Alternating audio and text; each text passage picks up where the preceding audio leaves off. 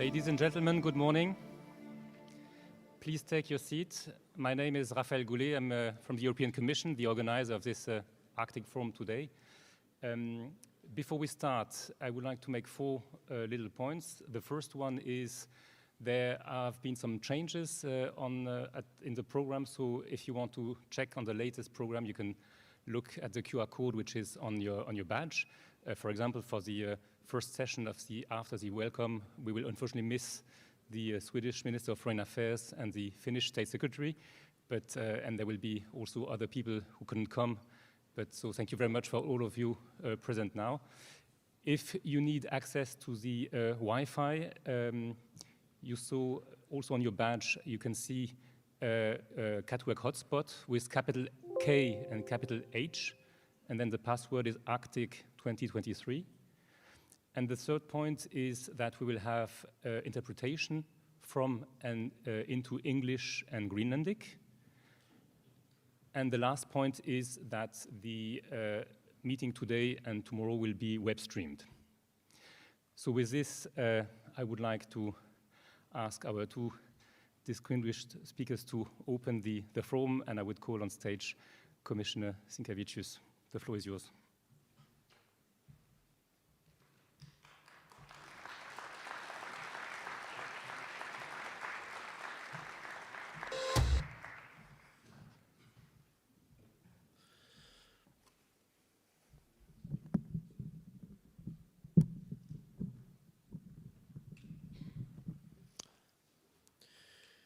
Good morning, Excellencies, Ambassadors, dear colleagues, dear friends of the Arctic. Together with His Excellency Mute Eide, the Prime Minister of Greenland, it's my really great pleasure to welcome you to the EU Arctic Forum and Indigenous Peoples Dialogue, and I would like to thank our Greenlandic friends for welcoming and hosting us in your beautiful land. Over the next 2 days, we will be celebrating the EU's commitment to and in the Arctic. So please have a look around this room. You can see very clear that EU is in the Arctic. And today in Nuuk, we welcome some 200 participants from more than 20 countries. And thank you all, of course, for joining us here in Greenland. And also a warm welcome to all of you who are following us online. Today we are here to continue fostering Arctic cooperation. Because the Arctic matters. It matters to the EU, and the Arctic is in the EU as well. The EU updated its Arctic policy in October 2021. As we will see over the next 2 days, the EU Arctic policy is delivering results. And we are doing this in a changing, challenging geopolitical context. Almost a year ago, last February, Russia launched a war of aggression against Ukraine in grave violation of international law, including UN Charter, and our collective support to Ukraine remains steadfast. This illegal and unjustified war has changed the geopolitical situation in Europe and beyond, including in the Arctic. The 7 like-minded Arctic states decided to pause cooperation with Russia under the auspices of the Arctic Council, and the EU fully concurs with this decision. In addition, Russia and Belarus were suspended from the activities of the Northern Dimension, the Barents Euro-Arctic Council and the Council of the Baltic Sea States, a joint decision taken by the EU and its partners. This barbaric act of aggression has affected, but not stopped, Arctic cooperation.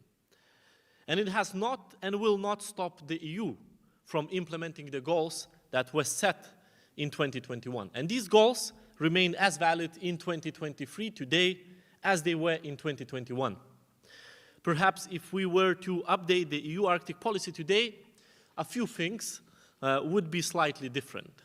Yet overall, the main themes outlined in 2021, as well as our goals and objectives, would remain unchanged. Because the EU still believes that the most important and comprehensive threat to the Arctic and the rest of the planet is climate change. That the Arctic must remain a place of peace, stability, and prosperity.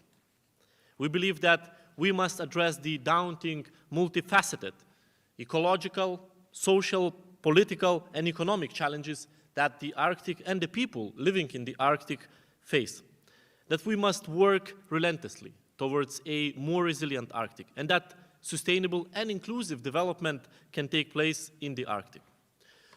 But first and foremost, the benefit of those living in this region today and tomorrow, with a focus on indigenous peoples, women and youth. We will keep working to turn these goals into Arctic realities, because we share a long-term vision of peace and prosperity in the Arctic. And the EU Arctic Forum and Indigenous Peoples Dialogue is part of the EU Arctic policy. This event shows very clearly the EU continued investment in and commitment to the Arctic. Over the next 2 days, we will discuss Arctic matters with people who call Arctic home. And we will do so here in the Arctic. And we want to hear from you, those who have been living in the Arctic the longest, and those who will continue to live in the Arctic tomorrow. Let's look into how we can improve Arctic cooperation. Let's talk about challenges affecting Arctic communities, and let's not lose sight of the opportunities that sustainable and inclusive development offer. This is a chance to see that EU is very much present in the Arctic, for instance, through research activities or regional development programs. And we will also see that the Arctic is very relevant to the EU. For example, in relation to the green transition or in terms of food security. We will discuss Arctic matters and we will listen to the concerns of indigenous peoples. We will see how the partnerships that we have established with Greenland and with Sami Council illustrate the need to move forward together. And in a dedicated session, we will be exploring a new way to connect the voices of the Arctic youth with policymakers. Simply put, we are here to engage in constructive dialogue with our Arctic friends, to share and learn from each other, because the EU is a reliable partner in and for the Arctic. Because, yes, the EU is in the Arctic, and the Arctic is in the EU. Thank you for your attention. Thank you, Commissioner. And I would like to call on stage His Excellency, the Prime Minister, Mute Egede.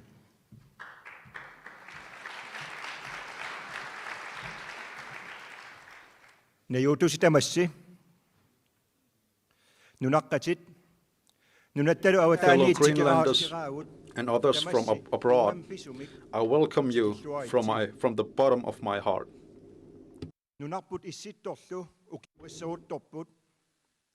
It is full-blown winter. Our beautiful and harsh winter is upon us, and we all experience it. We have been in the Arctic for a millennia, and we have survived and gone through the storms. Through our lives, we have adapted to the changing nature. We have passed on the knowledge to the next generation. Throughout our lives, we lived in respect for the nature.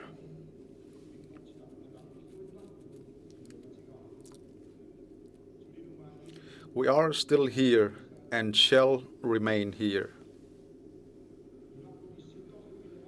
In regards to Greenland, in regards to around but us, we also wish to continue the traditions from our ancestors.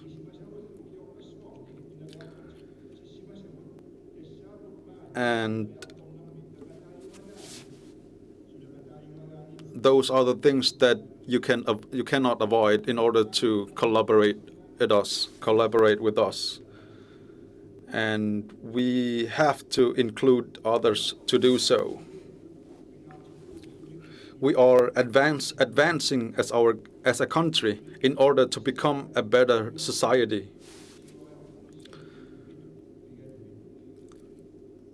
Our lands are full of opportunities.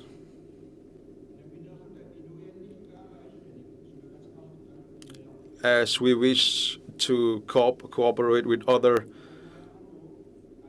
self-sustaining nations.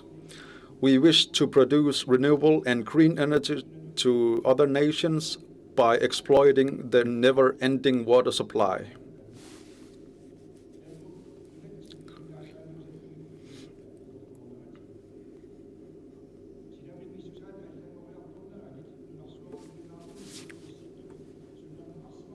And the climate change around the world, especially in the Arctic, is nothing new to the world. And this also creates new opportunities. The same goes for the attack from Russia to Ukraine creates some challenges for us. And because we are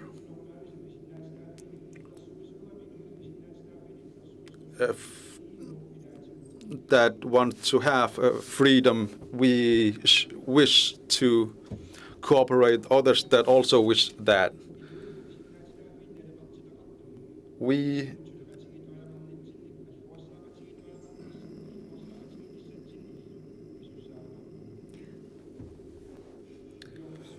I hope we can talk constructively about our challenges and look forward to find other paths. We are all here to have a better society by solving other issues together. There are a lot of challenges that we want to talk about.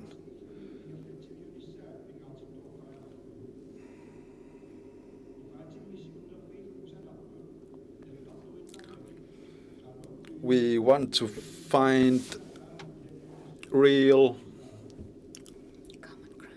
common ground between us to solve problems. And in the upcoming days, as we are together here, I hope that we can discuss to solve issues. And I hope we can find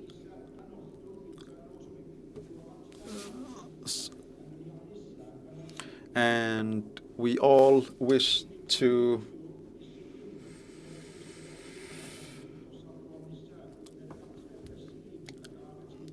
be a better society. Let us talk together to have a better society. We here between us and among the young youth, we know that the future is not to be afraid of. Corporations create opportunities. Let's talk together. Let's discuss and listen in the next 2 days. I hope that we can achieve and respect each other in these 2 upcoming days. Welcome again. Thank you.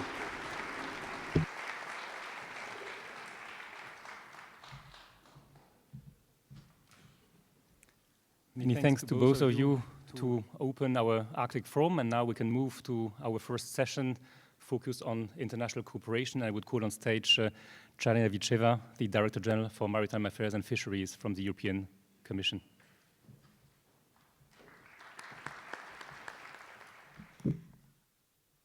Huliakut. Good morning, everyone. And I'm really very pleased to be here today with all of you. And my first words of thanks goes to everyone that has made the long trip to come down here. And my second set of thanks will be to our hosts. Thank you very much for the warm welcome in this incredible, fantastic natural setting. And as Prime Minister said, in beautiful, harsh, but stunning winter. We are really enjoying it. The European Union Arctic Forum and the Indigenous Peoples Dialogue for years are the 2 regularly organized by the European Union most important Arctic events. This shows our commitment to the region and our engagement with its peoples. Attention on the Arctic is growing bigger every day. Scientists, security experts, politicians, businesses, think tanks are focusing on the Arctic, which remains a protagonist on many fronts: climate change, living and non-living resources, connectivity, geopolitics.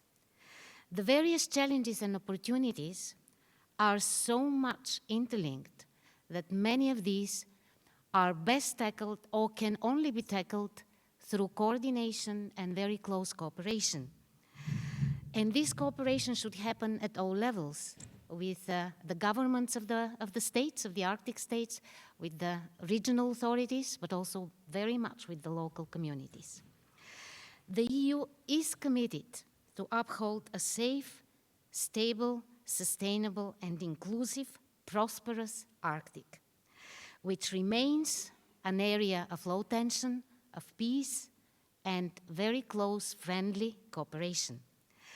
And that's why this first session is devoted to cooperation, to peaceful and friendly cooperation, and we will be listening to high-level representatives from Arctic states, but also from representatives from the youth and local indigenous communities. So the topic will be how to foster international cooperation in the Arctic. So let's begin, and I have the pleasure to invite on the stage our first speaker, His Excellency, the Minister of Denmark, Lars Løkke Rasmussen. Minister, the floor is yours.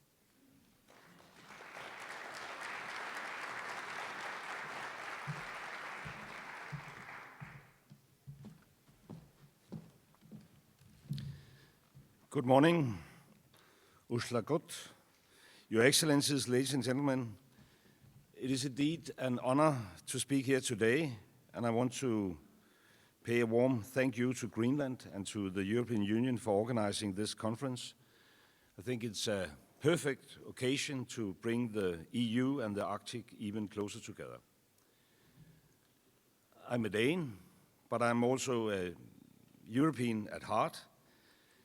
We Europeans share a lot of history, good and bad. The positive outcome, the European Union, is a project of peace and of leadership, not by power, but by example.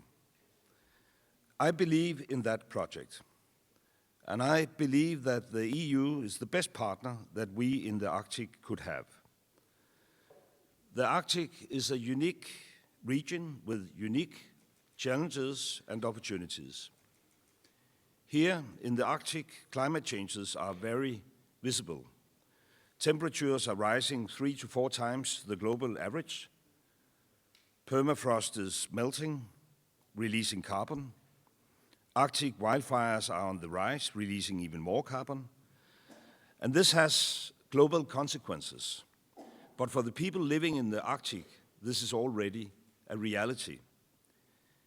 We need to meet those challenges, and we need to do it now. Will it be costly? Yes, definitely it will. But delaying will only make it more costly for all of us.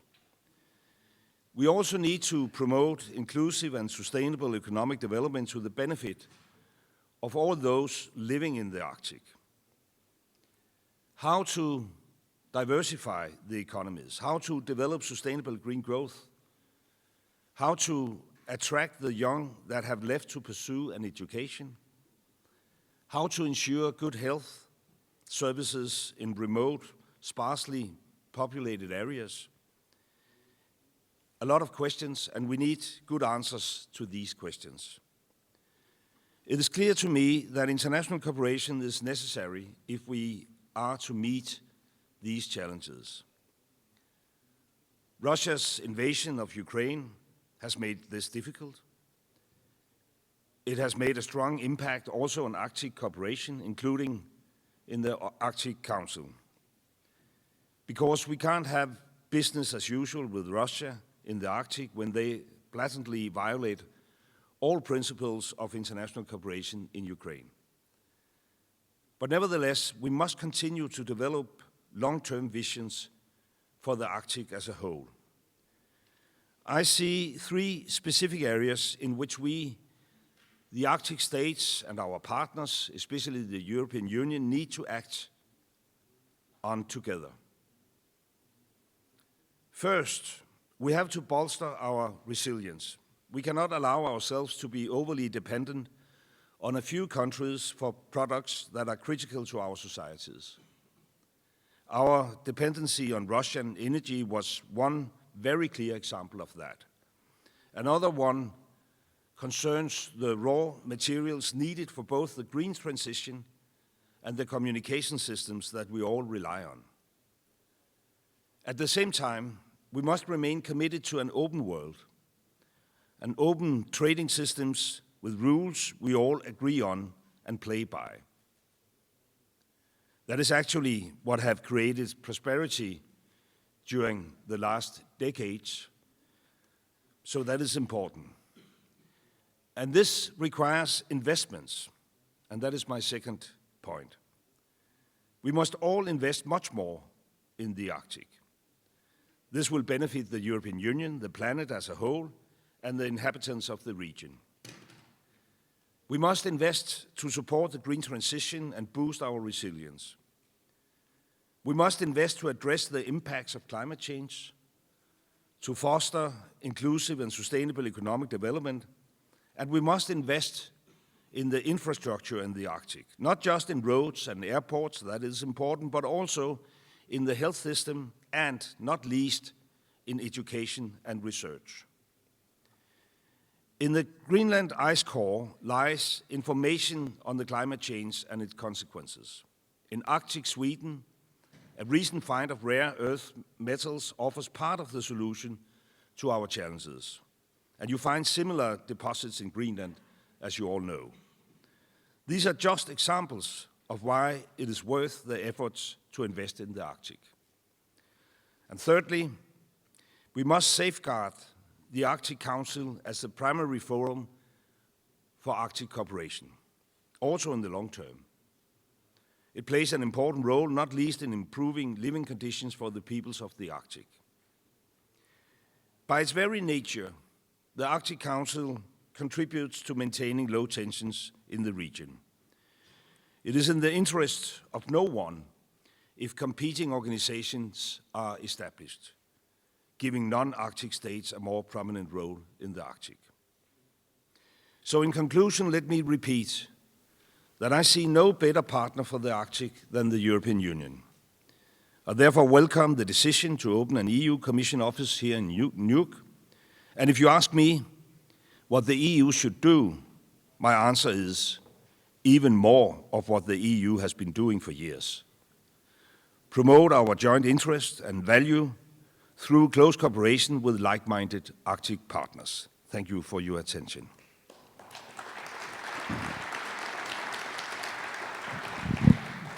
Thank you, Minister. Yes, if you can join me here.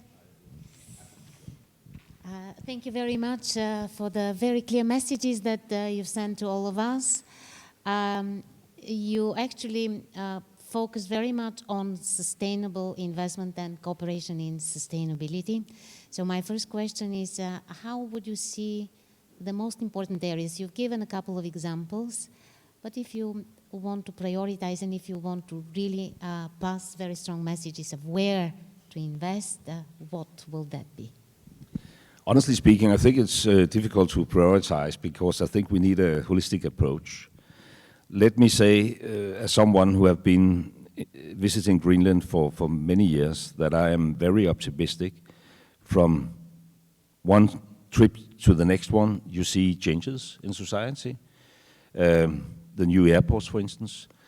But I think, as I said in my remarks, it is important to emphasize that infrastructure is not just physical infrastructure. That is of course importance, of great importance. I think it will be a huge step forward for Greenland next year when the new airports open. It will interlink Greenland much more with Europe. But it is important to invest also in the other fields I mentioned, for instance, education, healthcare system, in order to make this society even more sustainable. And given the geopolitical situation, I think it is also, but of course it's up to the Greenlandic authorities to decide, but it is important to invest and develop, activities which could make Europe more resilient, more independent when it comes to raw earth materials, etc. Actually, I think this could go hand in hand. Great opportunities in Greenland. I admire the Greenlandic population. I admire the feeling in any nation of being even more independent. But at the same time, we are living in a world where truly independency is linked to close cooperation. So there's a huge potential. Thank you very much. Very nice messages indeed. We are so much accustomed to invest in infrastructure, but when we say infrastructure, we mean physical, and it's not only physical. And that's why the bigger part of our investment from the European Union goes in education, and we are extremely happy to do that. And it's a two-direction process, because as the Prime Minister said this morning, you have the know-how of how to respect nature, and we have to learn from you. So education both ways. My second question is related to what you said from the very start, that you have a European heart, and the fact that you said that you see the best partner of this region, the European Union. And you said that we need to do more. So how do you see the future role of the European Union? Probably not only as an investor, but the real partner. So, Minister, what would you say on the role of the EU? Well, first of all, I think it is important to recognize the importance EU already play in the Arctic in general, and here in Greenland particularly. And I think opening a new EU Commission office in Nuuk will pave the way for further cooperation. It's not only, just an office and a table and a chair, but the fact that EU is present here in Nuuk in Greenland 24/7. I think that is important, and I truly believe that when you first are located here, there will open many doors of close cooperation, perhaps even doors we can't, even imagine right now. So I think that's a crucial step forward, and I really hope that it will be in a very near future that you are able to establish that office. Thank you very much. So we are looking forward to this office being opened. It is imminent. And my last question is about the Arctic Council. As you said, this is the forum of real political and not only political cooperation. But in current circumstances, many people put a question mark on its survival. Sorry to use this word. So how do you see the future of the Arctic Council and its cooperation capabilities? Well, the honest answer is that there is no really alternative. So I think it is important that the Arctic Council is still alive. But on the other hand, as I said in my opening remarks, we had no choice but to pause cooperation with Russia. However, we remain convinced of the importance of the Arctic Council. And that's why we, back in June last summer, resumed work in the Arctic Council for projects that do not involve the participation of Russia. It is important to keep this important area in Denmark, in the world as a low tense area. And for that, we need cooperation among Arctic councils. And as I said, I think we should avoid, new organizations, new frameworks. So we must stick to this Arctic Council, and then hopefully one day, but honestly speaking, that will take years. Hopefully one day again we can include Russia in this cooperation. But in the meanwhile, other countries belonging to the Arctic Council should keep on cooperating. Thank you very much, Minister. The Minister for Foreign Affairs of the Kingdom of Denmark.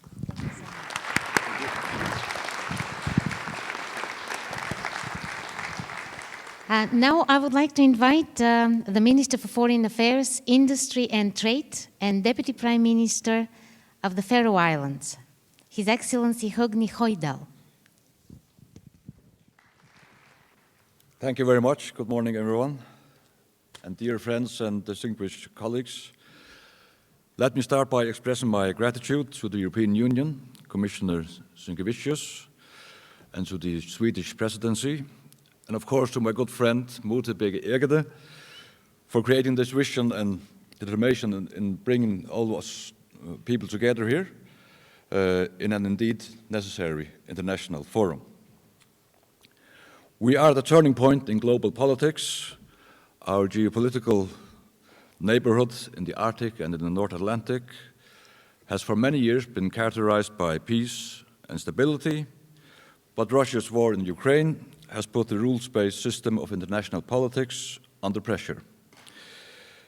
The security environment is changing, and we are facing a new reality on the world stage and, of course, also here in the Arctic. The impact of the war is, of course, first and foremost about human suffering. We've all felt helpless in light of devastating reports coming out of the Ukraine and the unimaginable threats from the Kremlin. But we've also felt inspired by the Ukrainian people's resilience and determination to defend their sovereignty against Russia's war of aggression.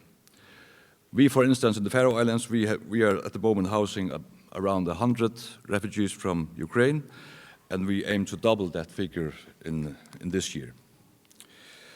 The Faroe Islands, we are an Arctic state, an Arctic nation, and also we see us as the gateway to the Arctic and the North Atlantic, and we are fully committed to contribute to the maintenance of peace and stability in our region in close and direct cooperation with our neighbors. Together, we need to be mindful to take all steps to secure the low tension in our region, despite the obvious challenge at the moment. And dear friends, perhaps I can share with you an anecdote from the Faroe Islands. There once was a Faroese geographer, and he was asked a question by his pupils. And they asked, is there any other place in the world that is exactly similar to the Faroe Islands? Meaning, where it's placed with geology, climate, vegetation and fauna, nature forces and so on. And he said, well, I don't know, but I will look into it. And he came back 3 months later and said, well, I have looked into the matter and I have found 3 other places in the world that are exactly similar to the Faroe Islands. It's the same vegetation, the same climate, the same national resource and so on. There is only one difference, and that is there are people living in the Faroe Islands. People actually live here. And this story is, of course, even more true for our Greenlandic friends, for all the Inuits and Sames and so on in the Arctic, that people are living in the Arctic and have been doing so for thousands of years. And they have not even only survived, we have also created viable communities with our own languages, cultures, institutions, and so on. And we have also managed to modernize and adapt to changes, also in the industrialized and modernized world, to a certain success. So we have managed to maintain our culture, heritage, and so on, and are also able to form democratic institutions in order to take our own decisions. However, we also know that throughout history and throughout the Cold War, we have been more spectators than we have been stakeholders. And that is, in our opinion, the Faroe Islands, the biggest challenge still, that we need to take all our own decisions, and the people and nations of the Arctic have to have the final word on all issues regarding our region. Also the new security and military challenges. So the uncompromising principle is that the Arctic belongs to its peoples, and we, the peoples of the Arctic, must take the responsibility for our region and engage directly with all international partners to promote security, prosperity, and sustainable development.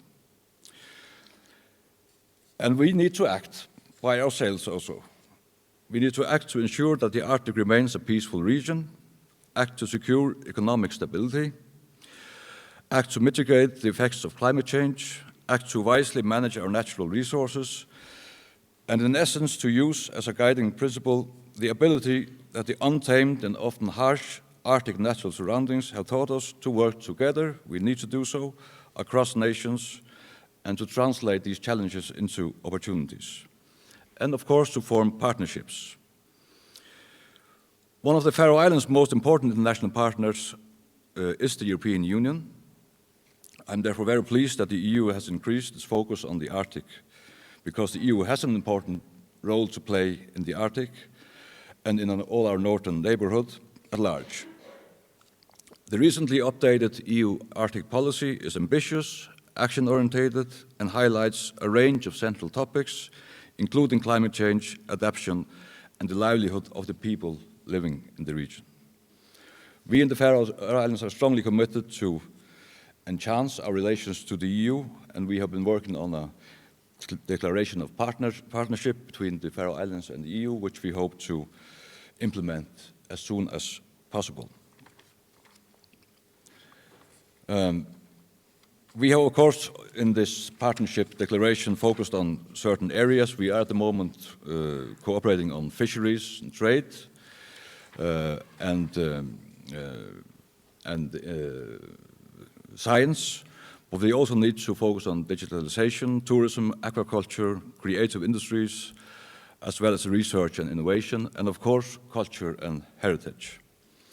On the point of innovation, I would like to highlight two important initiatives that are partly funded through the Faroes' participation in the EU programs.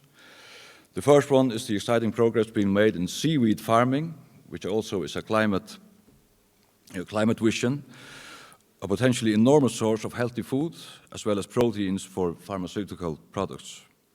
And the second one is an impressive tidal power pilot project, which is delivering promising results and could be put into use along coastlines across the entire North Atlantic region and can produce power also to all of Europe.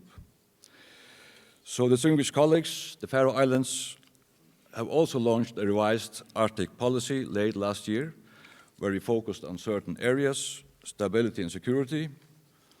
We focus on international cooperation, environment, nation and climate, research, knowledge, advancement and education, preparedness and response to climate change and to the increased traffic and activity in our region. Of course, we focus on the living marine resources. We are a large ocean nation in the middle of the North Atlantic, and we focus on economic opportunities and sustainable development, which also comes in the slipstream of the climate change.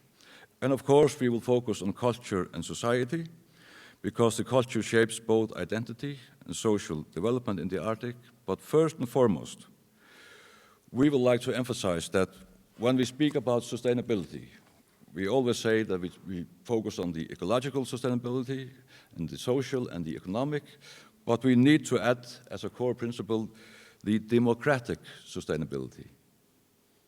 That all these, as my dear friend Lars Løkke Rasmussen mentioned, the infrastructure, which is not only physical infrastructure, it's also in health and so on, but it's also the democratic infrastructure. So my main point here is that, as we have said so often also in this room, nothing about us without us. We need to develop the democratic infrastructure so the people of the Arctic can by themselves make partnership between us, but also to the EU and other global partners in order to reach a stable, to reach stability, prosperity, and peace in our region.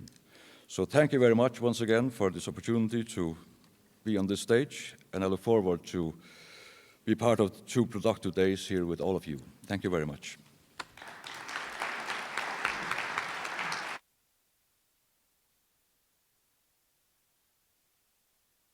Thank you very much, Deputy Prime Minister. I really liked the 4 pillars of sustainability, democratic sustainability.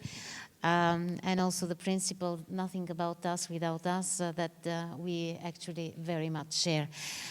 You've very recently taken the term as a Minister for Foreign Affairs. You've talked a lot in your intervention about that, but what are your goals and priorities for your term in this area? Well, of course, in the foreign policy, it's the principles that we will strengthen both our daily but also our formal partnerships with the EU, also with the US. We have a declaration of partnership with the US, and we are aiming to opening a Fair Use representation in the US. And of course, we also hope that this fine initiative by the EU opening an office here in Nuuk, that you also will open one in the Faroe Islands. Because we need of course, to strengthen these relationships. And of course, seen from the Faroe Islands, we also have a good dialogue with Denmark.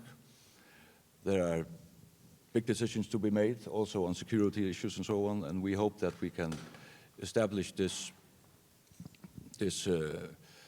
relationship where the Faroe Islands can take an active part in all decisions, also regarding security and so on, which we, to speak frankly, which hasn't been done before, really. And we know that security issues, they also always have the ability to say, well, security issues can also overrule democratic procedures. So I think that will be our main focus, to have a fine relationship with Denmark, and through that also establish stronger relationship with the EU and the US, which is even more important now with the current geopolitical situation in our part of the world. And of course, I could add all these. Climate change is a big priority for us, and we will incorporate that in all our policies in the new Faroese government. Absolutely, we absolutely share the necessity to streamline climate change fight across all policies. It is internal, external, multilateral endeavor. Thank you very much for this answer and outlining the European Union as one of the most important partners. So what type of partnership are you aiming at with regard to the European Union? What can we do more potentially? What you expect how to engage further with you? I heard about the office. I'm looking around to see Per, so he will have work to follow. Yeah. Well, of course, to strengthen the relationship with the European Union and the role of the European Union in the Arctic, I can only encourage the European Union to base it upon the principle of democracy and human rights. So in all this policy towards the Arctic, that the European Union, as they do here today, brings together an opportunity for all these peoples and nations of the Arctic to also work directly together. So if the EU facilitates that, that's one point. And of course, regarding the national resources, both the living and the non-living, our message to the EU is, of course, that the more EU also acknowledges that we have for many years, both in the Faroe Islands and Greenland and so on, been exporters of raw materials to the European Union and to the rest of the world. And we need we have a trade agreement with the EU, which we want to change. We need also the focus so that the EU also can say, well, we will also welcome value-added products, so that we here in the North Atlantic, also regarding our fisheries disputes, can focus not on the quantity, but on the quality of our national resources.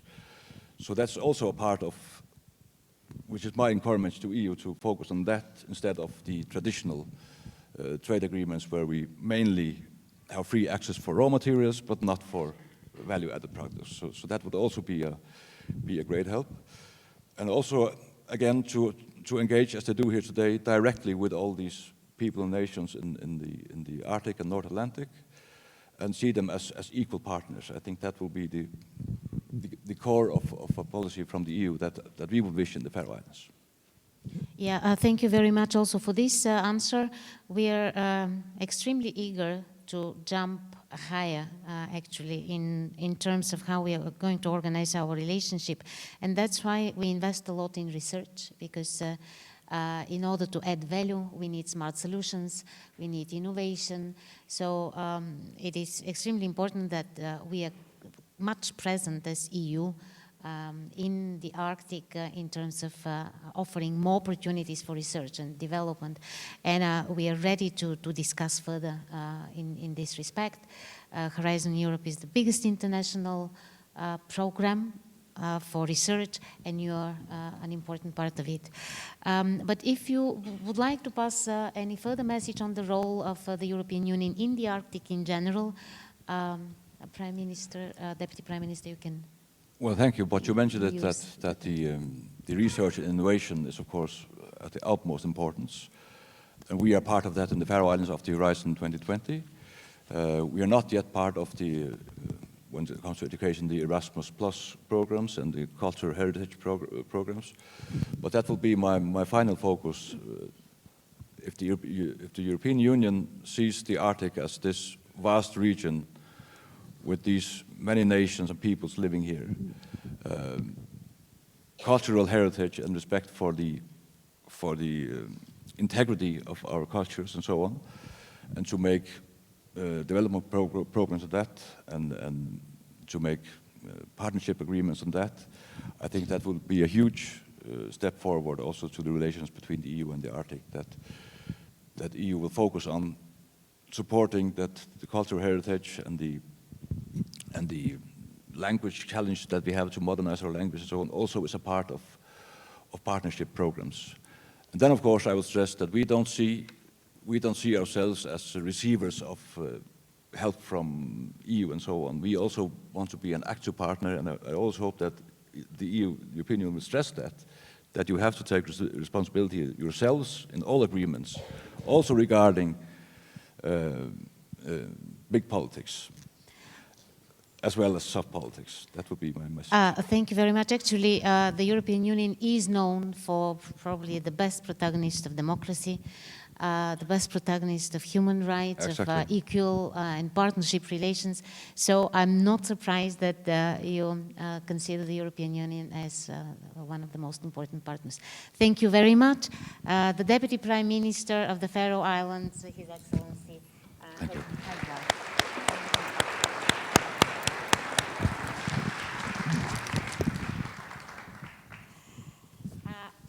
I have to apologize on behalf of the Swedish Minister for Foreign Affairs. He couldn't make it. So we skip this part and we go directly to our representatives from Finland. The State Secretary couldn't make it, but we have a very distinguished guest today to take this part. And this is the Arctic Ambassador, Petteri Vuokkimaki. The floor is yours, Your Excellency.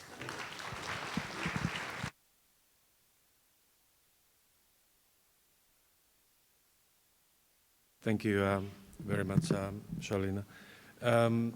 Commissioner, Prime Minister, Ministers, the State Secretary regrets not being here today. There was an unsurmountable logistical obstacle that did not allow her to arrive. But I would like to begin by thanking the European Commission and the External Action Service for their continuing support to the Arctic cooperation. The EU has done a lot and will continue do a lot. During the Finnish presidency of the European Union in 2019, we were very active in encouraging the institutions to release a new Arctic joint communication, and I'm very glad that it came out in October 21. We believe that it would now be a time for the member states in the Council to commence with their deliberations with a view to hopefully adopting Council conclusions later this spring. I also wish to thank the EU institutions for the fact that this year this forum is convened here in Nuuk. That together with the prospect of opening of the Commission office here in Nuuk in the not-too-distant future, clearly demonstrate the interest and commitment by the institutions. Lastly, I thank the Commission for the Mission Save Our Oceans process. I had the pleasure of being in Cork for the launching of the Atlantic Arctic flagship, and I'm saying this because I know that you are personally committed very much to that process. Ladies and gentlemen, only a person with no heart or mind would be left untouched watching the horrifying daily atrocities committed by Russia in Ukraine. Ukraine deserves all the support that we're able to give for their fight against the aggression. As has been said previously, the war has also, of course, impacted the cooperation in the Arctic. And for Finland, this is important because from the military, strategic, and operational perspective, the Arctic region, High North, is an inseparable part of the wider Euro-Atlantic area. Having said that, and at the same time, we have to be very conscious that there are a multitude of issues in the circumpolar Arctic which necessitate our unwavering attention and concerted action, and climate change is certainly the #1 priority, which already poses us a clear and a present danger. The climate change also has security aspects in it. The risks and dangers posed by the accelerating climate change have not subsided because of the war in Ukraine. They have gotten worse. If we cross the tipping point, it will permanently affect and alter life, not just in the Arctic, but worldwide for millions, if not billions of people. In other words, the future of the Arctic is directly linked to the well-being of the whole planet.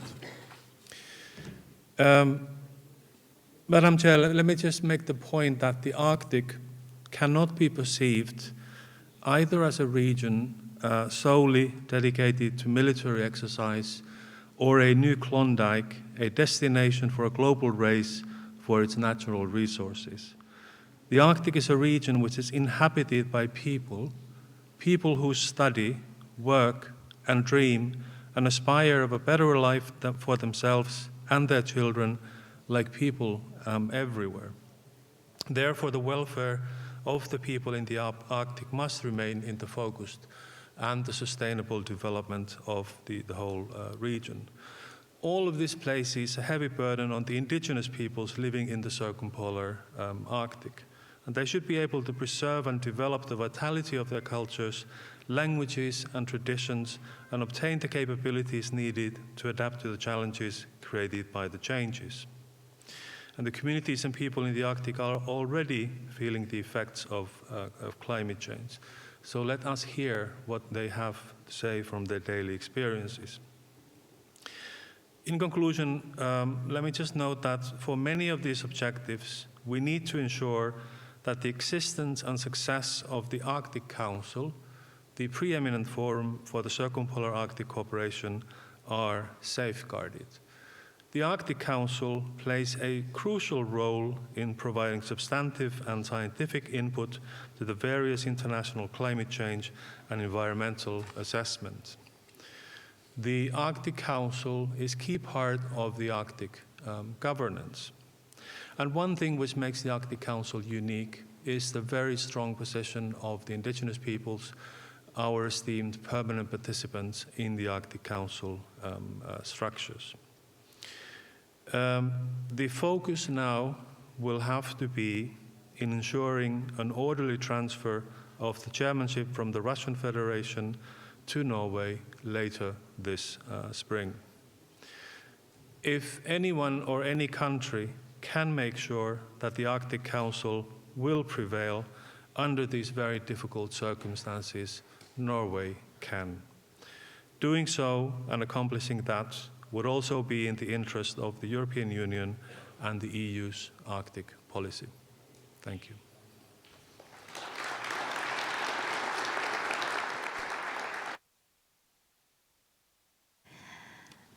Thank you, Ambassador. Very clear message.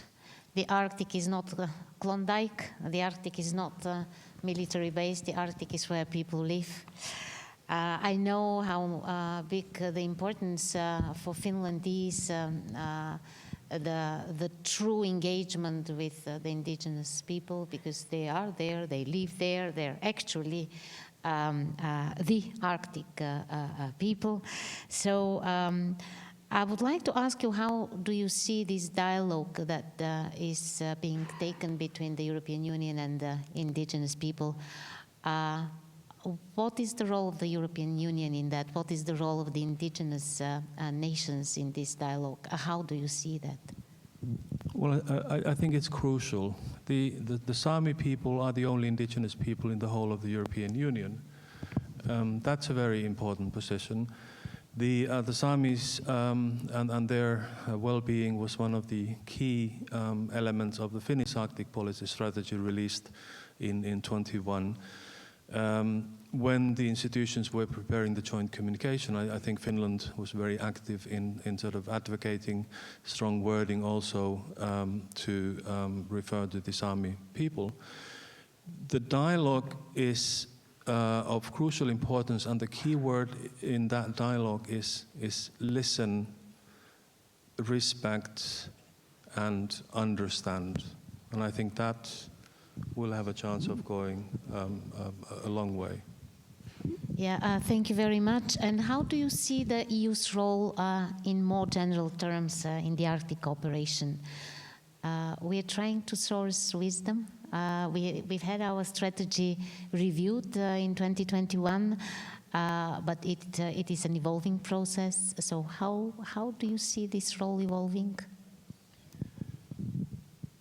At the Arctic Circle Assembly in 2019, when then Prime Minister Rinne provided the keynote addresses, he said a phrase which has then been coined by several. He said there would need to be more EU in the Arctic and more Arctic in the EU.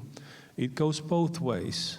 The EU must become more active in the EU, in the Arctic, to use its programs, its expertise, its resources, its presence. The office here in Nuuk is one example in point. But the other way around as well, the EU needs to have sufficient human resources in the institutions to take forward the development of the Union's Arctic policy.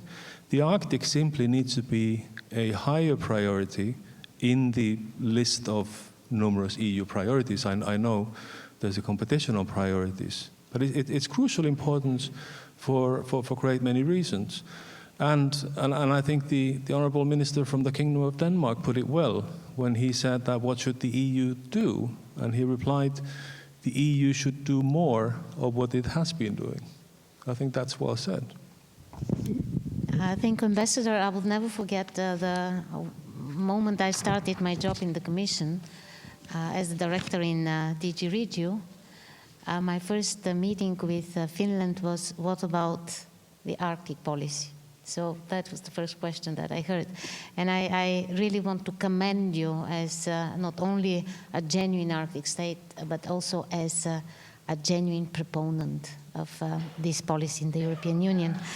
My last question is about the role of cooperation in general, not only the Arctic Council, which everybody highlights as the cooperation forum, but we have also the Barents Euro-Arctic Council, we have the Northern Dimension, in which too the European Union is a member.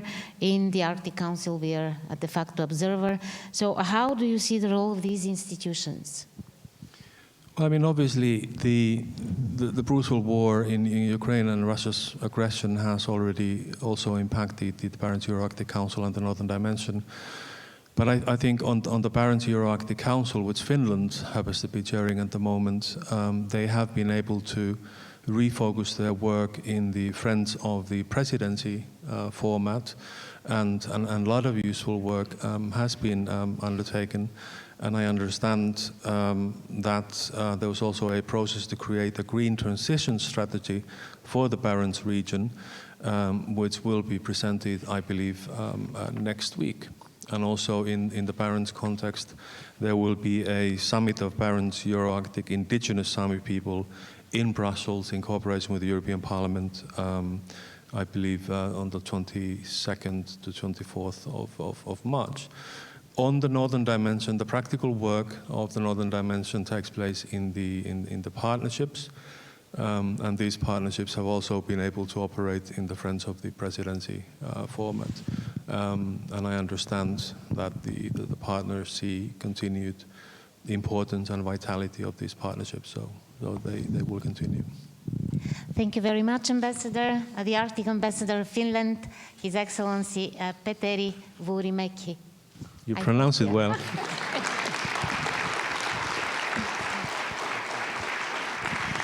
And now I have the pleasure to invite on stage our Norwegian friends. So we have the State Secretary in the Ministry of Foreign Affairs of Norway, Mr. Eivind Watt Petterson. The floor is yours.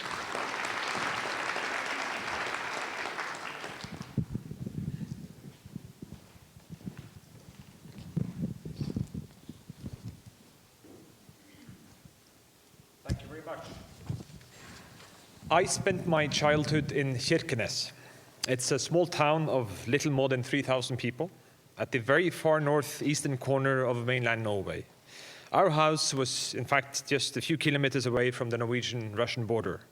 Or to be precise, when I was growing up in the late 1980s, it was the border between NATO and Soviet Russia. And back then, it was more or less a closed border. Kirkenes has lived through profound changes in our relationship with Russia. In late 1944, Kirkenes was liberated from Nazi occupation by the Red Army soldiers, and then they withdrew afterwards. Kirkenes has seen the rise and fall of the Iron Curtain. It has seen increasing transborder cooperation, trade, and people-to-people contact. Exactly 30 years ago, in times of post-Cold War careful optimism, the Kirkenes Declaration on Barents Cooperation was signed. And today, Kirkenes is still home to the International Barents Secretariat. With each of these changes, the new geopolitical landscape was expected to be the new normal, until it once again changed, sometimes slowly, sometimes rapidly. But what has remained is the border. Almost a year ago, the relationship to the other side of the border once again changed dramatically. Our relationship with Russia cannot be the same as before until Russia takes responsibility for its actions in Ukraine. Norway will continue to provide substantial military, economic, and humanitarian support to Ukraine for as long as it takes. Indeed, 2 days ago, our government presented a new 5-year, €7 billion grants program for Ukraine. Our bilateral cooperation with Russia has been reduced to a minimum. Long-term joint activities have been put on hold. The Russian regime is becoming more totalitarian and more unpredictable. However, we cannot choose our own geography. Russia remains Norway's neighbor, and we need to maintain some contact to minimize the risk of misunderstandings and unintended escalation in the Arctic. But Russia's brutal war against Ukraine has profound impacts also in the wider north for dialogue and international cooperation in the Arctic. Ladies and gentlemen, while a full-scale war is again raging in Europe, while the Russian regime is inflicting unspeakable human suffering in Ukraine, we must not lose sight also of the long-term fundamentally important trends. Climate change is already a reality, especially in the Arctic. Ice is melting, affecting the environment and marine life and the communities living in the Arctic. The cross-border nature of the Arctic's challenges, such as climate change, will not disappear. These challenges must be dealt with multilaterally, also in the future. Norway is ready to take over as chair of the Arctic Council in May. We are doing what we can to ensure an orderly transition from Russian to Norwegian leadership. Normal political cooperation with the current Russian regime is not possible. Under our chairship, the work of the Arctic Council will reflect this political reality. But we must make sure that the Arctic does not become the only region in the world with no effective international cooperation. The Arctic Council's work on climate and environment is of great global importance beyond our own region. The participation of indigenous peoples is a unique asset. It is our ambition as chair to resume work of the Arctic Council, and that means engaging in one way or another with all its member states. And Norway will outline the priorities for our Arctic Council leadership in Tromsø in March, in a couple of months. The Arctic is often referred to as one region, but let's not forget that we are talking about a huge, diverse area. Looking at the wonderful landscapes and scenery here in Greenland, I'm actually reminded of some parts of Norway, while it is very unlike other parts of Arctic Norway. One part, or one sub-region of the Arctic is, of course, the Barents region. And in the 3 decades following the Kirkenes Declaration, Barents Cooperation has done a great deal to foster people-to-people contact. In the Barents Euro-Arctic Council, activities with Russia have been suspended, but the structures remain intact, and Finland holds the Council presidency and has managed to handle a very difficult situation. Cooperation is now taking place in a Friends of the Presidency format without Russia. We fully support Finland's efforts to keep the Barents cooperation alive and further developing. And we are very pleased to see that the continuation of our cooperation is leading to new initiatives and deepening collaboration in the Nordic part of the Barents region. There's great potential still for deepening our collaboration on the green transition and infrastructure development. And the EU is, of course, a full member of the Barents Euro-Arctic Council, and the contributions from the EU are very well appreciated. Finally, in today's unpredictable security landscape, we need resilient communities in the north.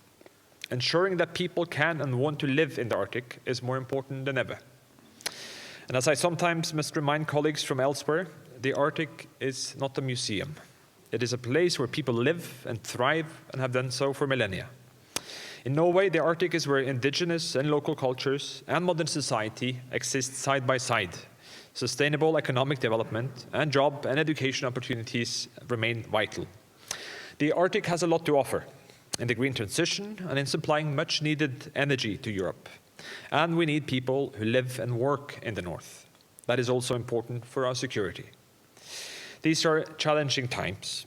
Norway will do our part, be it as chair of the Arctic Council or continuing to find workable solutions that will enable the structures of the Barents Euro-Arctic Council to remain. The actions we take today will have consequences for cooperation in the Arctic for decades to come. And a long-term perspective is essential and the only real viable way forward. Thank you for your attention.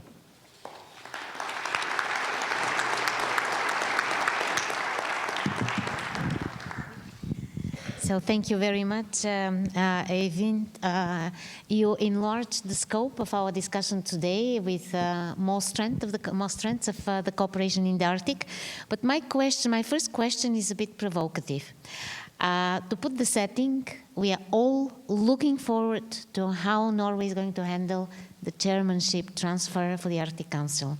And all the hopes are concentrated on your diplomatic skills and wisdom in how to tackle this really difficult issue. But my question here will be, do we need actually the Arctic Council? We've seen the pause for almost a year now since the Russian aggression. So that is my provocation to you today. The answer is yes. And let's be clear also, the entire Arctic Council has not been paused. As has been referred to earlier today, in the summer, significant parts of the activities of the Arctic Council continued.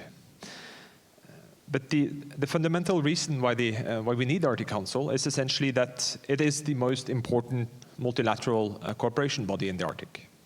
And as I said, the cross-border nature of the Arctic's challenges, such as climate change, will not disappear, and they must be dealt with internationally, with international cooperation.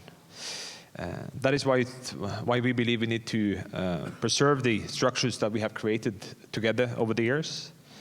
And I'd like to add also that the Arctic Council is, I think it was the first and maybe even still the only intergovernmental forum to accredit indigenous peoples' organizations a status that ensures them to full participation in all matters and deliberations of the Council. That is an asset, and that's unique for the Arctic Council, and it's another important reason why we need to make sure the Arctic Council prevails through these challenging times.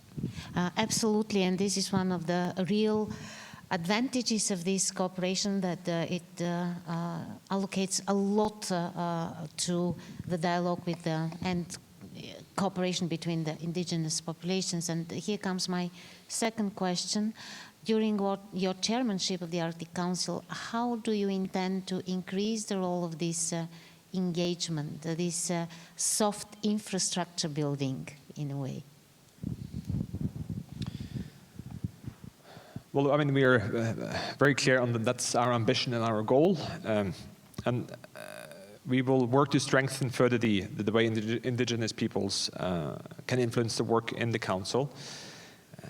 And we want to make sure that the indigenous perspectives and knowledge are present in every activity and project. And I'm also speaking from my own experience from government. It might be very, very simple, but this is an important fact. This needs to be done from the beginning of any planning policy process or program process. It happens a bit too often that a bit too late in the process, a political process of any kind, somebody reminds or asks whether we have managed to include the indigenous perspectives as well. And it's just much better policy and much smarter to remember it from the outset. Yeah, thank you very much. So engagement by design of all the decisions. As I've said, you really covered a wider perspective of the Arctic cooperation with the Barents Cooperation, and recently it has been more active with a larger degree of activity. So what is the reason for that? Why it survives better than the Arctic Council? Well, as I also referenced, I mean, the Arctic is very, very diverse. The Barents region, sub-region, is very different from other parts of the Arctic. So what works in one place does not necessarily have to work in different regions. One important factor behind the success of the Barents Council is the strong local commitment. In a sense, it's a bit of a double structure where we have national governments, but we also have the sub-regional bodies.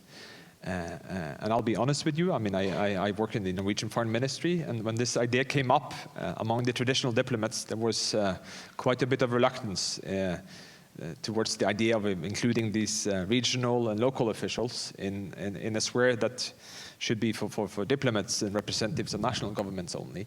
That fair, there was no reason for that fair, to the extent that it has been successful. One important reason is that we've lifted up the regional representatives across the borders and included them in a very unique way in the cooperation as well. Excellent. So multi-level governance is the key. Thank you very much, Eivind. So the State Secretary of the Ministry of Foreign Affairs of Norway, Mr. Eivind Patterson. Thank you very much.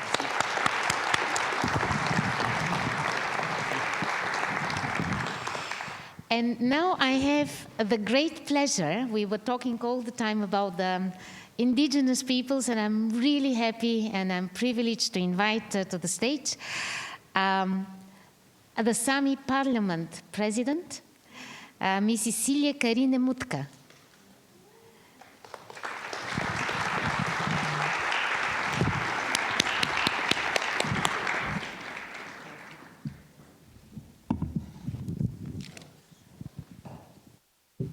Oops. Ologito, thank you. Ministers, Excellencies, brothers and sisters. I am very grateful to visit the ancestral land and sacred lands of our Inuk brothers and sisters.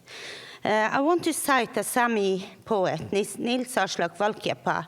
He said, "My home is in my heart, it travels with me."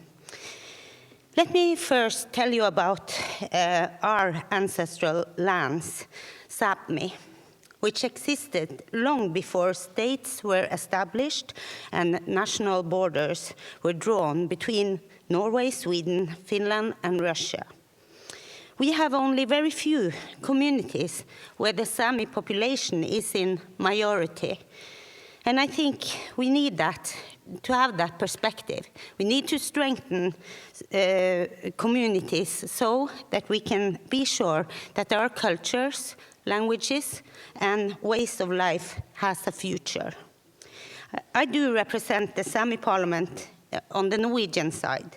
Together with the Sami parliaments in Finland and Sweden, we have established a common institution, the Sami Parliamentary Council, and I convey greetings from the Council to you all. Together with Sami organizations, in particularly the Sami Council, the Sami people have a strong engagement in international affairs. This year marks the 50th anniversary of what many consider to be the first International Indigenous Peoples Conference. In 1973, the Arctic Peoples Conference was held in Copenhagen. It was indigenous peoples from the circumpolar Arctic who conducted the conference, in which Sami, Inuk, Dini, and Métis people participated. Since then, we have, as indigenous peoples, experienced progress at the international arena, both in UN and in regional cooperations, bodies such as the Arctic Councils and the Barents Cooperation. The establishment and work of indigenous peoples' bodies, organizations, and institutions put us also in a better position to have better dialogue and, in some cases, to have real and meaningful consultations with the EU and with our national states where we live. Allow me also, as the Arctic ambassador from Finland, to mention the upcoming summit of Barents Euro-Arctic Indigenous Sami people taking place in the European Parliament, Brussels, on 22nd to 24th March 2023. The summit will convene both Sami and EU decision makers for an important dialogue. One of the main topics is climate change, which has a profound impact on our culture, languages, and livelihoods. International work is important for us because it gives direct results when new solutions are established at our home territory, and because cooperation and solidarity with other indigenous peoples tells us that we are not alone in the issues and challenges that confront us at various levels within the political and administrative systems in the states where we live our lives. For most indigenous peoples, it is about survival for our culture, language, and way of life. It is important to be visible on the international stage. It shows the outside world that we belong to one people, one nation.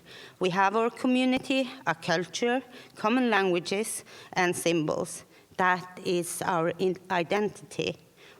When we are visible, then it's more difficult for others to marginalize, ignore, overlook, or leave us behind when politics are developed. The world situation is difficult. The corona pandemic was replaced by Russia's unacceptable invasion of Ukraine. I am devastated by the loss of lives and destruction the invasion brings us. Also, my thoughts are with our Sami brothers and sisters on Russian side. The Sami collaboration is really, we have problems. We also see that climate change creates challenges in both domestic and foreign policy. Global food security is threatened. All this affects conflict patterns, alliances, and power relations. Problems we had prior to this situation can enhance and become worse. Indigenous peoples, poor people, and other marginalized groups are often hit first and hardest. Because of the Ukraine war, we see that Europe experiences energy crisis. This speeds up the green shift in Europe. That means that so-called green energy projects are realized and planned on a large scale in indigenous areas in the high north. In such cases, indigenous rights must be safeguarded to ensure that our culture emerges strengthened when climate measures and climate adaptations are carried out. For that, funding is needed that benefits indigenous people. However, the concept of a green shift can be a solution if we do it the right way. But it is a fact that indigenous people must deal with the dramatic climate consequences at the same time as indigenous peoples are exposed to unfair costs of climate actions. It is necessary that the right and just measures are taken to prevent this from happening. If it fails, we risk that indigenous peoples will be further marginalized and, in worst case, displaced. Thank you for the attention. Ologito.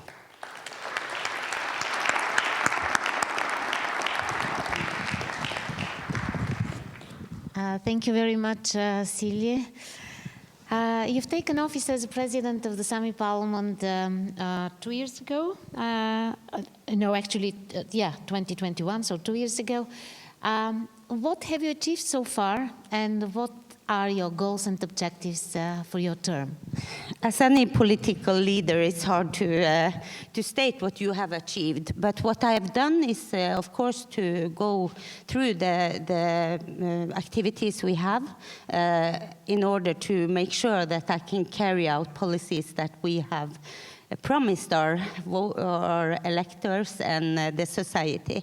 So one of the things we are embarking on now is free Sami children care for all the Sami children. And that is something that hasn't been done before, but we do think it is a very important thing. But at the same time, we are struggling with, we do need more teachers and kindergarten teachers. So that is the other problem we do have. But we have a meaningful dialogue with the government, and I'm very goal-orientated on the fact that this has been a problem now for 300 years. So we must be able to succeed in the fact that we do need teachers and kindergarten teachers. Thank you very much, because that leads me to my next question. You've outlined a number of challenges linked also with the geopolitical situation, but also the energy crisis and others, climate. But I would like to ask you, how do you see the challenges and opportunities exactly in the area of education with regard to indigenous people? I am absolutely convinced in what you're saying that early education is building the new generation. This is the shaper of the new generation. So where are the challenges and how do you see the opportunities beyond your endeavor of having more teachers? Well, I must just say that I'm a firm believer without teachers, we cannot succeed. So that is a core problem. So, but education, it means a lot. And I think a lot of the challenges with regards to indigenous peoples, it can be also a knowledge gap that is substantial for many decision makers and also states, because what is the situation for the indigenous peoples? I must say, as a politician, often people ask me about solutions. I am very happy to take responsibility to carry out both policies and solutions, but often I find myself in a situation where I am lacking the legal competence or economical possibilities to carry out such policies. And the other problem is that when we are talking about solutions, we often find that there are the people at the table have totally different perspective perspective on what the problem is. And when you are just calling for a solution, I think we must acknowledge the fact that we must have a common problem in order to have a common solution. So we must perhaps pay more attention to that fact. Yeah, absolutely. So more understanding between each other. So that necessitates the dialogue. So that's why the European Union has this initiative of dialogue with the indigenous people, and we are going to devote the full day tomorrow on this. You also mentioned the knowledge gaps, and I want to highlight that actually the European Union is very active in bridging knowledge gaps, also in the Arctic. So you can rely on us, on our help in doing that. And we are looking forward for any ideas how to be more adequate and more understandable in the Arctic in bridging these gaps. But probably if you still want to share any of the initiatives that you would like to take forward? Yes, I'm glad you are pointing out that we can trust on the European Union, because I would like to do that. And the thing I'm asking for is a just green shift. It has to be a just and a fair green shift, and that implies the fact that you must take in consideration the human rights and the indigenous rights as a part of the human rights. And I understand it is challenging, but when you have the powers, you have the economic, and you have the will, then you can solve so much. And we will, of course, take place and contribute in any occasion we can. And I'm very grateful also because this Arctic Forum and Indigenous Peoples Dialogue, that you have made room for the elected bodies of the Sami people, because we have 3 parliaments.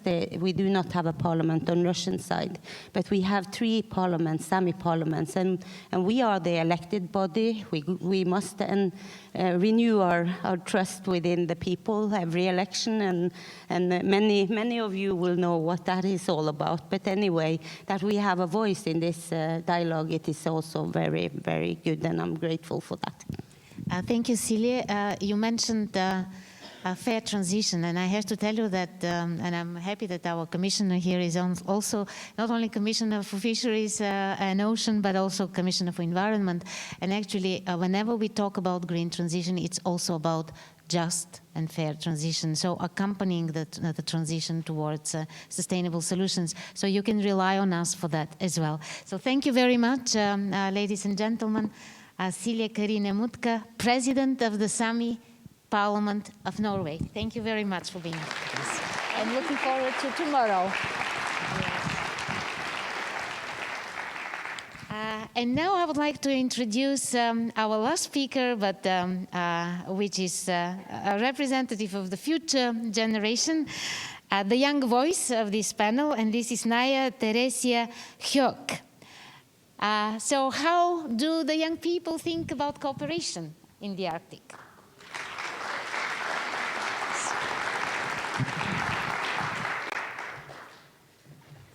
Siullamik qoyarusuppunga European Commissionimut inusuttun oqallaqataasuussan qaaqusisimmata. First of all, I would like to thank the European Commission for inviting youth to participate in these discussions. My name is Naya Teresia Hyok. I am 22 years old and I study at the University of Copenhagen. I come from Qaqortoq, which is situated in southern Greenland. And I'm currently a board member of an organization called Avalek, which is a student-led organization for Greenlandic students studying in Denmark. But I'm also a part of what's called the OCTYN, which stands for Overseas Countries and Territories Youth Network, where I'm representing Greenland with Nini Melu Hansen, who's also here with us today. And the reason why I'm up here is to discuss the youth's perspectives in regards to international cooperation in the Arctic. And we can all agree that international cooperation is more important than ever, especially in these uncertain times. And overall, Greenlandic Inuit have never been afraid of connecting with other cultures. But you would perhaps think that colonization would have resulted in our isolation from other nations. But on the contrary, common history and common values continue to connect us. Our forefathers and foremothers have welcomed travelers and have traded with them.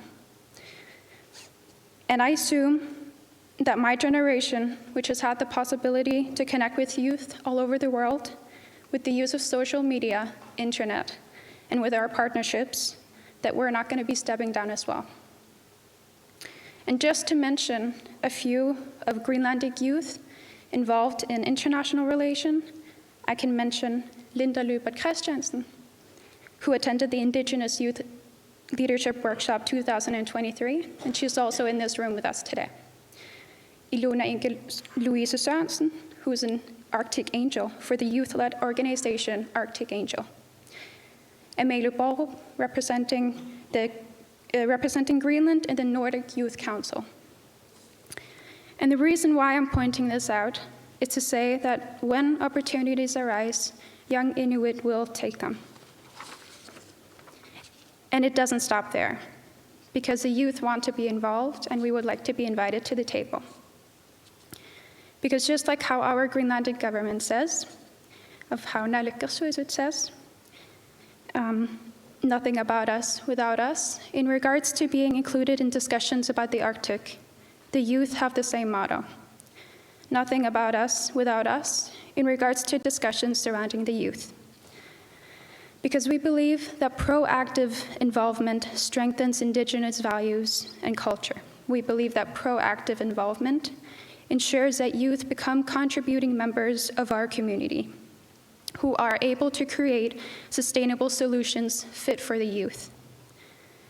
In regards to that, while I have this platform, it is important for me to point out the mental health crisis our youth are and have been experiencing. Because Greenland has one of the highest suicide rates in the world. It is a statistic I wish I didn't have to share with you today. But when we are discussing youth perspectives, we need to give platforms for youth to express their concerns. I've been in dialogue with PhD student Ivalo Kadayavara Seidler, who's researching about the Greenlandic public health. I was made aware that one in every 10 deaths since 1970 to 2018 has been caused by suicide. But suicide was almost unknown to Greenlandic Inuit until between the 1950s and the 1960s, when the Danification of the Inuit started. The reason why I'm pointing this out is to say we need to reestablish our values in our culture, as the current values are not fit for the Indigenous youth. And mental health is just one of the many topics that youth want to be included in. Because we believe that through international cooperation and involvement of the youth, the generation will have deeper roots in relation with other countries and nations. After all, it is the youth who are the future. And cooperations with communities like ours, Indigenous communities like ours, can initiate problem solving.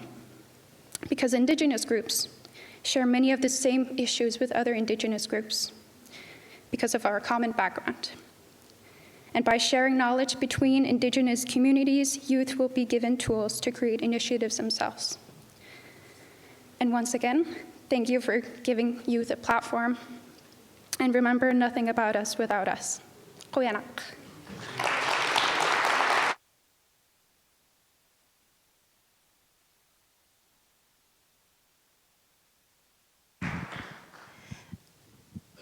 Thank you for taking part in this panel, Naya Teresia. I have the first question that relates to the content and substance on which you would primarily want to be involved in policy and discussions and policy debates. If you want to choose topics of where you would really want to be not sided, but really be part of the dialogue, which will these topics be? I think first of all, I mentioned mental health, and but Also, just the idea of youth being included in partnerships is going to strengthen a relation to other nations from an early level on. Mental health, and we have also been discussing cooperation in the terms of being invited into the job market when you're an indigenous youth, and to be given exclusive or to be prioritized as indigenous or as Arctic representatives when opportunities arise when you're discussing Arctic. So it's basically giving, prioritizing Arctic youth to participate before anyone else. Yeah, thank you for that. Actually, mental health is an issue that is not only present among the young people in the Arctic. It is an equally important issue for our young Europeans. And we've been witnessing this evolving. And I really like the way you have set the context to that. So probably the roots and the values, and you also mentioned the generational mindset and I would say support in setting ourselves into culture, heritage, and values. So this is something that gives us more strength and reminds us of our roots. So I really like this more humble approach of the young generation here that looks back as well, because what we see very often is looking forward, give us all and leave us alone. I don't feel that with you, and I'm quite impressed by the wisdom that I see in your words. But very well heard. Also about employment opportunities, we do a lot of initiatives, and we are very happy to include in these initiatives the young generation in the Arctic on how to increase employment and job opportunities, modern job opportunities for the young generation. My second question is about the empowerment of international cooperation, how the engagement with the youth can empower further international cooperation in the region, in your view? Well,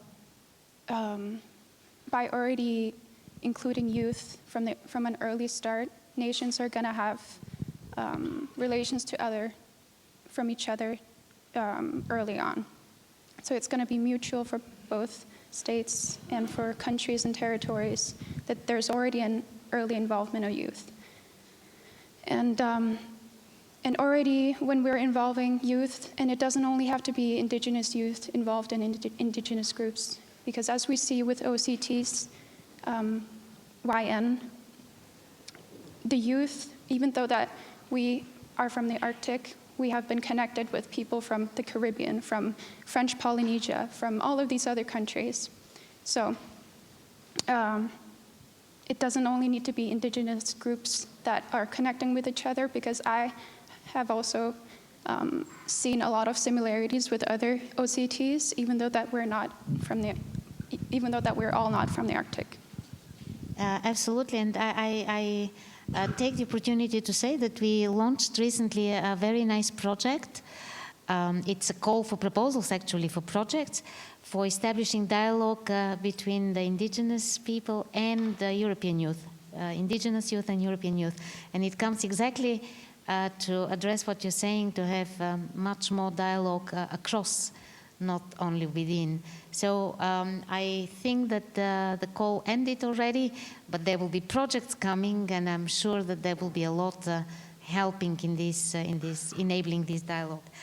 My next question is about concrete initiatives that you would like to see on our side from the European Union in order to empower your engagement in international cooperation. I think that the youth are wanting to be, as I said, being more included. Yeah. And we're already seeing from being included at the OCTYN that we have found similarities between each other. But basically it is more engagement also towards, for example, internships, when youth are given a priority, because it is quite difficult for Inuit and also for other indigenous to maybe to be in a competition with other millions who are also searching of the same internship. But when it is an internship solely based on Arctic cooperation or anything like that, or indigenous, then we would like to see that indigenous actually are prioritized in being included. Thank you, well heard. And probably one last question which relates to the fact that you come from Greenland. You mentioned some of the challenges, but what would you say is the really biggest challenge for the youth in Greenland in particular? And you have the Prime Minister and the Foreign Minister here, so you will be well heard. Use this opportunity. What is your elevator pitch now? Well, I think that the initiatives in school systems are a step forward into accommodating more youth into sort of the job sphere. But basically, I think that a lot of the places where the youth would like to see more initiative is being able to use your own, for example, language when you're participating, and being able to be prioritized also based on your language. Thank you very much for participating and for giving the perspective of the young generation in Greenland in this discussion. Thank you very much. Thank you.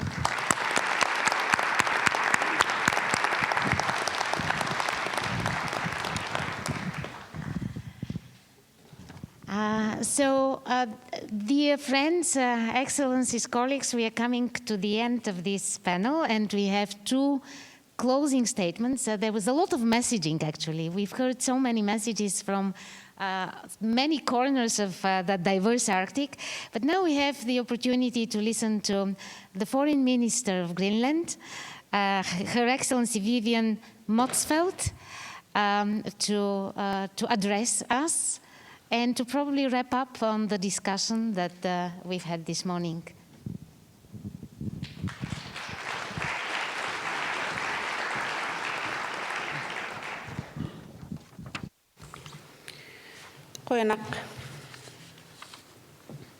Dear EU Commissioner, colleagues, friends, and honored guests, thank you for the opportunity, and thank you to the speakers for interesting takes on the way forward for the international cooperation in the Arctic.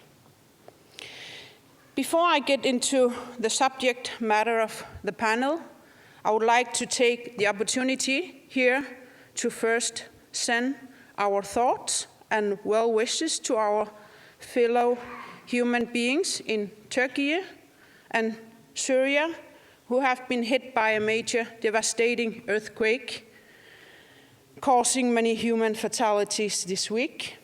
Our thoughts and sympathies are with you. Greenland has a decade-long relationship with the EU. We have not always seen things the same way, but there's always been a way forward for us. And for many years now we have had a fruitful relationship with each other. Greenland has supplied the EU with fish quotas, but the EU has also paid for the fish and contribute with a substantial amount to the educational development.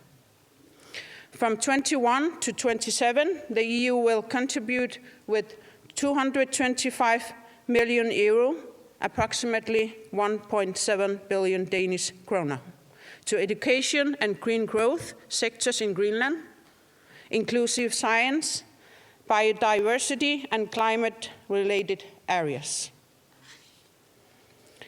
As it still gets increasingly important to the jointly addressing the challenges and possibilities that we face today in the Arctic, I appreciate you all for traveling here to Nuuk and talk about these important topics. It is difficult balance with the need for continued cooperation on certain topics. On the other hand, and the terrible and abominable Russian invasion in Ukraine, on the other hand. I want to raise two reasons for the need to continued Arctic cooperation. The first reason is our people in the Arctic and indigenous peoples. We have to honor the history of the Arctic as a zone of low tension and cooperation, where our people in the Arctic and indigenous peoples have been at the forefront of maintaining and increasing the dialogue of all Arctic states, including in the Arctic Council. The geostrategic development and challenges in the Arctic are happening in our homeland, and it is of the utmost priority to continue to promote peace and prosperity to all peoples in the Arctic. We wish to continue to keep the Arctic exceptionality in some form that has characterized our cooperation in our region. The second reason is climate change. As climate change is also one of the major threats to the humankind, joint effort to mitigate emission are crucial in securing a livable planet for our next generations. We need to continue to focus on sustainable development in the Arctic and share solutions and data for mitigating emissions. The exceptionalism of the Arctic has made the research to support this possible, and it must continue in the future if we are to find lasting solutions to the climate challenges. I look forward to the fruitful discussions and insight during this forum, Indigenous Peoples Dialogue, and thank you for all the very interesting dialogue we had. So thank you, and I'm looking forward to upcoming dialogues. Buenas.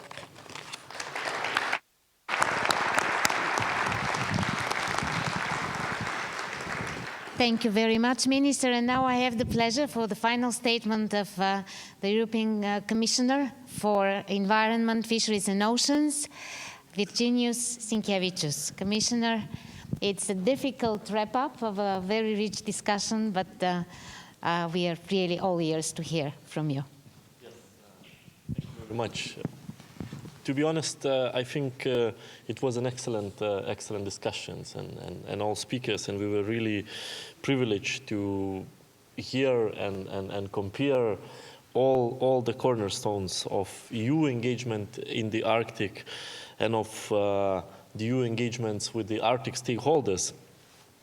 And I really liked, saying that nothing about you without you. And I think this can be our common pledge of discussions and then leaving from Greenland and continuing our work. Because the EU Arctic Forum is our contribution to fostering dialogue and exchanges to promoting Arctic cooperation. And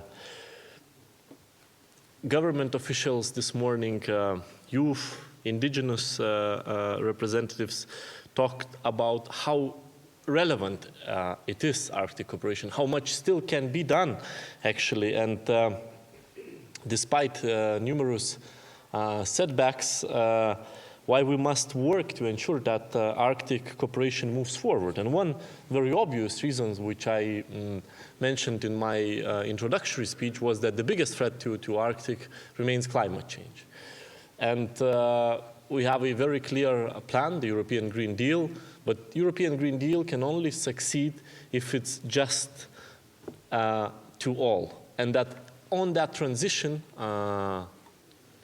we can accommodate everyone and that no one is left behind. And this is one of the most important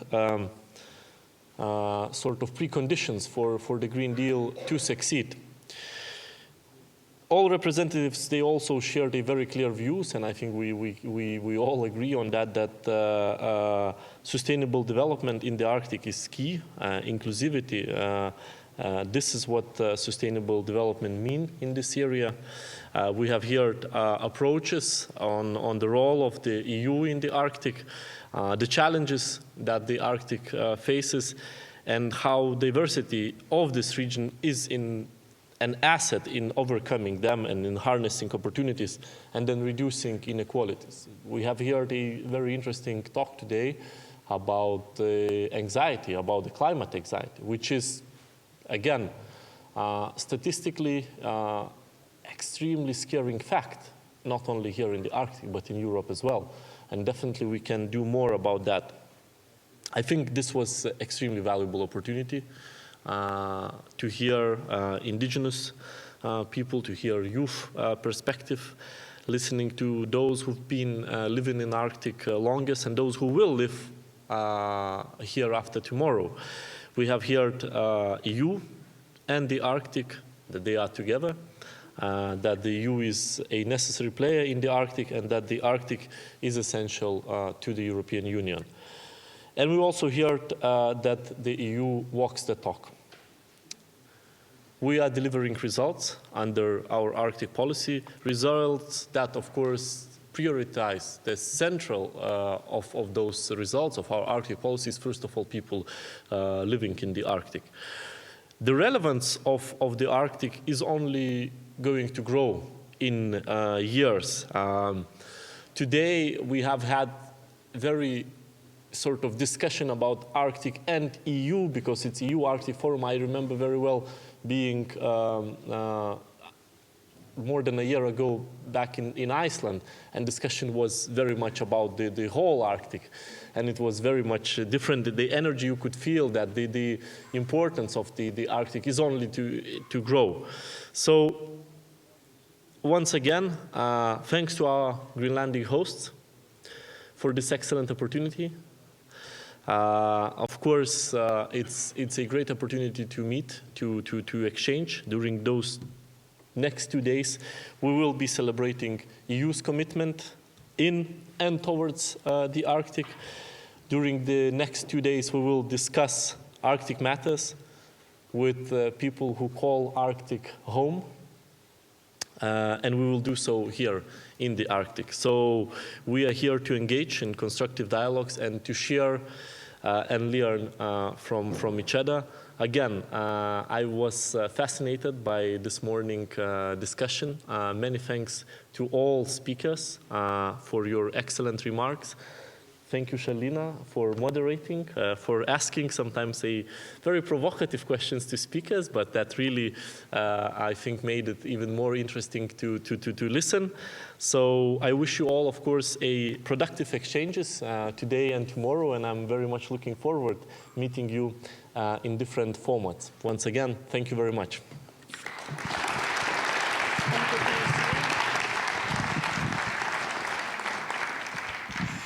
So we brought to the end this first session, extremely interesting with a lot of messages.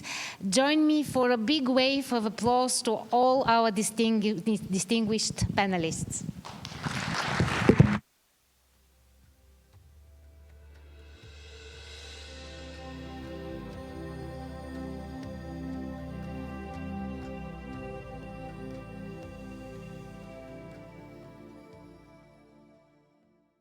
To start, I would like to invite the panel on the stage. I think we can all take our seats. So I would like to start with Mr. Miningwag Kleist and Mr. Thomas Winkler, Petri Koistinen, Thomas Mörtsel, Anna-Maria Nöstu Keskitalo, and Mika Ripi. So please come up on the stage, please.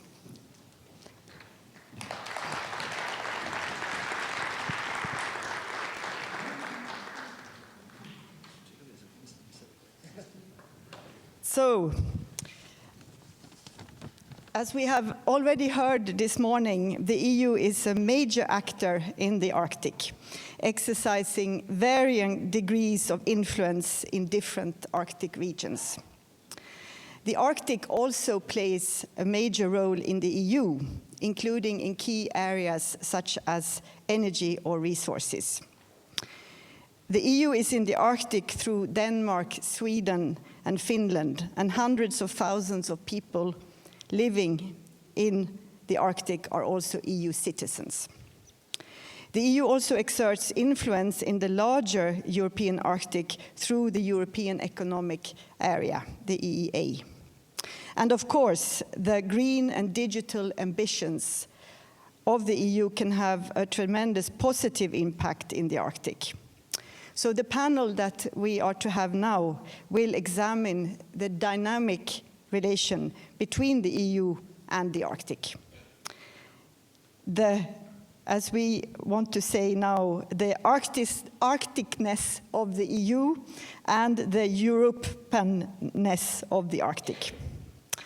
So, to kick off, it is my pleasure to introduce our keynote speaker, Mr. Mert Volmer, who is the Undersecretary for Global Affairs, Ministry of the Foreign Affairs of Estonia, to please come up on the stage.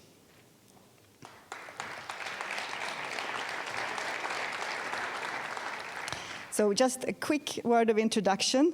Mr. Mert Volmer is the Undersecretary for Global Affairs at the Estonian Ministry for Foreign Affairs since August 2022. He has worked in the Estonian Ministry of Foreign Affairs in various positions for almost 30 years. And between 2015 and 2019, he was the Estonian ambassador to Denmark. From January 2020 until August 22, he was the Undersecretary for European Affairs at the Ministry for Foreign Affairs. And he's also head of the Domestic Interinstitutional Arctic Working Group. So, Mr. Volmer, the floor is yours. Thank you very much. Very, very kind introduction. Ladies and gentlemen, I first of all, I join all the previous speakers by thanking our Greenlandic hosts and of course EU Commission for organizing us and bringing us together here. It's very, very good event and opportunity for us all. Every time I come back to Greenland, I find all the new ways how fascinating this country and everything that I see here is the people, the culture, the Arcticness, the nature, everything around us. It just keeps surprising you, and most interesting of that is how full of potential and the future you can see here in Greenland. So that is so inspiring for us all to work here.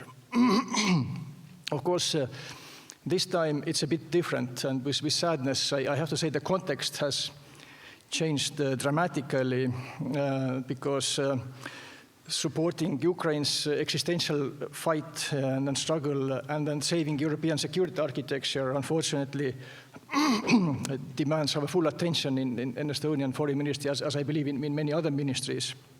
But while doing so, it is even more important than ever not to lose sight of the larger issues of sustainability, of Arctic, of things that are important for us, and what could say that how to keep us, mankind, within planetary boundaries here with this nature. So the title of this session, The EU in the Arctic and Arctic in the EU, brings us more closer to the European Union business, more on the details of the things, and it brilliantly captures the ties between the European Union and the region, and actually also Greenland's increasing role in Arctic affairs, and it is very nicely met with the EU's ambition to do more in Arctic and its sustainable development, so it's very inspiring much in every way. And I'm as representing the EU member state here, I can bring you some of the ways how this thing all gives some opportunities for the member states and wider EU community. And obviously, there is 3 member states. Our Arctic is part of the DNA, and then the nature, and they are the natural cooperation partners, and they are in the EU. So this is obvious for everyone. Which is a little bit less obvious and visible are all the activities that the EU undertakes regarding the Arctic, and that is all amplified by the consent and participation of member states.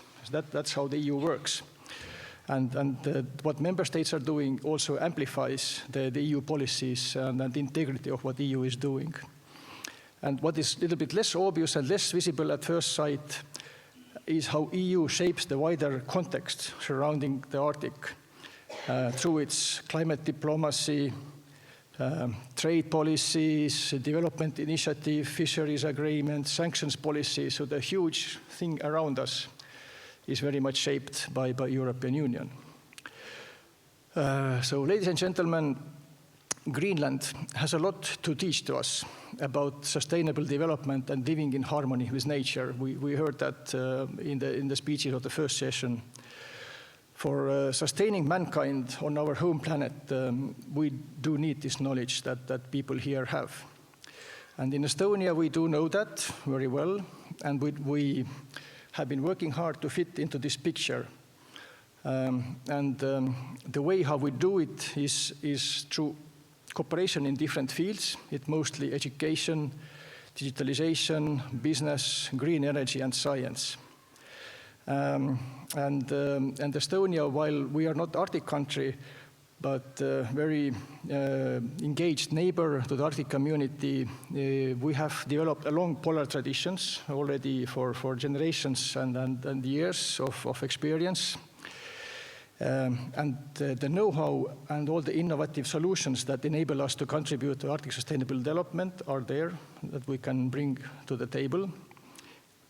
And of course, by taking action and being active, we ultimately contribute to our own sustainable development.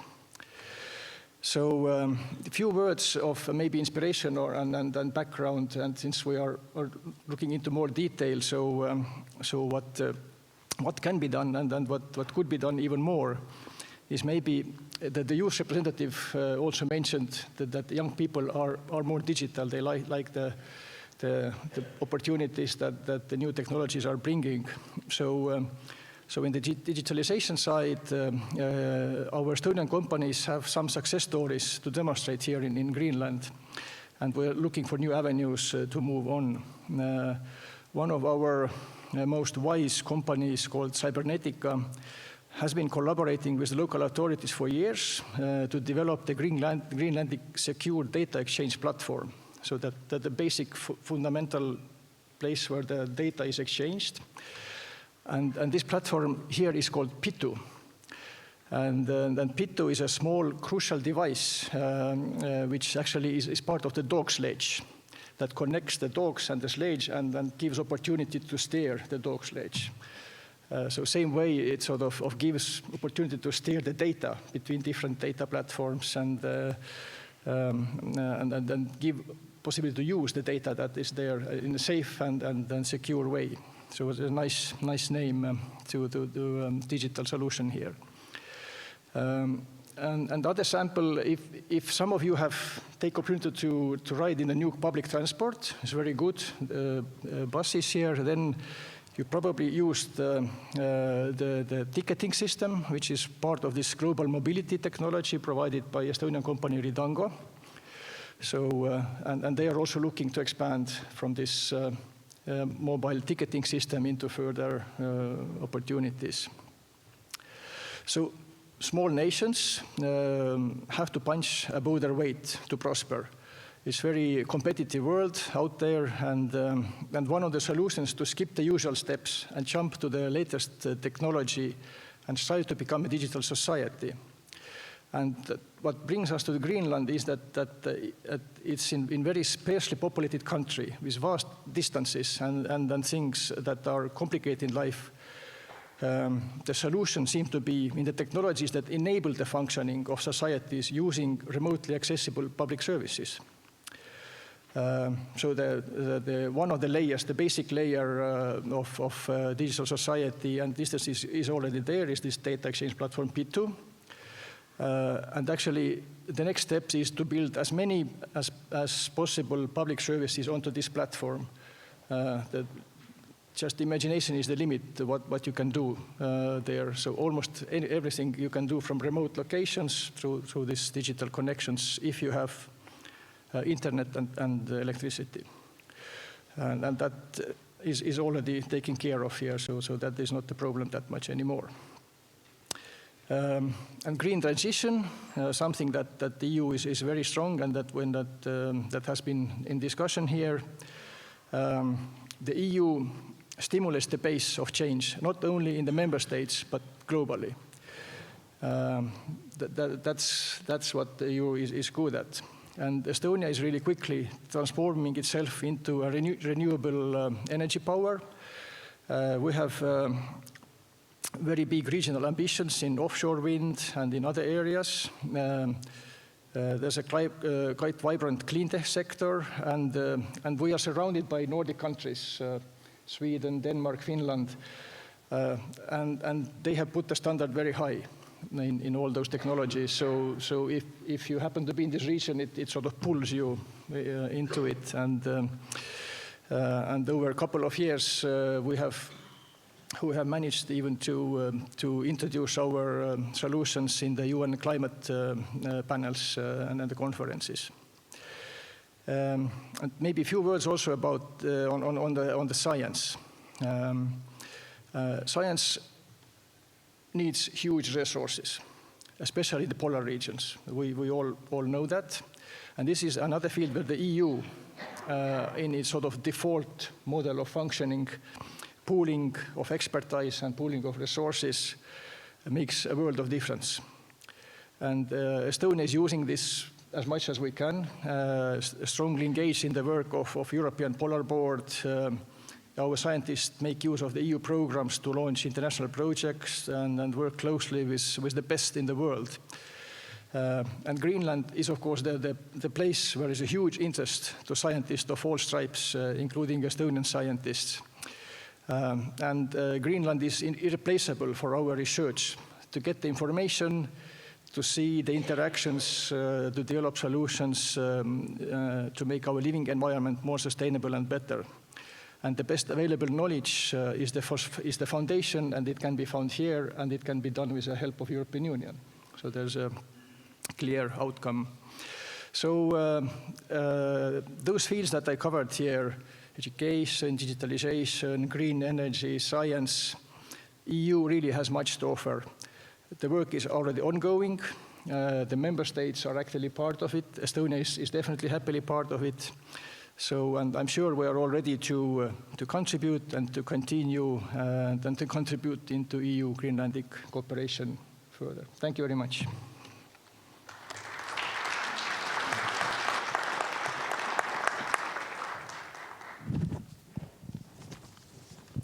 Many thanks to the Undersecretary for setting the scene so well now for our discussion, and for pointing to the importance of all EU member states like Estonia and in EU policies as friendly and engaged neighbors to the Arctic community, and with know-how from business, digitalization, and also pointing to the importance of pooling and of expertise and resources. So I think this really nicely set the scene. Thank you. So with this, we will move over to our panel here. And I have a very distinguished panel with me today. And what I suggest that we do is that we kick off with a quick question to each of you. And then after that, we will have 2 questions which are of a more horizontal nature that you can all reply to. And then I will open the floor for some questions from the audience. So with that, I'd like to kick off by introducing Mr. Miningkwak Kleist, who is the Permanent Secretary for Foreign Affairs, Business and Trade of Greenland, who started this position in 2021, and before that, 5 years in Brussels as head of the Greenlandic representation in Brussels. So, Mr. Kleist, the opening of the European Commission office in Nuuk will further enhance the EU's presence in Greenland and the Arctic. So how do you see the EU-Greenland partnership expanding in the future?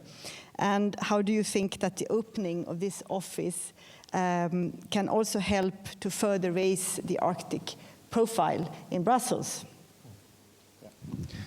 Thank you very much, Clara.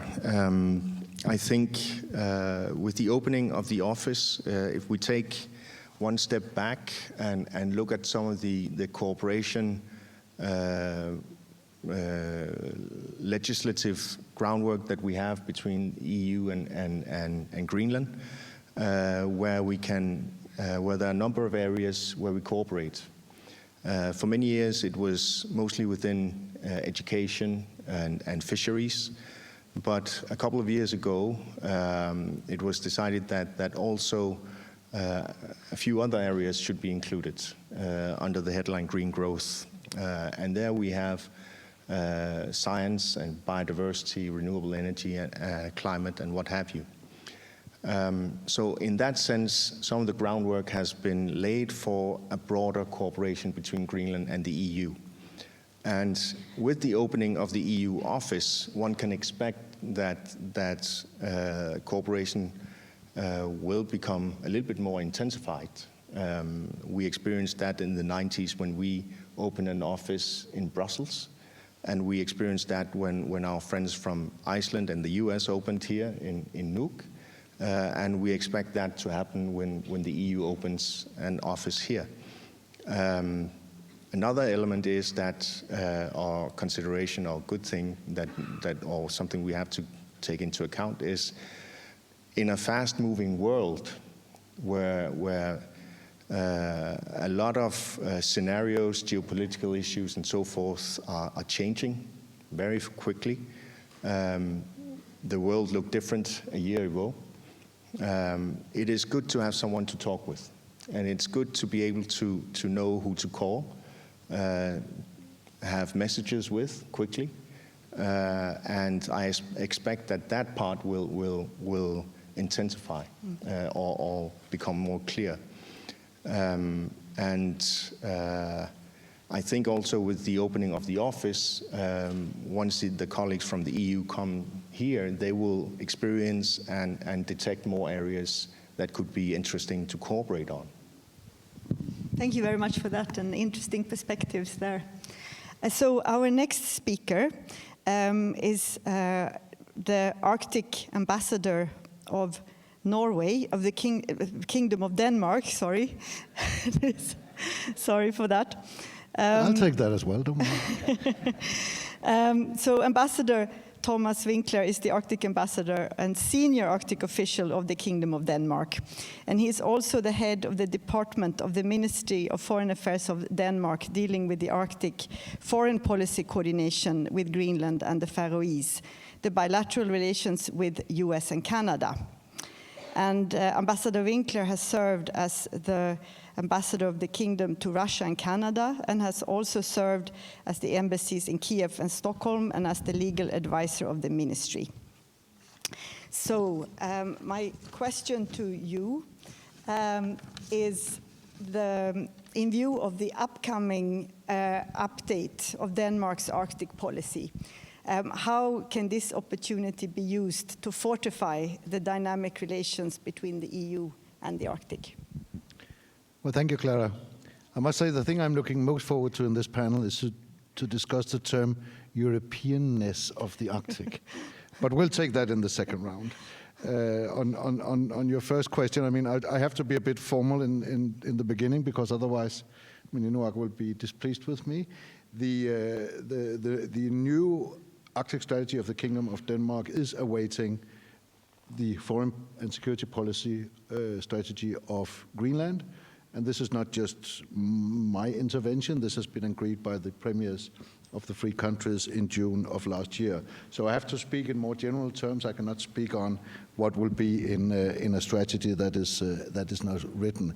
I'm quite convinced, also because I heard my minister say something this morning. I don't know where he got it from, but he said that the EU will and is, of course, a key partner for us in the Arctic. And I would even broaden it out and say we are ready to cooperate, I would say, with everybody who has a positive agenda in the Arctic like the EU has. Of course, coming from an Arctic state, I have to say, with the respect of the rights and obligations of the Arctic states and the peoples living in the Arctic. But on that, I'm really happy, and you know it, Clara, but now I will say it to the room, I'm really happy with the dialogue we have. I think we have a very close and good dialogue, and that the EU, now I'm looking at you as the EU, is really listening to the point of view that we come up with. Then, of course, the question is, what should we then focus on substance? And again, I mean, you heard my minister say investments, so I would say the same, but investments in what? Personally, I think the key in the Arctic, as for that matter everywhere else, is education. We've already heard it this morning. The EU is doing a lot of education support here in Greenland, but I think it's not only a question of money. It's not only a question of pouring money into educational system. So I've seen, as ambassador to Canada and Russia, that it's also a question of the social infrastructure surrounding families in view of, I mean, to get the kids to school in Canada, in the north of Canada, was a challenge. When I was ambassador to Moscow, I met a group of students at the Arctic University in Arkhangelsk, and they made very nice prepared presentations on how happy they were with everything. And then when you asked them in the margins, they said, all we want to do is get the hell out of here, right? So there is an issue of the social infrastructure surrounding education, and it's not as easy to invest in, so to speak, than it is in school books and buildings, but I think we should remember that aspect. And then I will mention two more aspects, and I will be very blunt in quoting Sara Olsvik, the president of the ICC, because she has a very good list of what we should also invest in.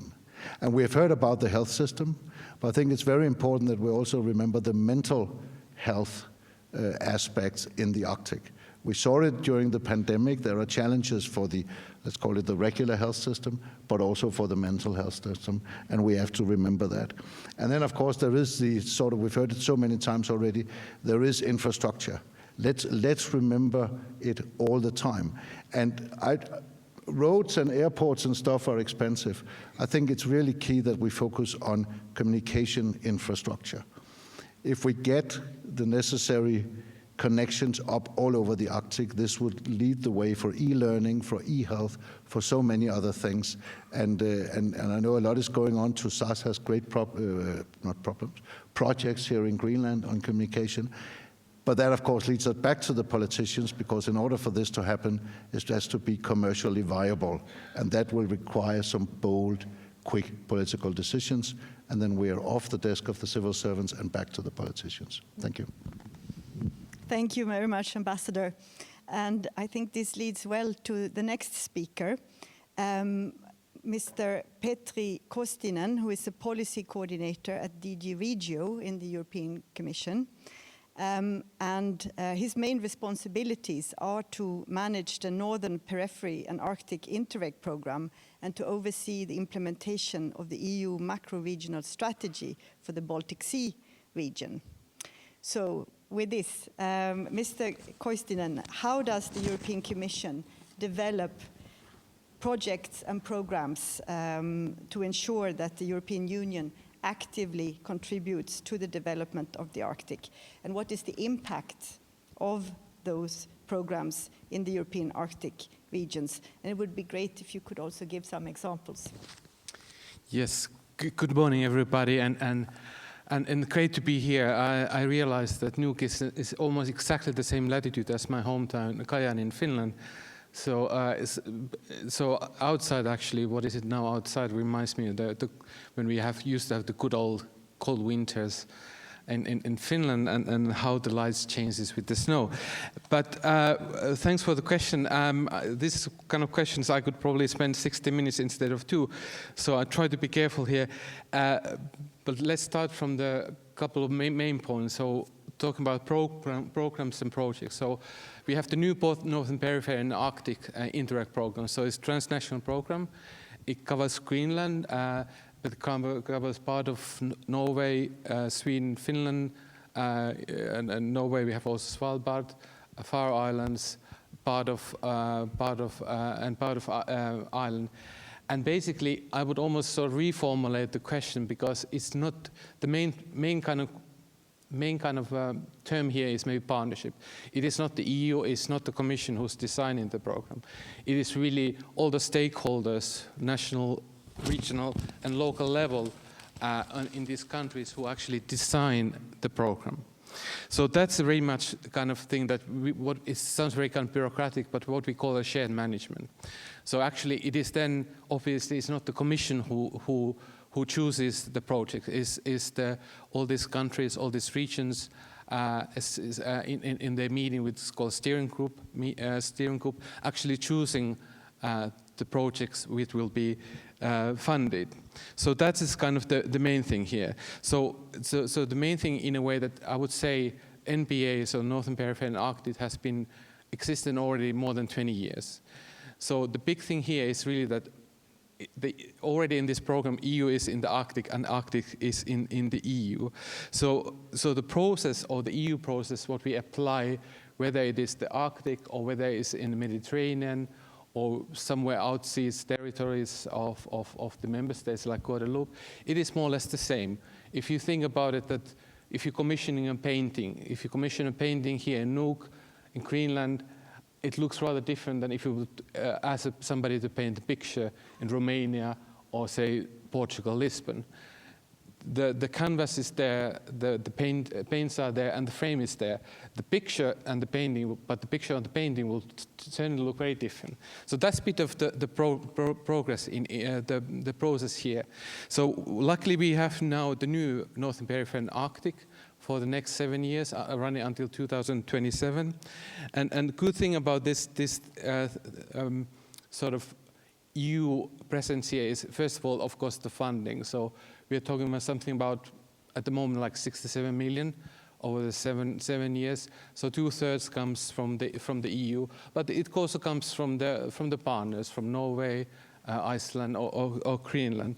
But what makes it great, I would say here, is that it brings the continuity. It's not only the 7 years period, but there will be, I'm pretty sure, if the member states don't decide for some reason differently, there will be another program. And what this process sort of allows is that, because everybody's involved, and even the academics and research and so on, we also look, or the program actually looks at what has actually been good and what has been not so good, possibly, for the new period. So this is sort of process which actually learns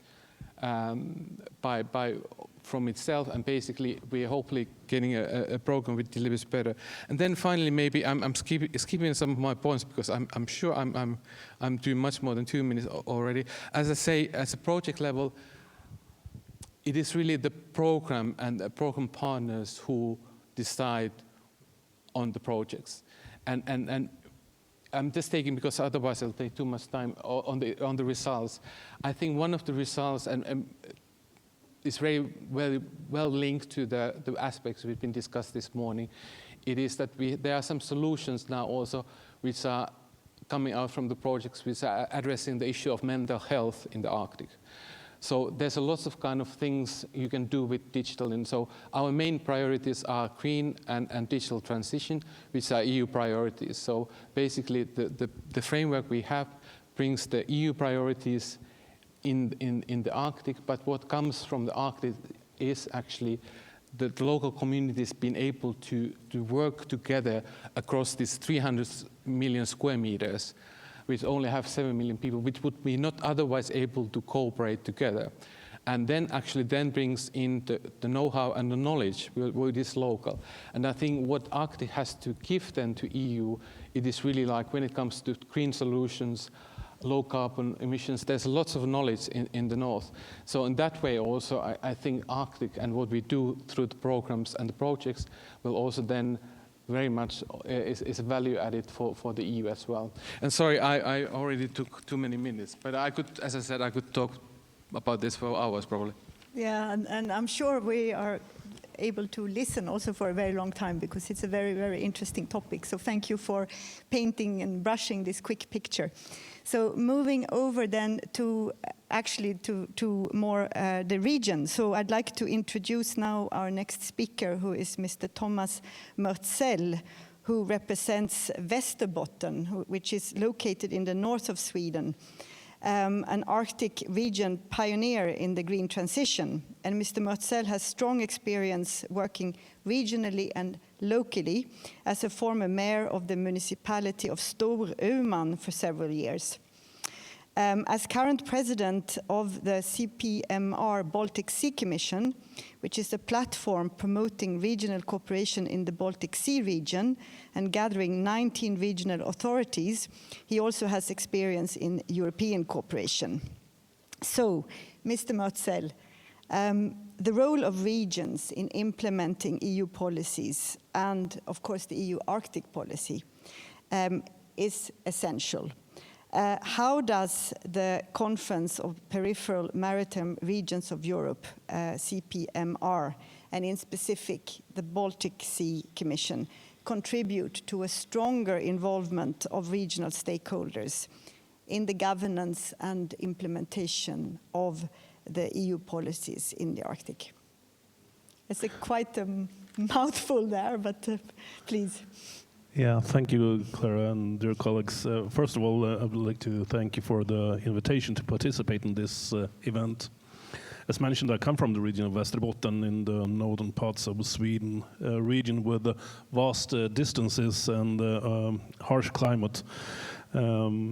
It's also a region with a leading role in the green transition and rich of cultural activities, but also Västerbotten is a region with a maritime border with Finland and a land border with Norway.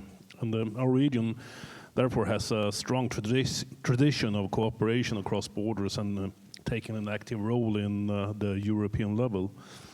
I'm honored to represent the Baltic Sea Commission as president, and the CPMR Baltic Sea Commission is an organization gathering regional authorities around the Baltic Sea, but also Arctic regions that cooperate to address common challenges. We are regional politicians promoting territorial perspectives in different EU policies. Most of the EU legislation is implemented at local and regional levels. Therefore, it's important that the regions are part of the dialogue to elaborate the EU policies. During the revision process of the EU Arctic policy, the CPMR Baltic Sea regions set up a dedicated Arctic task force to provide a regional input in the elaboration of the new policy. And the aim of the task force was to highlight the potential and challenges in the European Arctic, to highlight the major role of the EU in the development of Arctic regions, to have a tight dialogue with the EU decision makers. And I must say we have been very pleased with the dialogue with the European Commission, EEAS and the European Parliament. In the Baltic Sea Commission Arctic Task Force, we have welcomed the EU Arctic policy. Of course, now it's important to ensure a successful implementation, and this requires a joint effort from various levels and actors, and I'm therefore delighted to be here in Nuuk for this exchange to ensure how to best implement this policy. Thank you. Thank you very much. And now moving over to Ms. Anja-Maja Nysto-Keskitalo, who holds the position of advisor at the EU unit at the Sami Council. And I would like to ask you about the 2021 EU Arctic policy, which also reflects the role of the Arctic youth. So How does the Sami youth see the EU in terms of opportunities and possibilities? And do you think that the EU Arctic policy captures the views and understandings of young people living in the Arctic? And I also immediately give you a second question, and that is if you could say a few words about the Sami strategy for the EU that was recently published, and what was the role of young voices in the elaboration of this Sami strategy. So the floor is yours. Yes, thank you. First, I want to say that I'm honored to visit Kalaallit Nunaat for the first time because of the strong ties between Inuit and Sami through generations. So for the first question, it has many possible answers. The Arctic is diverse, so is the Arctic people and the Arctic youth. And I have my experiences from the Sami context. However, I will also try to reflect on young people in Arctic in general. I think it's safe to say that prioritizing people living in the Arctic is something all youth agree on, meaning that, first of all, Arctic needs to be a good place to live. And that the strategy explicitly mentions young people is excellent. I'm looking forward to see what kind of actions the EU will bring when it comes to Arctic youth involvement. The strategy does not concretely say how this is going to happen, so I think it will be a good opportunity for Arctic youth to set their own priorities. Like Naya Teresia said in her speech, she mentioned the importance of mental health, and also several panelists have mentioned this, and I also want to echo that. Also, I hope that the involvement of youth in implementing the strategy, that it will focus on different actions for different target groups, meaning both the circumpolar Arctic youth, the EU Arctic youth, indigenous youth, and so on, so we make sure that it's reaching diverse Arctic youth. And connecting Arctic youth is also what will empower and engage us. So focusing on cross-border cooperation among youth is crucial. And on a specific Sami context, the strategy says that the European Green Deal is as the heart of the EU's Arctic engagement. And the Sami youth are very, very worried about increased land encroachments on Sami lands, like wind and mining industry, that threatens our culture. So these kinds of land use and human rights questions need to be communicated also by the EU. So generally, who is defining what a peaceful, sustainable, and prosperous Arctic is needs to be addressed to get a better tomorrow. And for the second question, I'm very happy to tell about this. Yes, last year the Sami Council launched a Sami EU strategy with a vision of a thriving Sami for the Sami people as one, regardless of state borders. And it suggests many concrete actions when it comes to including Sami people in EU decision-making. There is also a concrete suggestion for youth about developing an inclusive Sami EU youth policy and tailoring existing EU youth programs to include Sami youth. And when it comes to participation of this work, we had a youth representative in the expert group who wrote the strategy. And this strategy work was part of an Interreg project, like Petri mentioned Interreg, that also has resulted in a spin-off project called the EU Sami Youth Idea Lab. And 5 of the Youth Idea Lab youth are present in this room, and they are working on concrete suggestions of how to increase Sami youth participation in EU initiatives and decision-making, and I'm sure they are happy to tell you more about that. Thank you. Thank you for that. Now, I would like to introduce Mr. Mika Riipi, who is the county governor of the Regional Council of Lapland. and he started in this position on 1st of March 2013. And previously, Mr. Riipi has been the mayor of Posio, town secretary of Haapavesi, and senior advisor in the municipality department at the Ministry of Interior. So, Mr. Riipi, I would like to ask you, 2 Arctic cities will be European capitals of culture in 2024, respectively 2026. How can this opportunity be used to raise the profile of Arctic cities in Europe? Thank you, and first of all, thank you for opportunity to be here in this beautiful island of Greenland. This is my first time here, and this harsh but very beautiful climate. It's amazing. So great to be here. Yes, we have actually 2 northern cities as culture capital cities. Tartu from Estonia and then Oulu from a little bit northern. And I think that, of course, that highlights, that creates a good opportunity to highlight their know-how, not only the culture, but also their innovation policy and so on, which is very strong on those cities. But from that point of view, I'd like to actually come back to the morning's discussion and the question about the multi-governance and issues that are related on that. I've been very happy that within these hard times, actually, the Arctic mayors have been very active and strengthened their role also in this discussion. And what we need in the future, I believe, is stronger multi-governance in the discussion of how the collaboration structures and collaboration methods will evolve. From the regional point of view, we are actually quite worried about the situation. There are a lot of open questions. For example, what are the key issues in the future collaboration? From Lapland point of view, we have a strong collaboration with the Northcalott Council. Then we have, of course, the Barents Euro-Arctic Council, then the NSPA area, then CPMR, and a lot of bilateral collaboration. And now we feel that we have to also rethink the situation. We are in the brink of new.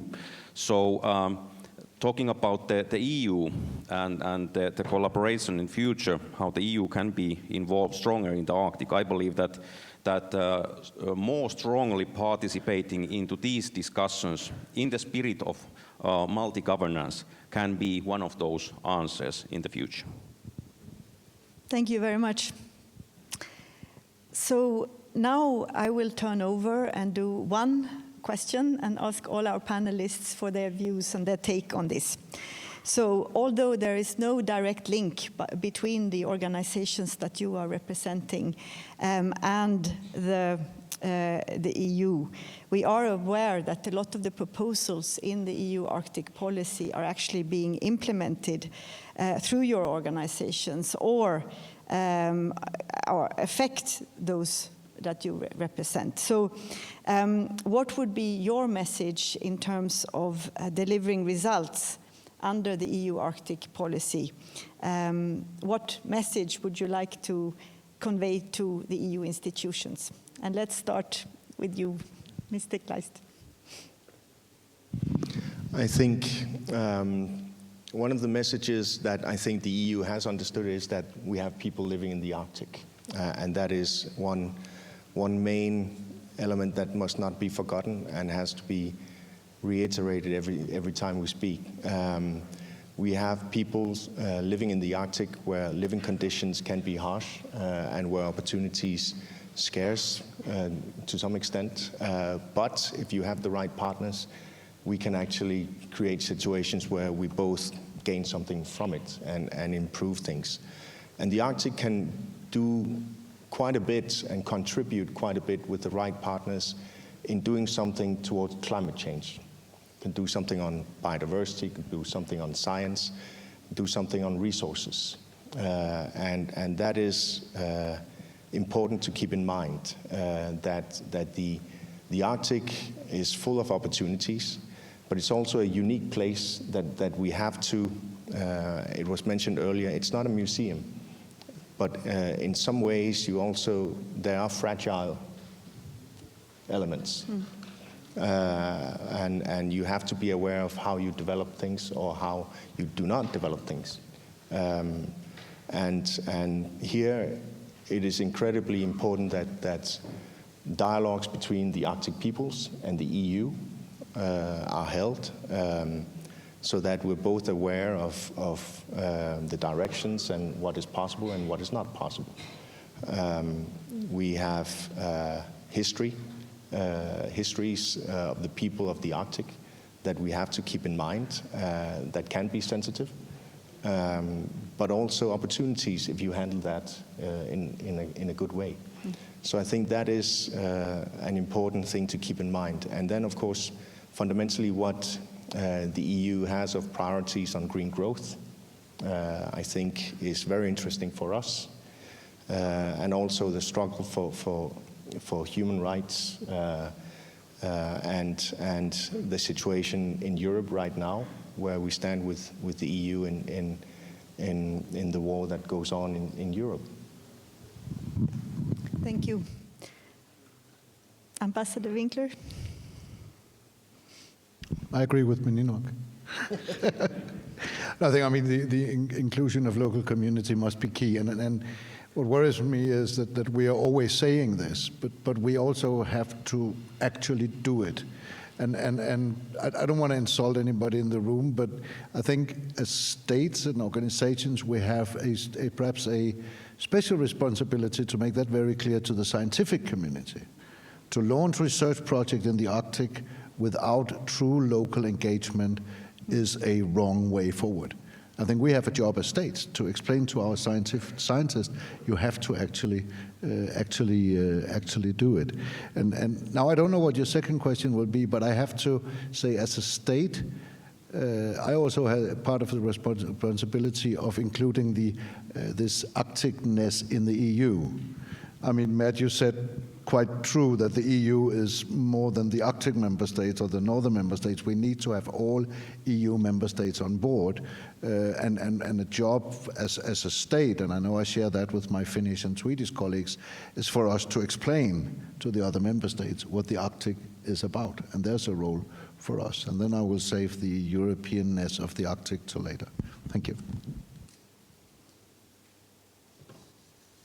Thank you. As a representing one of the EU institutions, so I have to properly change the question again. I start to sound like a politician that never replied the question. So this is from my personal basis totally. So, and this is not then not a wish for the EU, the Commission, or otherwise, but maybe for the member states. So, like, as we're dealing with the transnational and cross-border cooperation, although we have a couple of programs now addressing the issues in the Arctic. So we have the Northern Peripheral Arctic and then Aurora between Sweden, Norway, and Finland. But unfortunately, we don't have now the foreseen programs, for example, between Finland and Russia for obvious reasons. So the one tendency what the member states, the EU member states have, is that they are not maybe so willing to allocate monies for this cooperation. So if you think about Interreg programs, we have 86 Interreg programs, which is quite a lot, but basically we have less than 3% of the older regional development monies.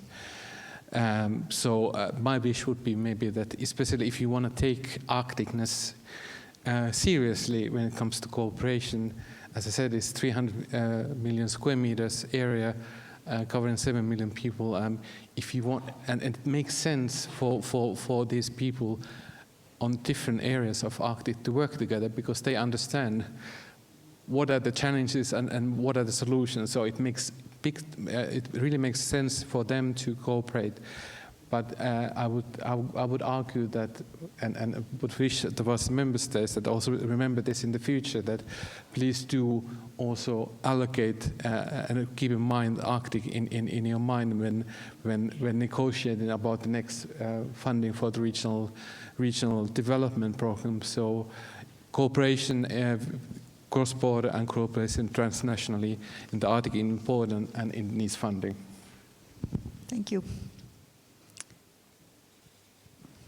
Yeah. First, I have two remarks on the methodology to implement the new EU Arctic policy. And that's that the EU Arctic policy, it can only be successful with the full involvement of the people living in the Arctic. I think that requires a tight dialogue both with the regional, the national, and the European level. And that's one of the reasons that I welcome this exchange in Nuuk and other moments where there can be multi-level dialogue with the EU institutions. And then one size doesn't fit all. It's important that the EU decision maker takes into account Arctic specificities in the developing legislation so that it helps the development of the Arctic and not create a burden. One example of that could be bioeconomy and forestry. And on this expected results of the EU Arctic policy, I can see 4 priorities. First, the EU Arctic policy must enable territorial development in the European Arctic through the cohesion policy.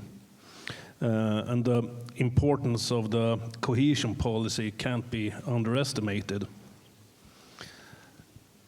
The focus of the EU Arctic policy should be on the people living in the Arctic.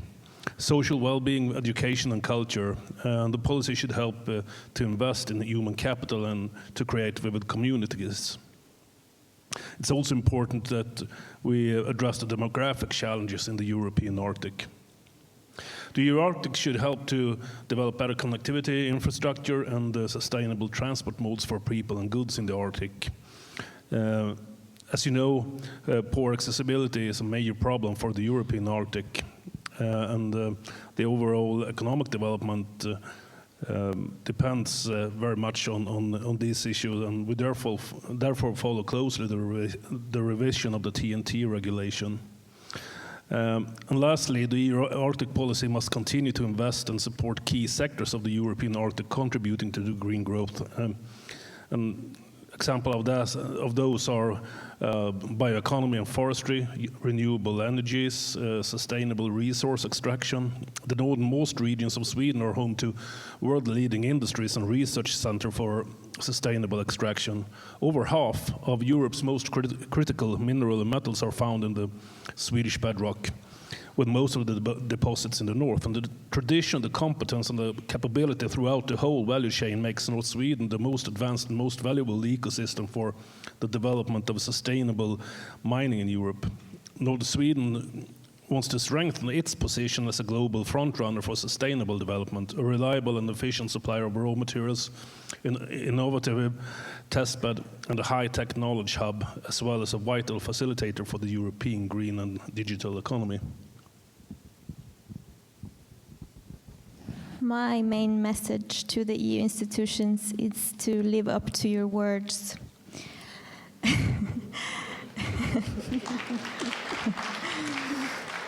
And specifically, I mean like the UN Declaration on the Rights of Indigenous Peoples being integral to the EU's human rights policy, including the principle of free, prior, and informed consent.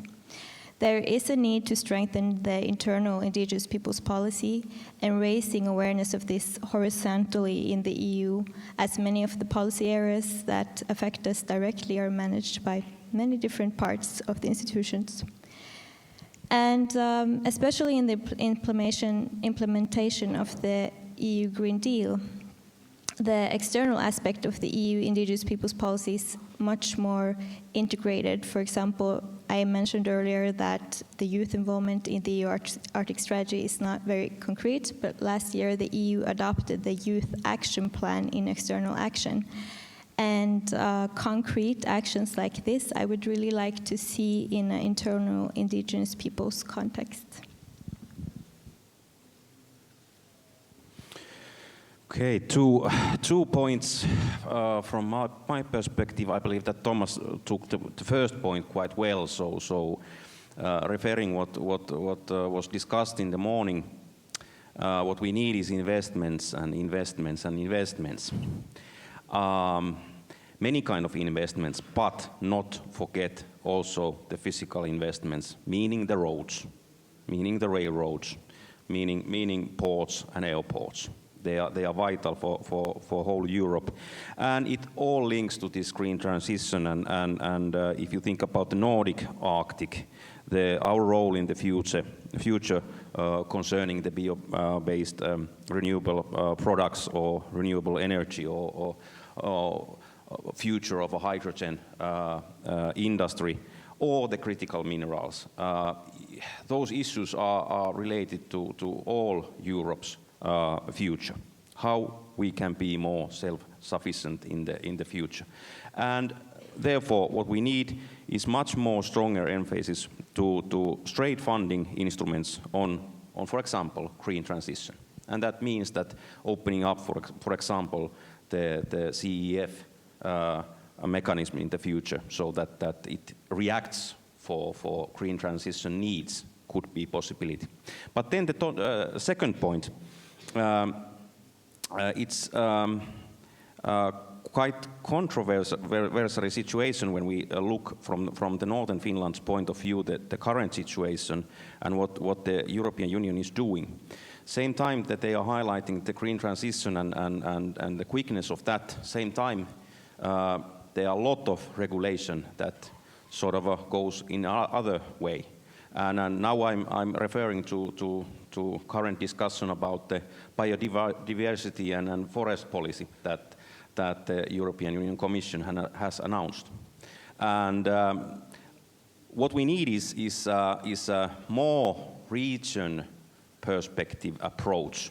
We can't define things similar from the southern part of Europe or the Arctic. So I hope that this message will be also in the future EU policy making.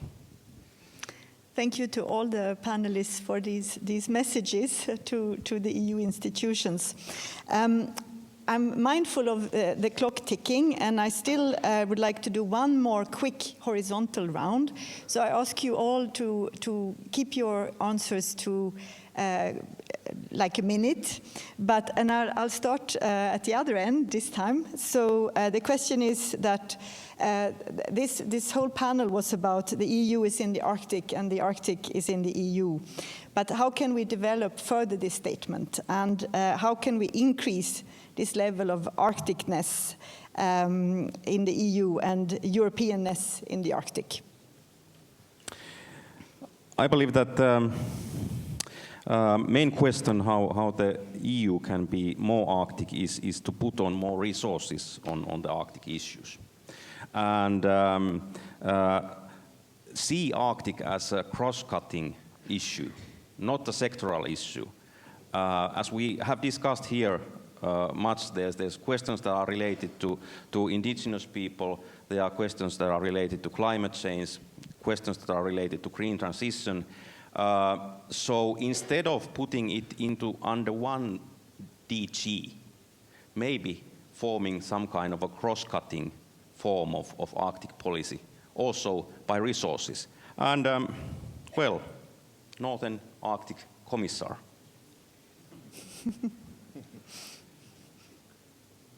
It is an interesting idea. And we also keep talking about something similar, EU in Sápmi and Sápmi in the EU. And last year we completed an Interreg project, as I mentioned earlier, filling the EU Sápmi knowledge gaps. And I think this is an example of how a phrase like that can look like in reality, where we have a focus of raising awareness and building capacity from both sides. The project has had a very much impact in creating an interest and the momentum of EU-Sámi relations, like both in Sápmi and the EU side. So I think that more grassroots EU Arctic projects would develop this further. And EU also focusing on being present and visible also in the smaller communities in the Arctic. To show the EU Arctic relevance. yeah, so communicating this link and footprints towards both Arctic and EU is important. Well, a few comments. First of all, I would like to say that the new geopolitical context has made some challenges even more pressing. I think that the need for the new EU Arctic policy to promote more multilateral cooperation, cross-border cooperation in the European Arctic is quite big. And I think the key role of the EU to foster cross-border cooperation to preserve the European Arctic as a peaceful and attractive place is important.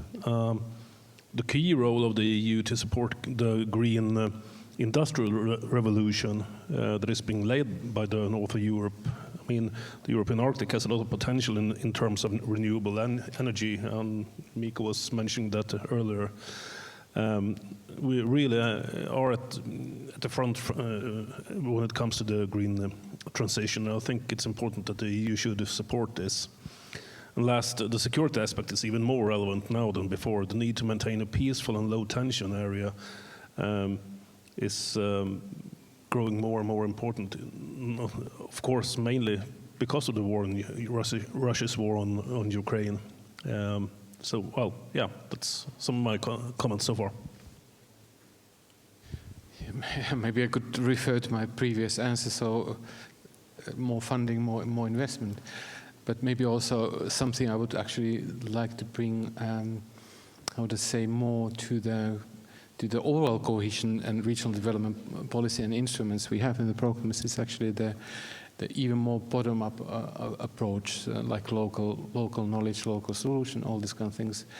And then one thing I must also comment here, which would be great to see, it's maybe more northern and Arctic kind of thing is what I really see with the Northern Periphery and Arctic program. Otherwise, is the great cooperation and trust. So if you have trust between the partners, you can do things, how to say, much more easily, much more flexible way, and you're more agile. And that's something I think also we would like to see elsewhere in the cohesion policy programs in the EU. So maybe my last word here would be that maybe it's maybe not up to the cohesion policy, but I think we maybe need some more investment and funding and possibilities for sort of local and bottom-up kind of cooperation and projects. I'm not sure I like the term Europeanness in the Arctic, but I may not understand what it is. If it is, as the panel says, more EU funding to Arctic projects, well, then we're all for it. If it means something else, maybe not. I think we have to be careful with the term, and I think everything we've heard here today is that there are shared values and policy goals here. I don't see big rifts between what the EU would like, what the people of the Arctic would like. And so let's be careful not to make it a question of whether the Arctic is European enough or not. But of course, let's also, as somebody mentioned, there is an elephant in the room, which is Russia, which is 40% of the territory of the Arctic, a huge chunk of the Arctic population, which is at the moment, for obvious reasons, not part of the equation, but where I do see a need when the time is right for the EU and for the rest of us to focus on the people of the Russian Arctic and their, let's say, lack of Europeanness. But that's in the future. And if that's what's meant with it, it's fine. Other meanings, not so fine. Thank you. I think we've sat in these panels too many times, so together. but I agree with what you said, and also here. And first of all, if we, in our case for Greenland is of course not a member of the EU, but as an overseas country and territory, is part of the EU family. And yes, that is a thing. We are part of the EU family. And politically and so forth, there has been cooperation for decades, and we will continue to do so, and that it has brought a lot of goods to this country with especially the educational efforts where the EU has done a lot. But one thing that wants us to cooperate with the EU is that the EU stands for something good. It stands for peace. It stands for cooperation.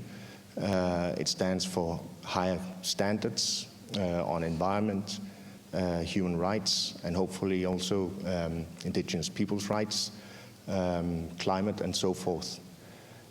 But, and we come from the Arctic, and the EU wants to cooperate with us because we're in the Arctic. And we must not forget that we are us, and what makes us us. Especially in these times, where there are also differences between the EU and the Arctic, and where the EU is very preoccupied with what goes on, understandably, in Europe, and Greenland has strong ties to Europe politically, families and so forth. But we also have very strong ties to North America, our culture, our heritage, and so forth, and that must also be respected. And we also reach out to our friends in the West, and I think we stand somewhere as a bridge, and I think we're proud of that. And I think we want to maintain and develop the relationship with the EU.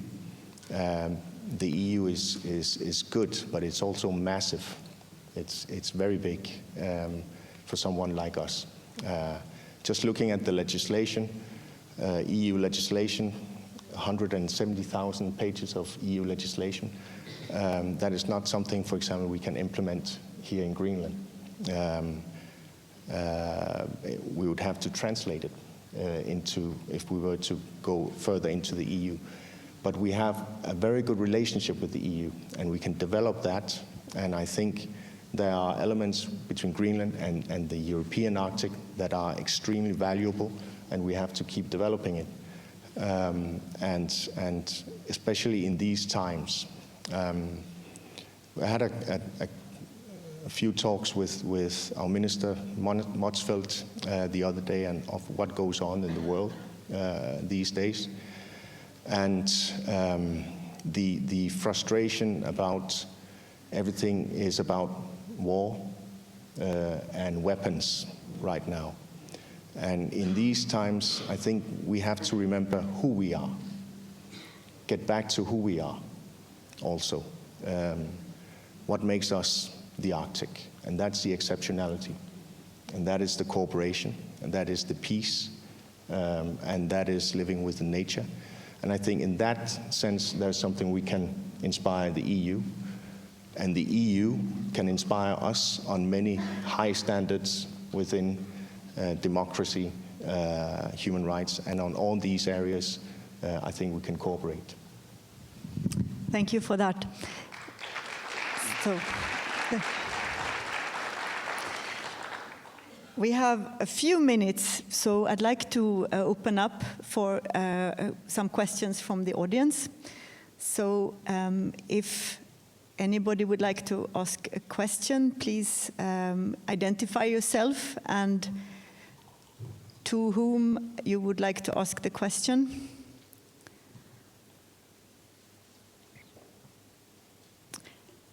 There is one, yeah.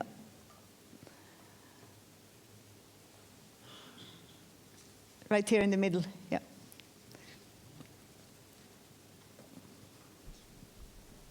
Hi, my name is Lotta Hagelin. I'm from the EU Sami Youth Idea Lab, and I would like to ask a question. This is more targeted maybe to Mika Riipi, because you represent the Regional Council of Lapland. And regarding your last answers that you suggest more funding in the areas in the Arctic, how do you see that, for example, the Samis could be taken into account and included with these fundings? Short answer. We've proposed actually many times last time this programming period that there should be a straight Sami-based funding from our, for example, from our cohesion funding. Unfortunately, our Minister of Development wasn't agreeing, so that's difficult. And question about how can we more do together is actually the key. I believe that instead of arguing or having conflicts, we should have sort of common goals that we should be pushing forward. The indigenous people, Sami people, and the regions and the municipalities and cities. Hopefully, that will be the future for also in Lapland and Norway and Sweden. Thank you. And at the back also. Hi, my name is Tina, and I'm a master student of Ilimofik from here. I keep hearing some indigenous talk here, and that European Union has to consider the Inuits' way of living here in Greenland. But I keep thinking about that indigenous people here in Greenland are also part of the history that is quite ancient, which is Inuit culture, which I also study. But I'm thinking, like, considering the Arctic Inuit, we also have to come into the Canadian, Alaskan, Siberian Inuit as well, if we're going to know the knowledge behind this Arctic Galashlitnunat. I just wanted to phrase that idea that not only Greenlandic Inuit should be considered, but also the background of Inuit history. Thank you for that. Anybody who want to reply or comment? Well, we have the ICC and the Inuit Circumpolar Council, and as far as seen from my sitting, one of their tasks is to represent all Inuits across the Arctic, which of course includes Greenland, but also Canada, United States, and Russia. And at least sitting where I'm sitting, when I listen to the ICC, I hear views not only from Greenland or not only from Canada, but from all over. Of course, there are certain challenges right now with the Russian members of the ICC. But I at least am under the impression that there is a circumpolar Inuit cooperation which is well functioning. Thank you. And I think as we are coming quite close to lunch, that you would, if you could kindly join me in an applaud for the panel. And then, yeah.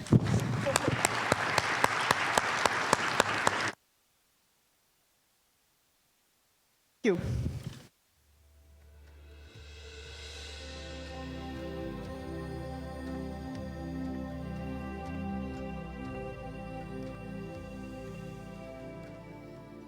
Hello, everybody. Welcome to this panel. My name is Vasilis, and I work for the European Commission for DG Mare. And I would like to briefly introduce our moderator for this panel, Mr. Fredriksen. So Mads Kvist Fredriksen is the Executive Director of the Arctic Economic Council that is located in Tromsø, Norway. And prior to joining the Council in March 2021, Mr. Fredriksen worked as a senior advisor in the Global Trade and Investment Unit and the Confederation of the Danish Industry. So, Mads, thank you very much for being here. The floor is yours. Perfect. Thank you very much. And I promise you, this panel will be a little bit different than some of the other panels you have heard, but it will also be very similar, because we still have some speakers, we have a keynote, we have all of this in place. The theme of this panel is that the Arctic region, that goes for Greenland, that goes for all the other Arctic states, have something in common. They got fish to feed the world, especially here in Greenland. There's a lot of fish in the oceans. They got energy to power industries, traditionally oil and gas, but also renewable energy, and in the future maybe hydrogen. And then all the Arctic regions also got a lot of natural resources in the ground. So when the world was turned inside out and we discovered that we could mine the minerals, suddenly that also became a business opportunity for many Arctic communities. And these are some of the things we will talk about, and with a focus on the local involvement. How can we make sure that we involve the local communities in decision making? And how do we make sure we get this development, but in a proper and sustainable manner? But to set the scene, we have a speaker from the Greenlandic Ministry of Raw Materials, or Ministry of Mining. Unfortunately, the minister is not able to come anyway, but we have Jørgen Harmichael Holm, the permanent secretary of the Department of Mining, who will give the introduction speech. So welcome to you, Jørgen.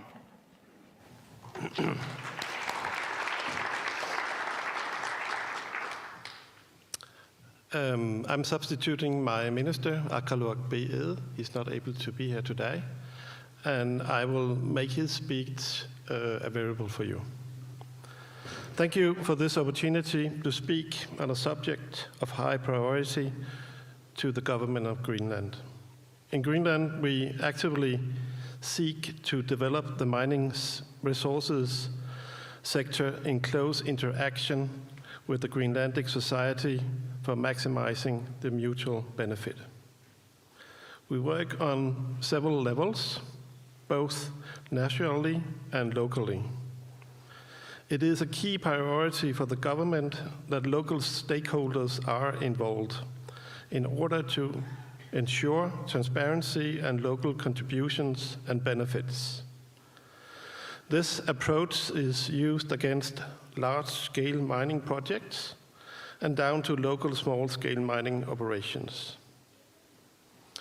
When a mining company submits an application for exploitation, there is a fixed roadmap for the process stipulated in the Mineral Resources Act. This ensures that every step of the process leading up to the start of mining is well documented and adheres to the highest international standards for best practice. Key parts of the mining application are the social impact assessment and the environmental impact assessment.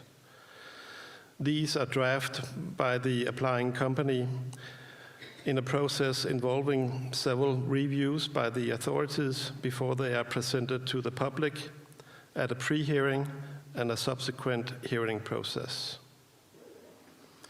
During the application process, the public is also consulted at public meetings in towns and settlements, where the stakeholders are informed about the project and offered the opportunity to provide information and to discuss the implications of the project.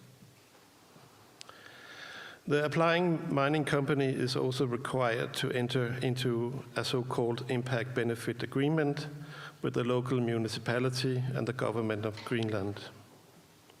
The impact benefit agreement shall reduce or eliminate the negative impacts of the project and promote the positive impacts and secure involvement of the local community.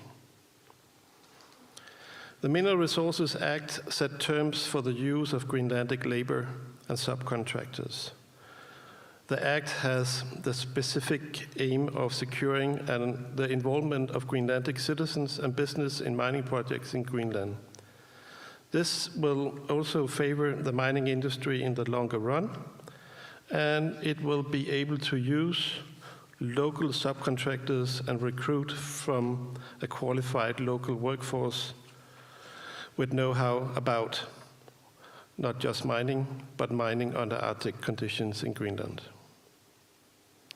By being able to hire skilled labor and subcontractors locally, the mining industry also reduces the cost of fly-in, fly-out of workforce and subcontractors.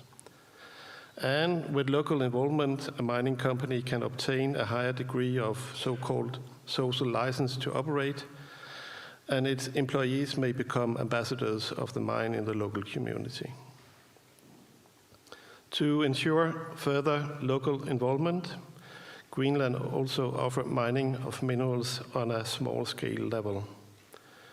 Greenland has established small-scale license on moderate terms that suits mineral activities with limited social and environmental impacts. Small-scale licenses provide Greenland citizens with the opportunity to start mining projects on their own. They may typically be aimed at maybe cut and polished and put into jewelry and sold in Greenland or at the international market.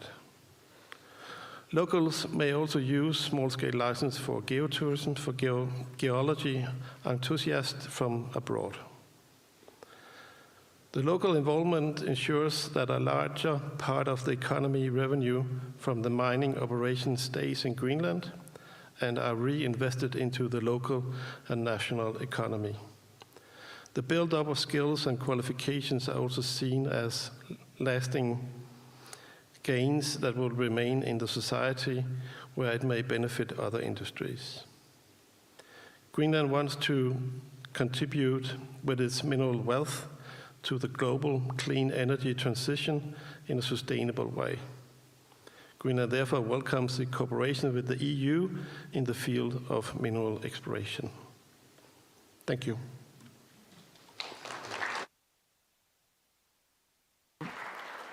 Thank you very much, Jan. And we will hear a lot more about what the EU can do within the critical raw materials, especially. And also, this panel is quite unique because we got two scientists on the panel, which is great to researchers, but they also have another hat. But I think it's great for setting the scene. And the first scientist, who also has another hat on, but who is an expert in mining, but he's also the councillor of Region Norrbotten in northern Sweden, and the vice chair of the Northern Sparsely Populated Area Network. And Niels Ole Lindfors has been working with mining. He also has a farm. He's also been working with forestry. But what I would like to start out with, just for starting out the conversation, is about involving the local communities on a municipality level. How do we do this? What are the challenges? Maybe you can give some examples of how do we work with municipalities when it comes to mineral development. Thank you so much for the question. It is so that Norrbotten is in a very, very unique situation. It is so that we are extremely grateful for that the EU level has taken, a front-runner's position in the green transition. And for 4 years ago, I give you a little bit background, then in Norrbotten we hadn't had any development of population since 1956, and the population is getting older and older. Today, after 4 years, we have investments that are already decided that companies, very brave company leaders, are going for investment on a level of about 100 billion euros. And so lots of things are happening, and we are claiming we are the front runner, and we are very proud. Of course, my back is getting straighter and straighter when I hear Ursula von der Leyen saying, "Look up north, look what is happening there." And then, as you say, it's very important to involve the local municipalities. And what is very nice to see, I have a map that is not allowed to show here, but it is investments that are planned to be all over Norrbotten. So it involves the complete area of Norrbotten, because we have areas that are not developed. And we have also a situation today where unemployment rate is more or less zero. So involving the municipalities and involving all the Norrbotten people is very important. And that means also Sápmi and Sami people. It's very important. And because we are very much for that to solve the challenges we have, and if we concentrate on climate change, then we have to cooperate. That's the only way for us to solve the challenges. And you are experienced, and you know that for every problem there are solutions, and it's only for us together to find those solutions. And I think we're on a good way. and we still have 1 minute more, and I would like you to put it into context of what Norrbotten can do for Europe. You know, because you talk about 1 billion coming to the north of Sweden, but it will actually benefit the rest of Europe. How is that? It is, you know, always we get the question, you know, what is EU going to do for you in Norrbotten? But it is so that together, when we cooperate, we can do a lot. And we are saying to the EU level that we can foresee in the future that we can supply, for example, 40% of the need of rare earth metals. We can foresee the European market about 30 to 40% of phosphorus, and that is processed from tailings from the iron ore mines. And it's a mineral, you know, that they have put all those elements in so to say, the scrapyard.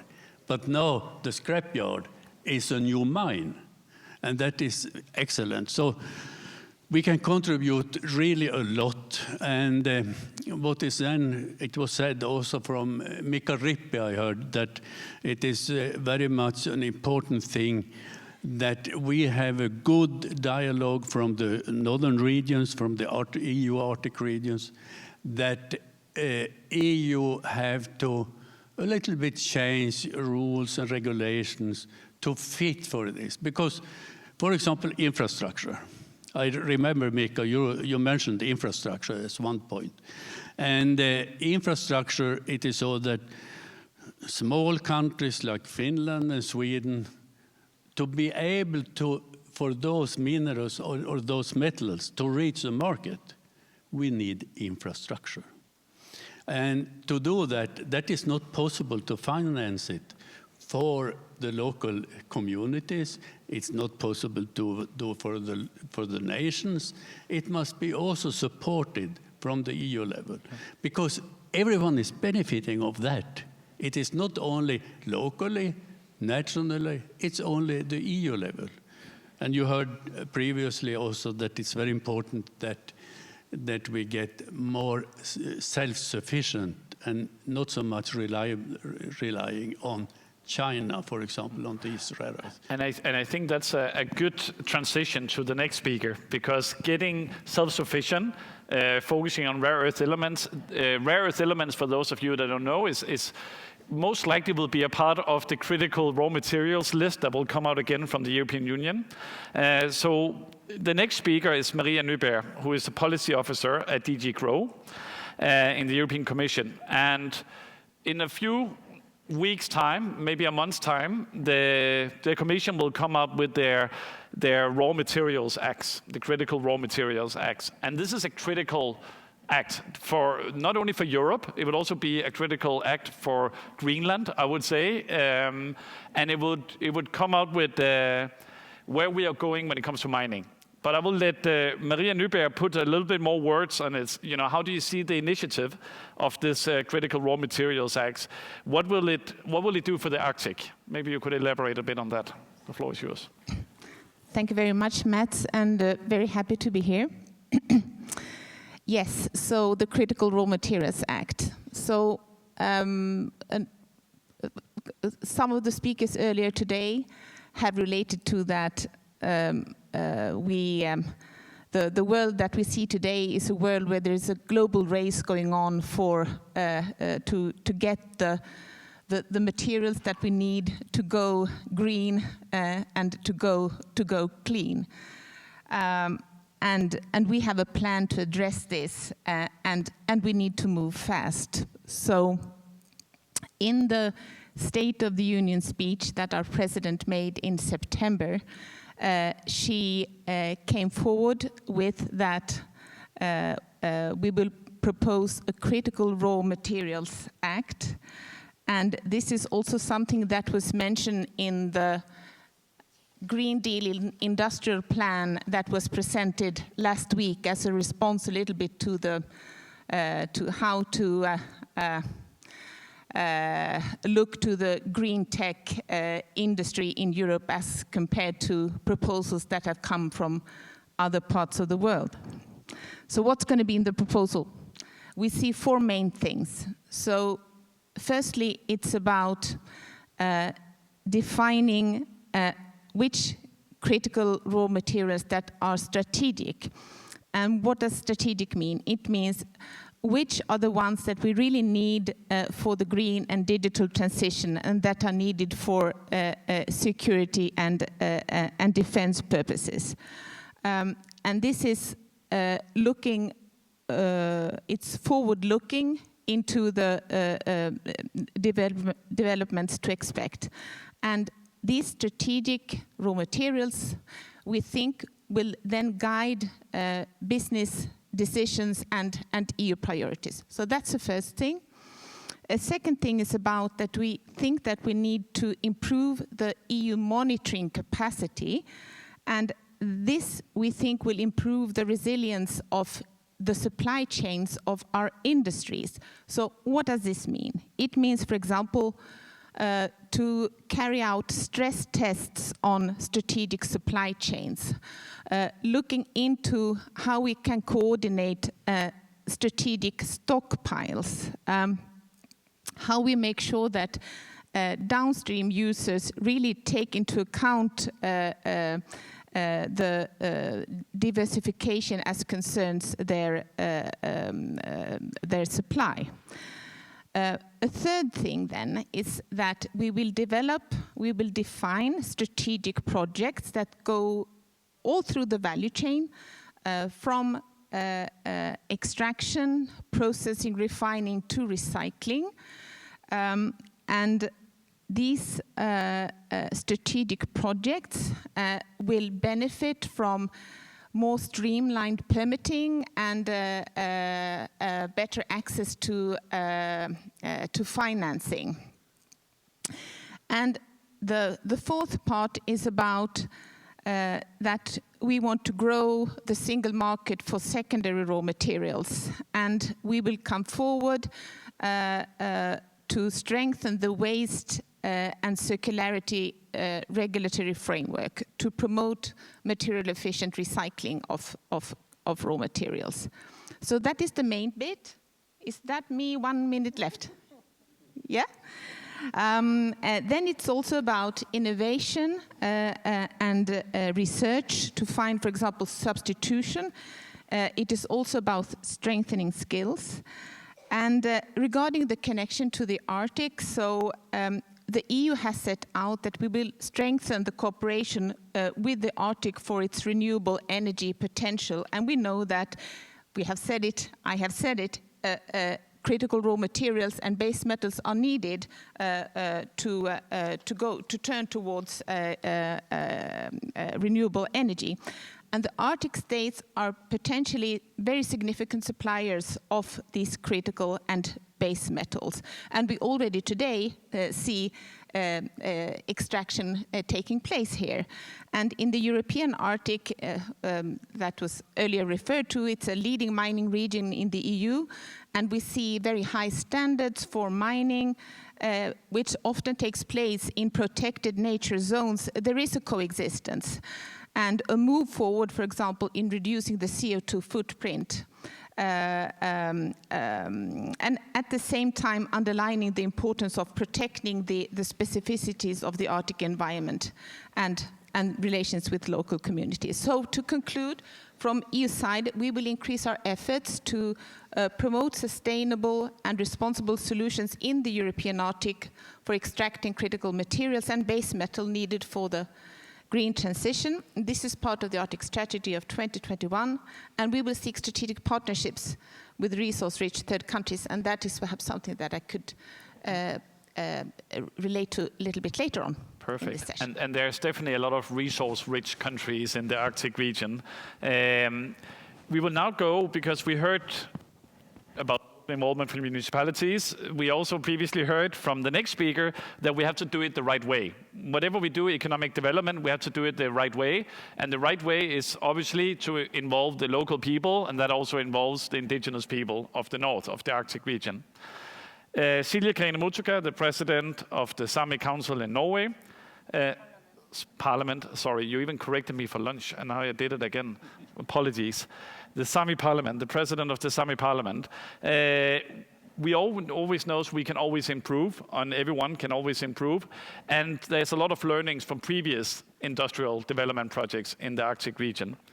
From your perspective, what should authorities avoid when planning development projects? And maybe you can get some advice and put it in the frame of the Sami people. Yes, the story about indigenous peoples and mining activity, it's not a very nice story, actually. And I guess you all have heard it. Buffy St. Marie, she wrote a song. It was called Bury My Heart at Wounded Knee. And one of the lines in that song, it was, honey, you can still be an Indian down at Y on Saturday night. And I do hear that we must engage with the Samis. It's important with dialogue, but it has to be meaningful and efficient dialogue, and we have to be at the decision-making table.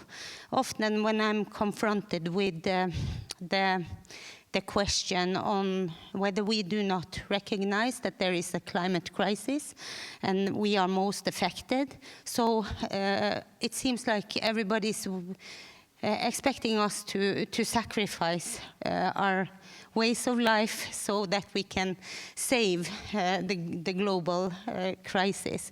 But then I tend to ask myself, if it really was so that I could save the climate crisis by just in our situation, if it was so, why am I not the main speaker in, for instance, COP meetings about the climate negotiations?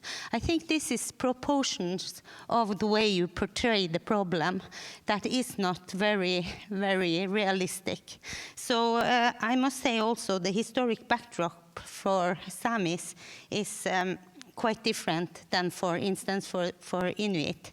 And this has a very big impact on the type of relationship we have with our respective national authorities. In Norway, where I live, the Norwegian state's approach to dealing with the Sami takes place within the parameters of a unitary state. This constitutes an important foundation for developing and framing Sami policy in Norway, as opposed to the situation one finds in federal systems like in Canada.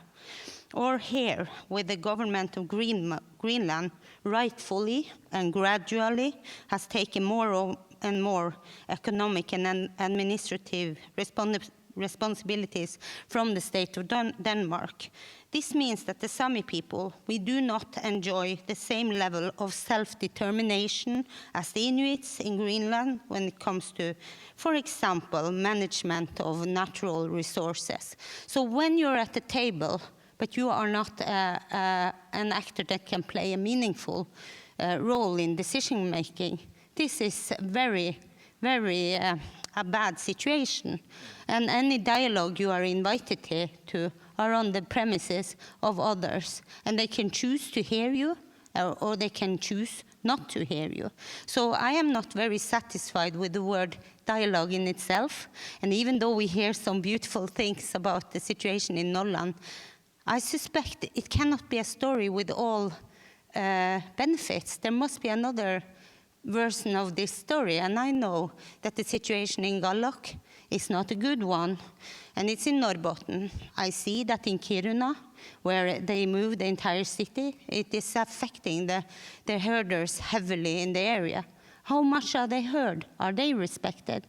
What kind of benefits does this activity bring them?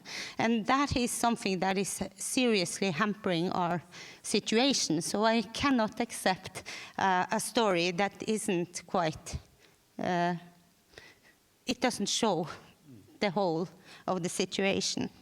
So, but anyway, I'm totally agreeing on the premises of today's discussion, because development is not a merely question of economic growth. Development, it does embrace the entire community and should facilitate financial, social, and political improvements so that all individuals in the Arctic can live good, meaningful lives with dignity. Innovation and growth do not take place in a vacuum. Even in the wonderful Sami communities, we need to interact with others in order to have good innovations. It is about faith control for our peoples. Diversity is a crucial factor. Where cultures intersect, they generate creativity that can be harnessed to promote innovation and entrepreneurship. I would maintain that future development in the Arctic must ensure that there is more latitude for variations. Diversity should be curtailed, but should not be curtailed, but encouraged. That will ensure that we reap greatest benefits from our knowledge, capital, labor, and natural resources. Thank you very much. And this was a clear perspective. Now we heard from the municipality level, we heard from the EU level, the indigenous level, and as the president rightly pointed out, there's many kinds of indigenous situations or realities. And one is here in Greenland, where Greenland is deciding on their mining industry themselves, completely the indigenous governments here. And as I understand it, Greenland is also a history of mining. When it goes back to cryolite, it goes back to Holyset. Like, this country has a long history of mining, but maybe not so much mining development today, but you still have some experience from the past that maybe you could inspire other Arctic nations of how to do mining. The next speaker is Josefine Nyman from the Department of Environment and Minerals. She's also the chair of the Greenland Research Council that gives the biological recommendation and the scientific recommendations to policymakers. So she has several hats like everyone else in the Arctic region. We're working with several things. And Josefine, I would like you to tell us about the environmental impacts on big projects in Greenland and what lessons you have learned here in Greenland on how to do it the right way, as we talked about when it comes to environment. Thank you. Yeah, I work for an institution that advises the government of Greenland on sustainable use of living resources when it comes to fishing, hunting, but also, as stated here, when it comes to large-scale industry and the extractive industry. So in the past, we have had a couple of unfortunate examples of mining operations that heavily polluted the fjord systems and the sea. And of course, as we heard earlier on today, and as we all know, Greenland is a nation that depends heavily on the natural environment, so a pollution of the ocean is, of course, not acceptable. So by learning it the hard way, the legal framework is in place today. As we heard Jørgen Hammergen Holm said, we have the Mineral Act that stipulates what to do and when to do it. And that means today, actually, in recent times, the mining operations that has taken place did not pollute. The environmental footprint, even after closure, was really nothing else but a big hole in the ground. So, and the Mineral Act states all what has to be done. But what I think is actually missing, and what we have heard also from other parts of the Arctic is missing, is at the stakeholder engagement during all phases of a mining project. So we have, it is put in words how to do it, but we have seen so many times it doesn't really fit in our Greenland context, even though it's a law that is made for Greenland. And I think here we can actually learn quite a lot from other Arctic countries, how they do it. But we still have to remember that even though Arctic is Arctic, each Arctic country is different from other Arctic countries. So we have to find a way that suits us and the way we do things. So, and well, the EU actually can do a lot for us and aiding us in developing threshold values. Every time we set up guidelines for a mining company, we look at the EU guidelines and the threshold values from there. And that is what those companies has to follow in Greenland as well. But the way the stakeholder engagement is done in EU countries and also in some Nordic countries, it doesn't really fit us and the way we do things. So Having said that, I still think that the contribution from EU could be not only setting up threshold values, but also to sort of do what we could call, or what I prefer to call, a true collaboration with Greenland institutions on developing research projects that can actually help us in setting up systems that will work in our country. And this is not done by saying just do it. It takes a lot of hard work, and as has been said earlier on, it takes trust in one another. It takes that we get to learn to know one another, and it actually takes that people from EU come to Greenland, stay with us, and discuss how we can develop the projects that we need to, that we can collaborate on. And I know that in many cases, time and money walks hand in hand, but this is just extremely important that we do it the right way, because it will minimize the time spent on this in the future, and it will make everything more transparent, not only to us as researchers and advisors, but also to local inhabitants who live close by a place where there may or may not be establishing a mining project.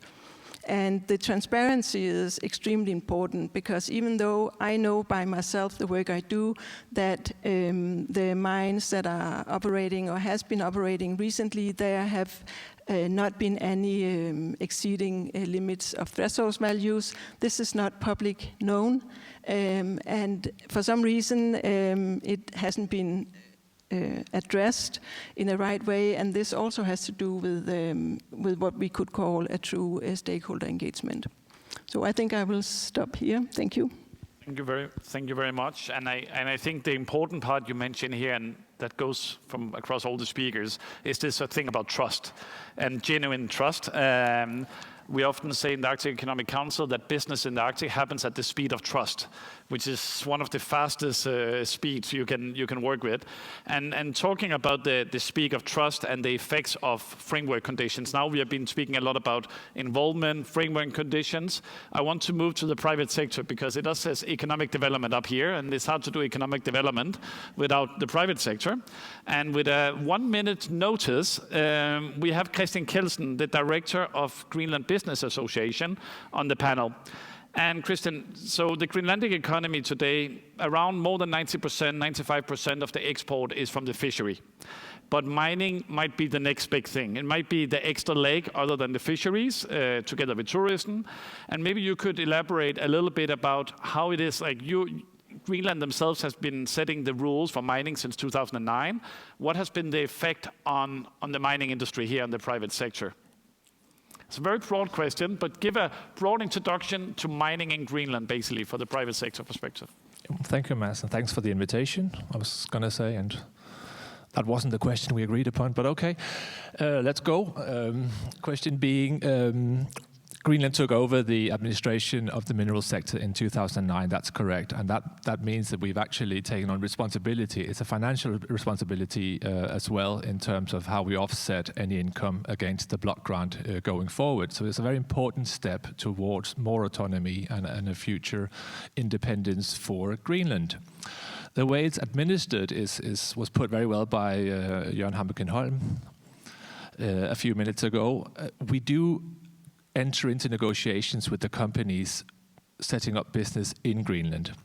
For Greenland, for the business community, it's very important with the local involvement, and that comes in different steps. First of all, we have the whole exploration phase. We're very involved there as sub-suppliers to the companies coming in. Greenland per se does not have mineral companies, so these companies are coming in from abroad. Much of the financing is coming in from abroad. So where we benefit is by taking on jobs within that industry, but also as sub-suppliers. Once a mine is up and running, it goes from the exploration phase, where lots of different activities happen, and you go into sort of an operation that is hopefully more steady, and you know a bit more what sort of resources you need to do your activities in terms of people and material, exports, imports, and so on. A discussion we still need to have in Greenland is what jobs do we actually want to have for ourselves, and what jobs do we need to sort of import people for. As it is now, we've got a historically low unemployment in Greenland. In most places, it's actually de facto 0%. So that's an issue. So anybody coming in needing, say, 300 workers to go into a mine would take those 300 people out of existing jobs, and that's going to impact us negatively in other sectors. But there are interesting jobs within new industries, be it energy, be it mining, be it tourism. So at the political level and with the private industry, we need to discuss what jobs do we want to educate ourselves for, and what jobs do we need to import for. And there's a lot of talk about expat workforce in Greenland. But as it is, we've got about 11 to 12% of the workforce coming from outside of Greenland. So that puts us right next to Norway and Sweden and most of the countries that we like to compare ourselves to. So we're not in a bad position. And this is also a sign of a healthy economy. You know, we've got more activity going on here than we can actually handle for ourselves. Plus, it gives us a sort of flexibility. So again, I think I might be repeating myself, but our ambition is to have this discussion. What jobs do we want for ourselves? What do we need to import for? And enable our youth and the coming generations in our workforce to take on those jobs that we want to keep for ourselves. And I just briefly want to get into, I know that you're working a lot with your neighbors in Canada and also Alaska, also around mining. And there they have one approach working with indigenous communities. There's another one in the European part of the Arctic. How it is in Greenland, when you are doing a mining project, what are the specific rules for indigenous communities, or is it just communities as a whole? Easy question to answer, because we are just a community as a whole, because this country is made of indigenous people, so there isn't a minority that makes up the indigenous population. That goes for our parliament, that goes for our government, and it goes for the municipalities and most positions. Our friends in Canada, in the provinces and in the territories, they call their IBAs Inuit benefit agreements. To us, it's an impact benefit agreement. So we ensure that local companies and local people are involved in the projects through these negotiations that are done in the IBAs. And this is something that our government stands quite solidly on, that these are very important agreements to be made. With the unemployment, on lack of unemployment, obviously it is an issue, but it's something that we're negotiating all the time. So we actually we're in the steering house, we've got the steering wheel, we're deciding how we want this done and what the impact to the local community should be. And it's not just the workforce, it's foundations, it's what footprints we should leave behind in those communities where we set up an activity. Thank you. We will now move to some more horizontal questions for the panel. And we will also open up the floor for questions later. Early in the day, we heard speakers saying that some of the constraints for economic sustainable development in the Arctic region is investments and infrastructure. We've heard that again and again and again. Now we also heard people being a constraint, like lack of people. Basically, we're too few people. I would like to do a quick tour of the panel. We'll just start from here, and then we will move along about what are the constraints and setbacks preventing this economic development in the Arctic, and also what can the EU do? How can we work with the EU and yeah. We are already, is it on? Yes, it is. No, it is. We are already, of course, working with the EU level regarding legislation matters and so on. Because if I start on that point from the EU level, it is so that, for example, rules, laws, regulations that are set on the EU level does not often fit for the Arctic areas. Because, the EU level have to see the overall picture. and set, legislation that fits for all. But that is not possible. It never fits for all. And for example, if I give one example, maybe I've become too concrete now. But for example, BAT. BAT is a hinder, the regulation for best available technology. That is a hinder for developing new sustainable technology, because the old industry don't want to have that, because they are protecting the old industry and not promoting the new one. So that is an example. We talked about the infrastructure before, that also EU, and we have proposed small changes in regulations to promote infrastructure that can be built, maybe with another type of financing, because very often also it is so that private companies also can promote the financing for infrastructure if necessary, because it's always a time question. Then lack of people. For example, in our example, Norrbotten and Västerbotten, we have a need of about 100,000 more people moving to our regions. And in Norrbotten, we are roughly 250,000 people at the moment. We need about 100,000 more. And we cannot do it ourselves, so we have to import. So everyone that has an interest, you are always welcome to Norrbotten.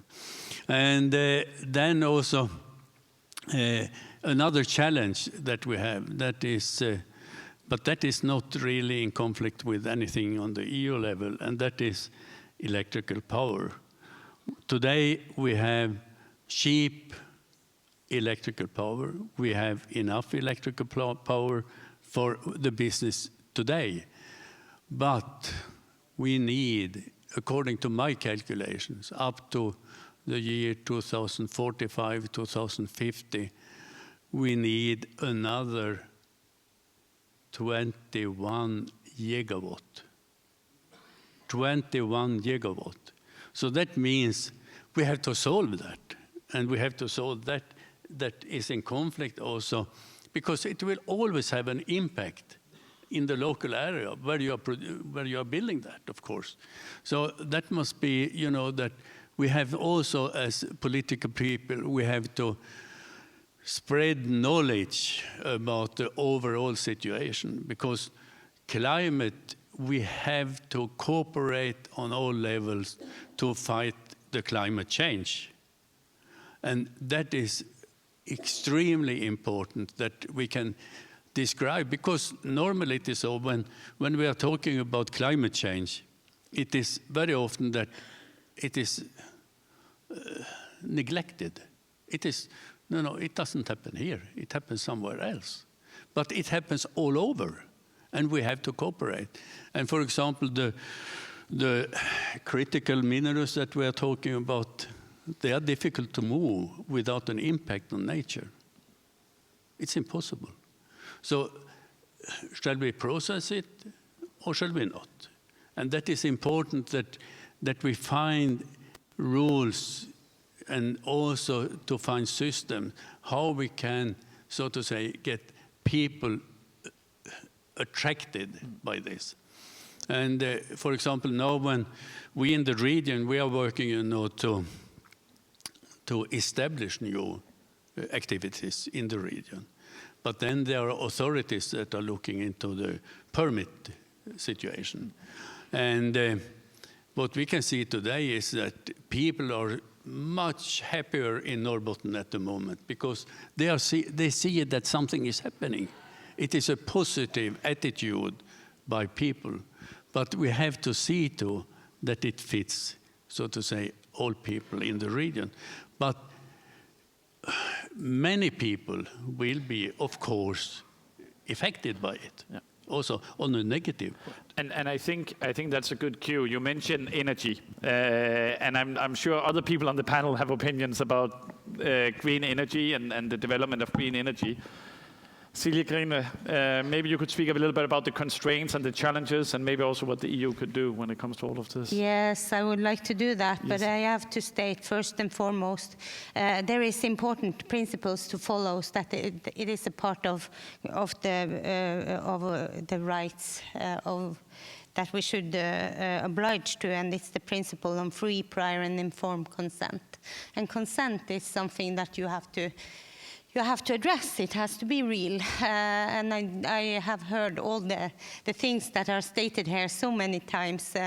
One is we wish we need 100,000 more inhabitants in Sami areas. You could have said 1 million or 5 million for me. I don't know. The sky is the limit, I guess. And the furthermore, climate crises are affecting everybody.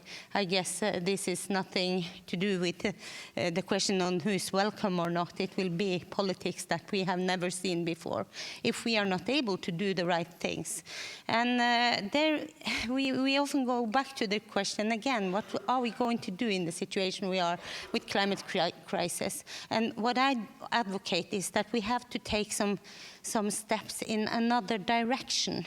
And I think the other direction, it is a direction that I think indigenous peoples, we have some of the answers, but unfortunately, the people who are moving to the Sami areas, they tend not to want to live the way we do or to learn our languages. In the historical fact is that they expect us to live like them and talk the language that the people, the majority are talking, and the more they are, the worse it gets for us. And this is a big problem, because I think when you look at sovereign states and migration politics, you will find a sovereign state will expect that new inhabitants, they come into the area, they learn some of the languages, at least some of the regulations and laws, and of course we should have a diverse community. But what I think when it comes to dynamic, sustainable businesses and industry for the Sami communities, I think it primarily calls for structural changes in how the Sami parliament and the state operate together, or how the Sami people, and in my situation, the Norwegian majority, how we work together to accomplish this. And the Sami people, we must have an active role. We can't have a role that other defines for us. We must have enough muscles to carry out sustainable business strategies on our own. And that is why it is interesting to come to this area and to see a situation where the parliament is able to endorse strategies that they have decided on themselves. And we are not in that position. And I think a lot of the dialogues we have, it is unfortunately, it is a situation where you are able to stress how difficult what kind of challenges you have, and then decision makers say, oh, that's interesting, or I haven't heard that, or I'll take it with me. Or they frankly say straight out, we have to agree that we do not agree. So I don't know how many meetings I've been to where the minister in charge has and concluded the meeting with such a fact that it could be, of course, my way of stating our expectations, or it could be that we do not put sufficient energy, human energy, into the crucial issue of creating sustainable solutions. And I think also Sami culture, we need our own business and industries that benefits the Sami community in all matters, not only economically. And if we are to accomplish this, we must most likely develop our own innovation models for small-scale industry and cooperative models for large-scale industry. And both alternatives, they pose huge challenges in respect of the political system, and the Sami parliaments must be key players. I would also say, with regards to the situation in Norrbotten, which we have heard so much here, I think it's rightful of me to comment on that. Has the Sami parliament on the Swedish side, have they given their consent to all the industry activities in these areas? Do you know that? Can I answer directly? Yeah. Yes, it's good if we can have some debate also. Yeah, it is so that, you know, first of all, when we want to have some development in the area, then companies are coming that have an interest to do what we want to do. For example, the example of fertilizer, green fertilizer in the area. Then it comes the next step, and that is the situation where the company is in negotiation with the local municipality. First region, then local municipality. That is a normal way. And then you come to the permitting phase. And in that case, then maybe not the Sami parliament, but the Sami village that is affected of it. No, because you haven't implemented ILO 169 and you haven't either established a good consultation act. And that is crucial if the Sami parliament is supposed to interact and give their free, prior and informed consent. But anyways... So can we conclude on something? I don't know. Do you want to conclude? Yeah, I want. Let's take the discussion. We could conclude that there are more things to do. Yes, that's true. I think that's the key, and that's why I would like to move to the next one. We will get back to this discussion because I think it's an interesting also just, I mean, you talk about being invited to the table, but maybe not being heard. You know, they listen, but maybe they don't hear what you say. And I think that goes, if we look to Greenland, where, as we heard from Christian, the majority is indigenous. Some people here also feel that they're invited but not heard. I mean, like in any democratic institutions, everyone cannot always agree or feel the right. So you are invited for dialogue and for all of this, but that doesn't mean you always get your way. So let's go to the Greenlandic situation and talk about the constraints here and also what the EU could do.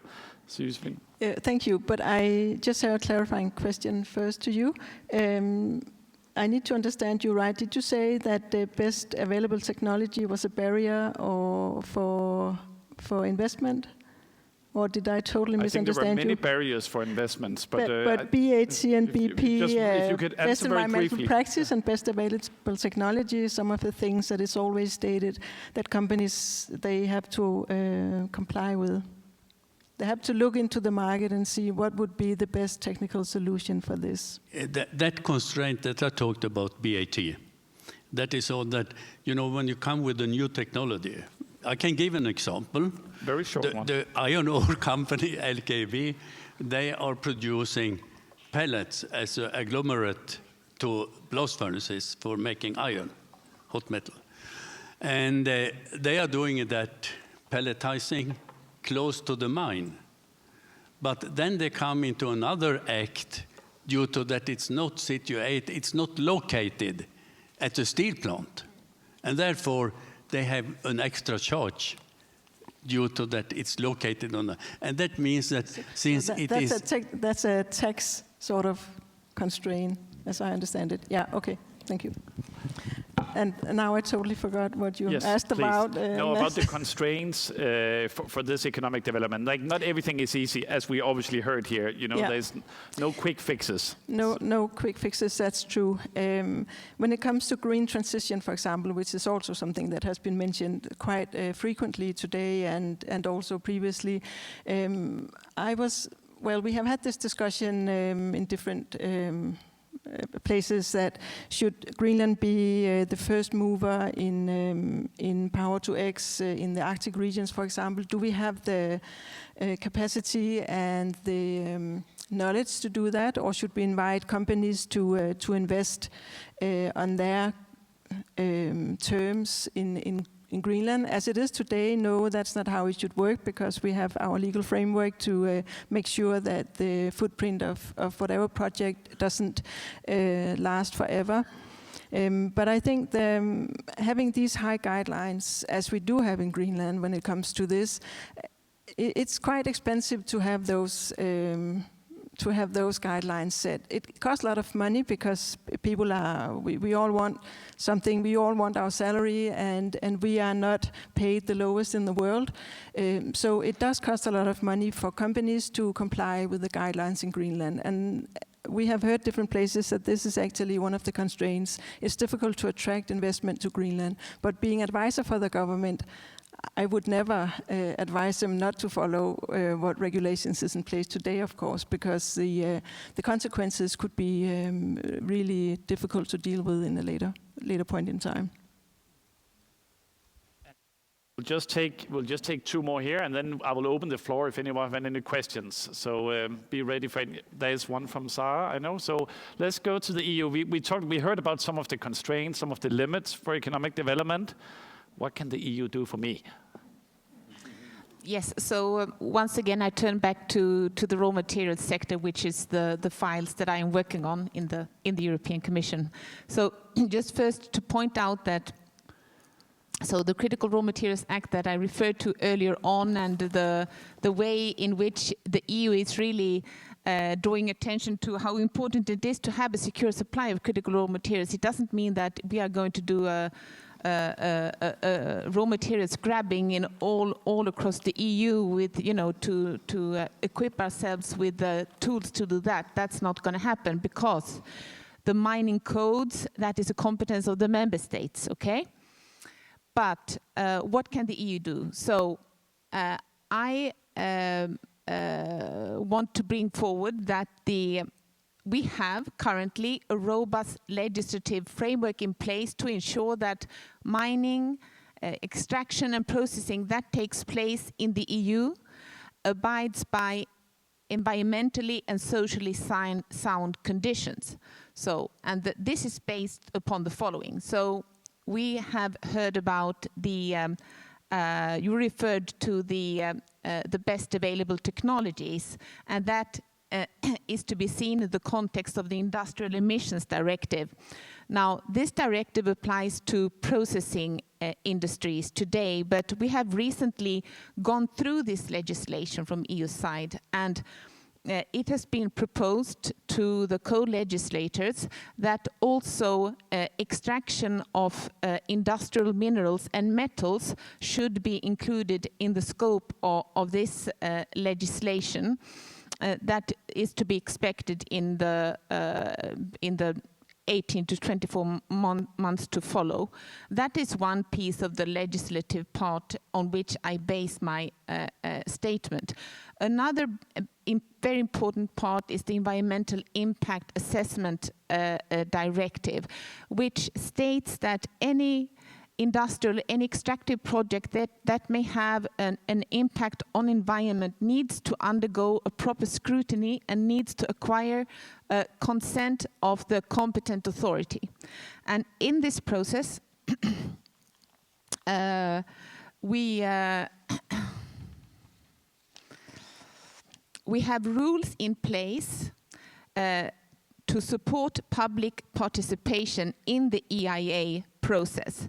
And the fact is that all EU member states are members of the Aarhus Convention. And this means that they have this means a right to information and public participation in environmental matters. And if we look around the globe, I would say that few countries, a few areas can have this high standard as concerns transparency requirements.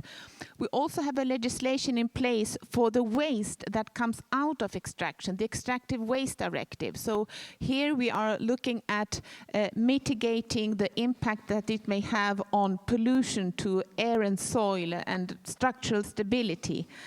These are a number of examples. In addition to the legislation, we have also come forward with guidance on how can you how can extraction exist side by side in a Natura 2000 protected area, and actually it can coexist, and there are ways in how you can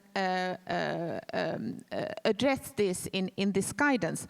We have one other thing that we have proposed is a set of EU principles for sustainable raw materials, and these are two kind of social principles that includes one moment, human rights, engagement with communities of interest, employment, health and safety.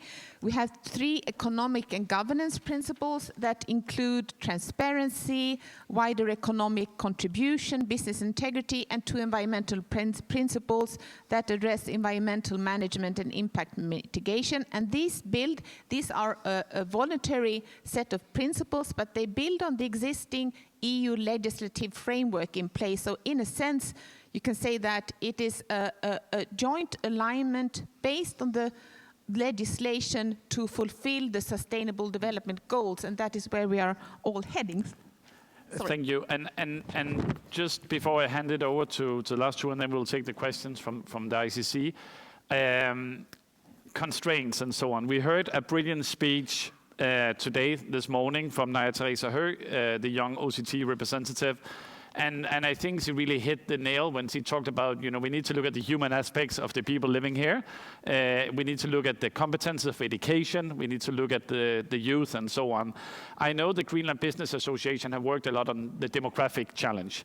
Maybe you could put some words on that, because when I hear from the EU, about all these frameworks and all of this, I also look at a country with 56,000 people, and I look at a relatively small administration. And then the EU system comes and says, we're here from the government and we're here to help you. Maybe you could explain a little bit about the demographic challenges, both from the administration, like what the business sector is facing with framework conditions, but also with getting a workforce. 2-3 minutes, if you. Thank you very much. Yes, and just to start with, what is the EU doing here? Actually, we've got this collaboration with the EU, and the funds coming in from the EU goes towards education and towards green transition. And from my perspective, I think we need to start the discussion, what is sustainability in a Greenlandic context? Because what keeps me up at night is not necessarily whether there's a CO2 emission. It's more what's happening outside my front door with the young people. And it affects me very much to hear our young speaker this morning talk about the suicide rate, because this is something we know. It's not very often discussed, and it's got to do with creating a life with a value. And I think that's our jobs as business communities and political leaders. What kind of society do we want? What's going to create value? And what we're seeing right now is we can't get people into jobs. We've got no unemployment. It's quite difficult. Some of the jobs that people may be interested in, we've sort of restricted them through the way we've organized our educational system. We're not bringing people out that have the skills to go into further education and then take on the jobs. So you're going to see people come in from the outside doing a job. It's not that you can't get a job, but these people coming in from the outside might be having the job that you thought that you could be having. So there is a tough discussion to be had at some point about this, what we want for ourselves and what we want to bring in people for. And that brings us to the whole discussion of prioritizing, because our demographics, it's like this. We live in 72 different places. Some of these places have 2, 3, 4 inhabitants, and the largest being Nuuk, where we are now, 20,000 people. And we've sort of got a solidarity going on. So if I've got 300 euro, I'll give 100 to each of 3 settlements or 3 towns, rather than I could take the 300, and rather than split it, put the 300 into one of these towns to make that prosper and grow that and use the resources there and create the life, and then have the activities follow the money and the investments. And that's a talk we need to have before things happen and we are not in control. And that means people move away. Worst of all, losing people from the country because people move out. We need to keep working on making this a good place to live, because a good place to live is a good place to visit, it's a good place to set up a business.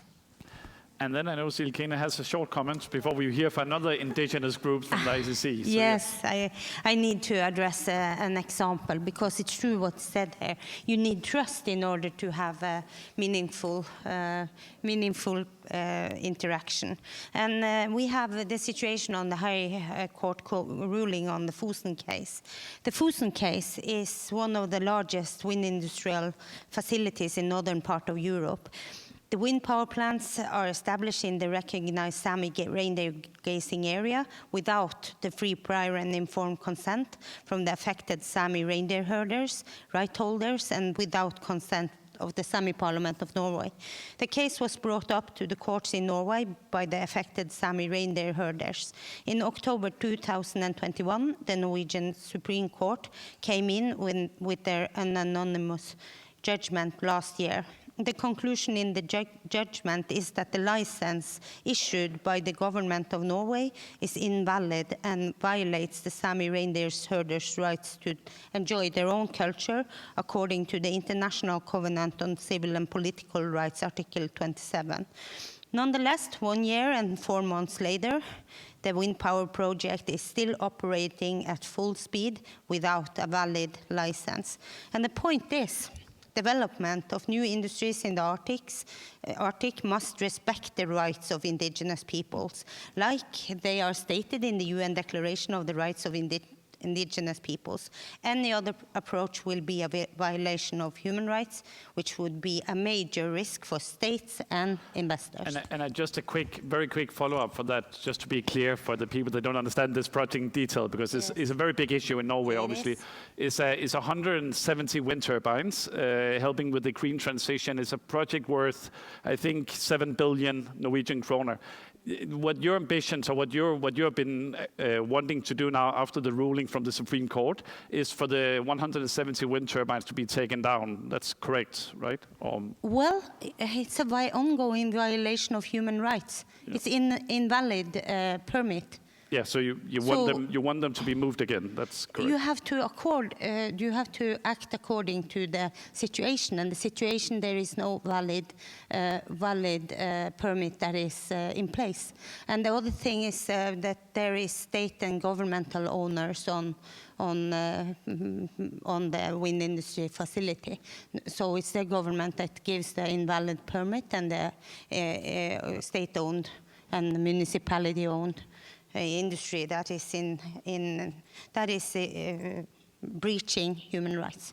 Thank you. Now I will finally we'll hand over to Sara. If there's another question, there's one. We have less than 10 minutes, so we will do quick answers.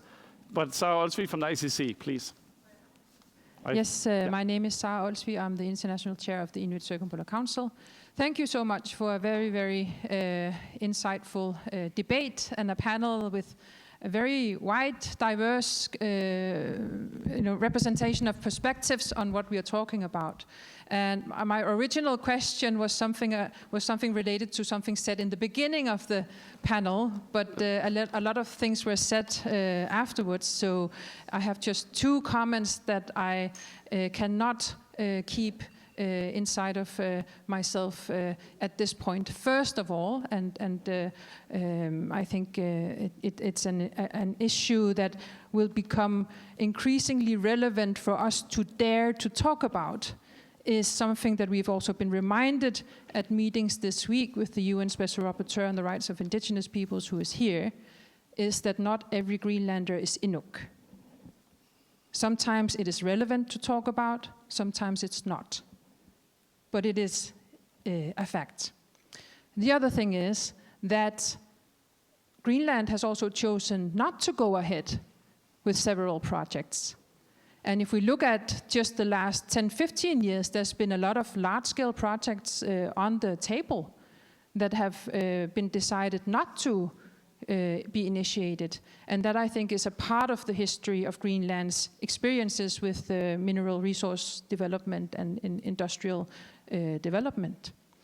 And now I'm back to the thing that I was going to ask about. But it requires a little bit of explanation related to the UN Declaration on the Rights of Indigenous Peoples, which I think is very important to keep putting out there as a basic fundamental principle for any development in Inuit Nunat, including Greenland, in Sápmi. And that is that the issue is that indigenous peoples are not the same as local communities. Indigenous peoples are not stakeholders or groups. We are peoples.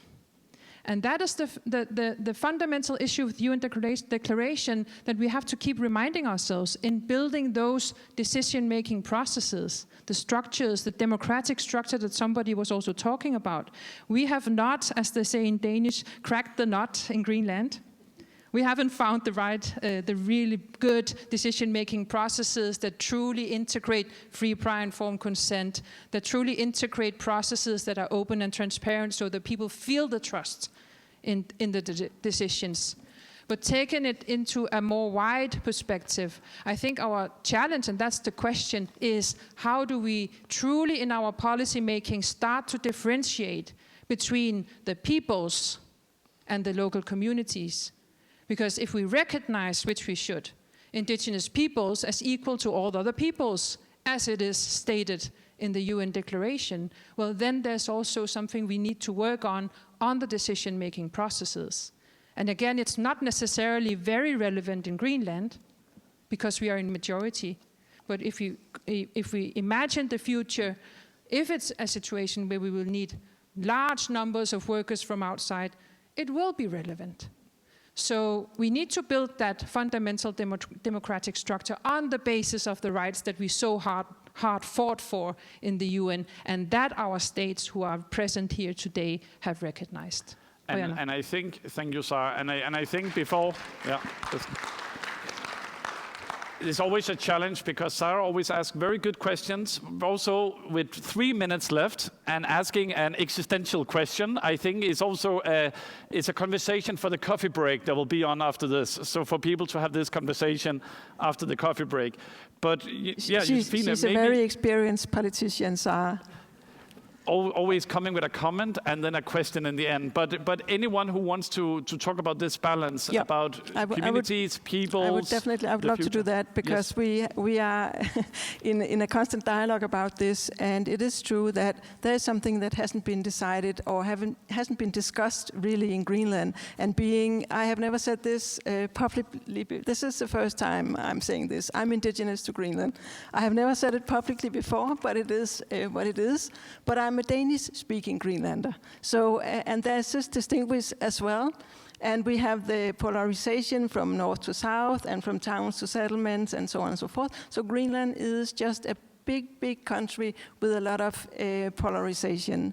And to try to have this all come together it looks sometimes impossible, but I'm sure we can do it if we take just these small steps at a time. And we have to continue this discussion and make the time and space for having this dialogue, because we all want the same, I'm sure. So I'm sure we can find a way, and I appreciate, Sarah, you always taking this up when possible, so thank you. Yeah, Celia. Yeah. I do support Sarah totally on this issue, and it's quite important, because I stated we have only very few communities where the Samis are in a majority situation. So with increased settlement migration to these areas, how are we supposed to secure our future for the languages, our ways of life, and our culture?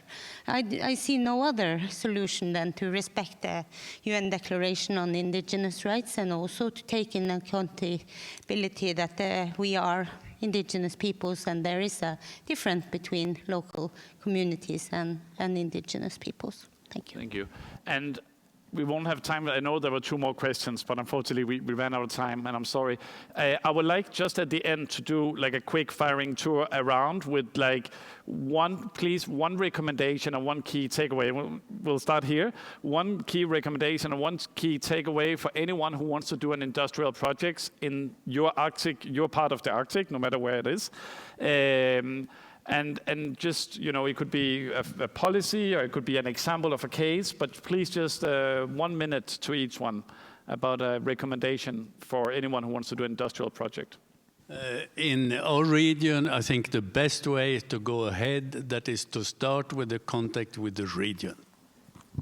Very short. Yes, I think you must explore whether the government in that area you are going into or planning your activities in, whether they do respect the rights of indigenous peoples, and they have a good framework for ensuring that.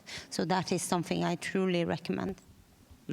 I would add on to that you have to be flexible if you want to engage in Greenland, because we all depend so much on the weather and circumstances that we do not control.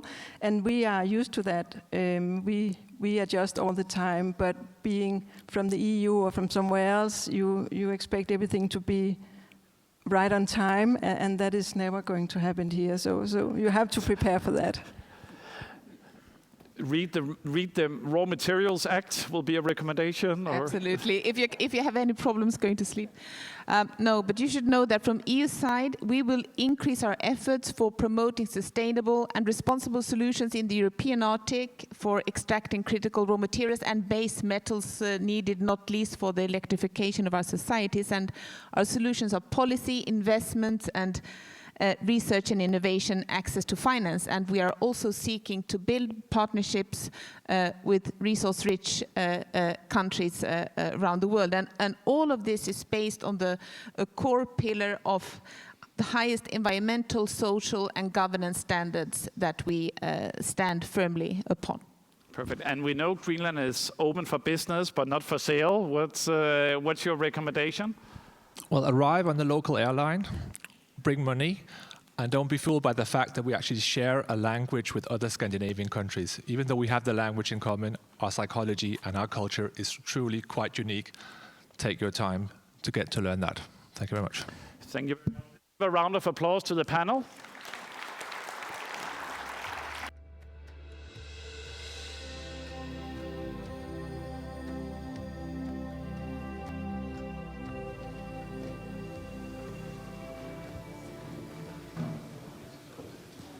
Talk about the Arctic, we should talk about different Arctics. We see many differences between Arctic regions, geographically, demographically, economically, and socially. Geographically, we must acknowledge that the challenges here in Greenland, for example, are different from those in other parts of Arctic, such as Alaska or Lapland. In demographic terms, it's important to take into account that urban and rural areas in the Arctic and that face different challenges, even if these are interconnected. And the same true is of the economic situation. Some regions, they do enjoy high levels of activity, which is sometimes dependent on extractive industries, while other areas are still struggling. And when we talk about social factors, we must consider and tackle an array of presence inequalities and historical wrongdoings. And the fact that indigenous peoples are often disproportionately affected by the shortcomings and disparities. Clearly, each of these Arctics faces a specific set of challenges, as well as also an opportunities too. And some of these Arctics are in the EU as well, yet all this diversity is also immense asset to the region and to the world. And let me tell you why. So first of all, this diversity is an added value that can help the Arctic face some of the challenges it encounters. Second, Arctic regions can learn from each other, share their experience, and try new approaches to common problems. Third, because despite these differences, pan-Arctic institutions and movements, they can help build cohesion, solidarity, and trust. And these are the assets we need to tackle the daunting challenges that the Arctic is facing. That's why we devoted some 150 million euros under Horizon Europe to the Arctic and assigned 167 million euros under our regional development programs to interregional projects between EU and North Atlantic and Arctic neighbors. Climate change, environmental degradation, increased human and economic activities, and many more.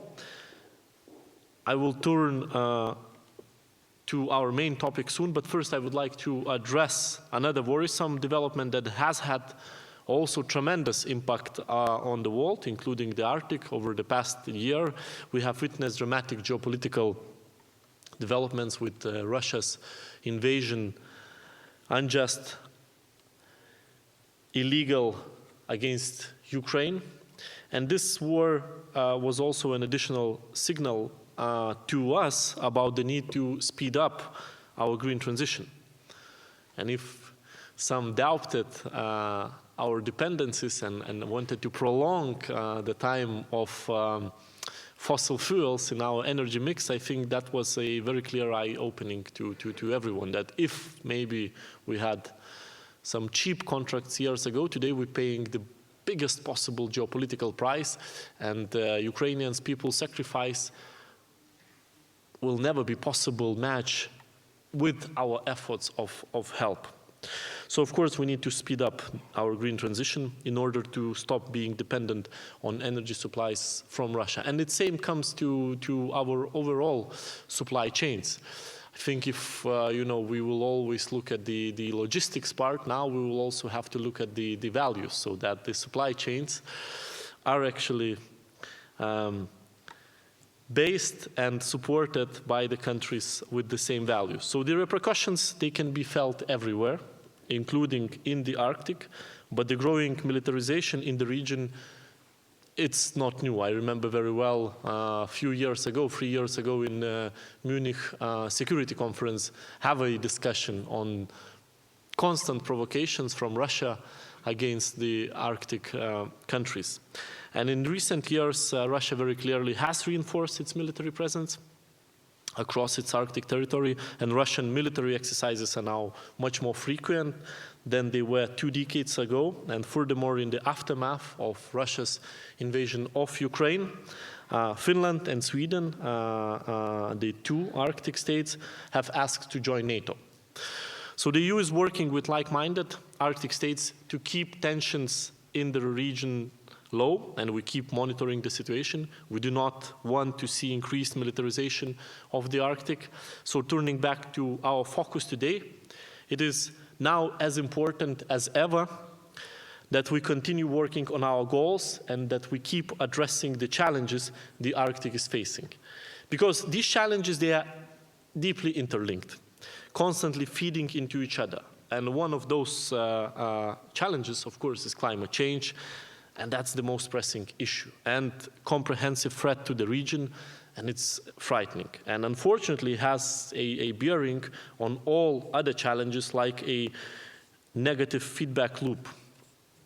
So the Arctic is the fastest warming area on Earth. Probably don't need to tell you that, but this accelerated warming is leading to melting sea ice, thawing permafrost, and changing weather patterns. And we are already seeing a wide range of negative impact. And these changes can have, of course, dramatic impact on Arctic ecosystems, including the loss of habitat for wildlife, changes in the redistribution of fish and other marine species. Yesterday, I had a meeting with the fishermen, and they see themselves changing patterns. But overall result can be erosion of the coast, increased erosion of the coastal area. So there are also significant implications, of course, for people who live in the Arctic, and in particular for those who rely on the land, sea and ice for their livelihoods. So climate change is also affecting global weather patterns. It could affect ocean currents, and this in turn could increase the risk of some natural hazards. It could affect heat, snowfall, rainfall patterns, increasing the risk of wildfires or floods through melting permafrost, impacting infrastructure. We now have a hurricane in Faroe Islands, and this is something that happens more and more often with actually more and more severe impacts. So, for example, we already know that the Arctic is becoming wetter and stormier. And in another worrying development, climate change is contributing to the rising sea levels from the melting of the Greenland ice sheet. Another major challenge is, of course, environmental degradation. In many cases, it's made worse by growing human presence and activities in the region, and the causes of environmental degradations, they are both. They are local, but also the same, they are global. And the Arctic is home to a wide range of rich yet very sensitive ecosystems. Here you can find the tundra, boreal forest, and wetlands. And human activities such as an oil and gas development, mining, shipping, or timber productions, they putting constant pressure or under stress these ecosystems. And when conducted carelessly, these activities lead to pollution, habitat destruction, and the introduction of invasive species. And accidents can also happen, contaminating the land and the water, making a complicated situation even worse is the pollution originating far from the Arctic, which is carried to Arctic shores. So environmental degradation is a trigger for biodiversity loss, for example, of bird species, and it also a major factor affecting human health. As I already mentioned, these challenges, they are deeply connected. So human economic activities are a major factor of environmental degradation, and the Arctic is rich in natural resources, including oil, gas, minerals, fish and timber. And as a global demand for these resources grows, the Arctic is becoming an increasingly attractive area for development. Let's not hide from the fact that melting ice also opens up some of the ways for those opportunities. And one thing which we should avoid and always bear in mind, that now we're trying to run away from the fossil fuels-based crisis, so we cannot run into minerals or materials-based crisis. So clearly this all possesses challenges but also opportunities. And on one hand, this demand can be a catalyst for societal development in the Arctic. On the other hand, as mentioned, this increased activity also adds pressure to Arctic ecosystems and communities. Vast distances in the Arctic also limit emergency response capabilities in case of accidents, and this feeds into the human, societal, and socioeconomic challenges that the region is facing, and we must not overlook them. So it's essential to ensure sustainable economic development and make attractive jobs available. This will make the Arctic more competitive. It will help to attract and retain talent and people who not only live here because of work, but also thrive and want to put down their roots in the region. And this means providing access to services and coverage of basic needs, both in urban and rural areas, for instance, reducing health inequalities, or increasing connectivity with access to an array of digital services, including health, of course, education, and administration. And we must address inequalities caused by depopulation and unbalanced economic growth. Growth in some parts of the Arctic should not be at the expense of other areas, and we must also do utmost to protect traditional livelihoods, cultures, languages. In practice, this means, first of all, listening to the voices of those who live in the Arctic, particularly indigenous people. And we must pay special attention to the voice of the youth. We owe them this much because they and their children will be left with the world that we actually make today. And climate change only exacerbates these issues, such as the health, economic, and social risks posed by thawing permafrost or the growing risk to food production, for example, to fisheries and aquaculture, but also to reindeer husbandry and salmon runs. So I mentioned earlier that indigenous communities are often the ones most affected by the challenges.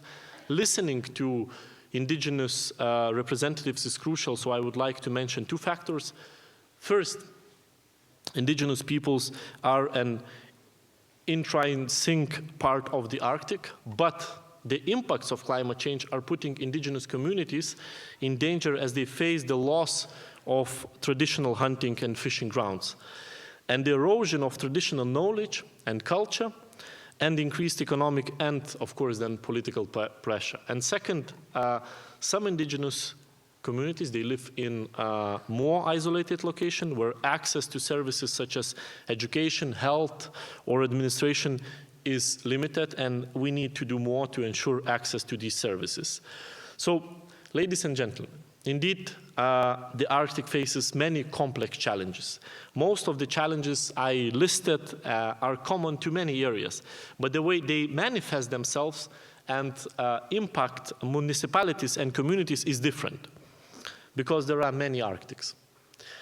This is the reality we must face when planning and implementing mitigation and adaptation measures to fight the impacts of climate change in the region. In practice, it means that conducting tailored analysis, listening to those who living in these different Arctics, and following specific approaches to confront these issues. The Arctic is changing rapidly. There are many drivers of transformation in the Arctic. As I mentioned, climate change, environmental degradation, economic development and growing human presence, geopolitical interests, human and societal challenges. They are changing the Arctic in different ways, but the end result is not set in stone. We can and we must play our part and help shape that outcome. So I believe that diversity of the Arctic provides the knowledge and resilience needed not only to face but overcome the challenges as well and to harness the opportunities present in the drivers of transformation. So we must work together to find the common and sustainable solutions to balance competing interests and to limit the negative effects of climate change and other challenges. So I firmly believe that people of the Arctic are more than up to the challenge. And I believe that the Arctic has much to share with the rest of the world on these matters. So many thanks for your attention and looking forward for a very interesting panel discussion. Thank you.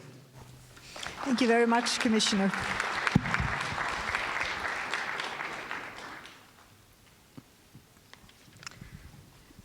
So with this, I think we have an excellent basis to start our discussion. And with the panel we have here, I'm convinced that we will have a very multifaceted and good discussion.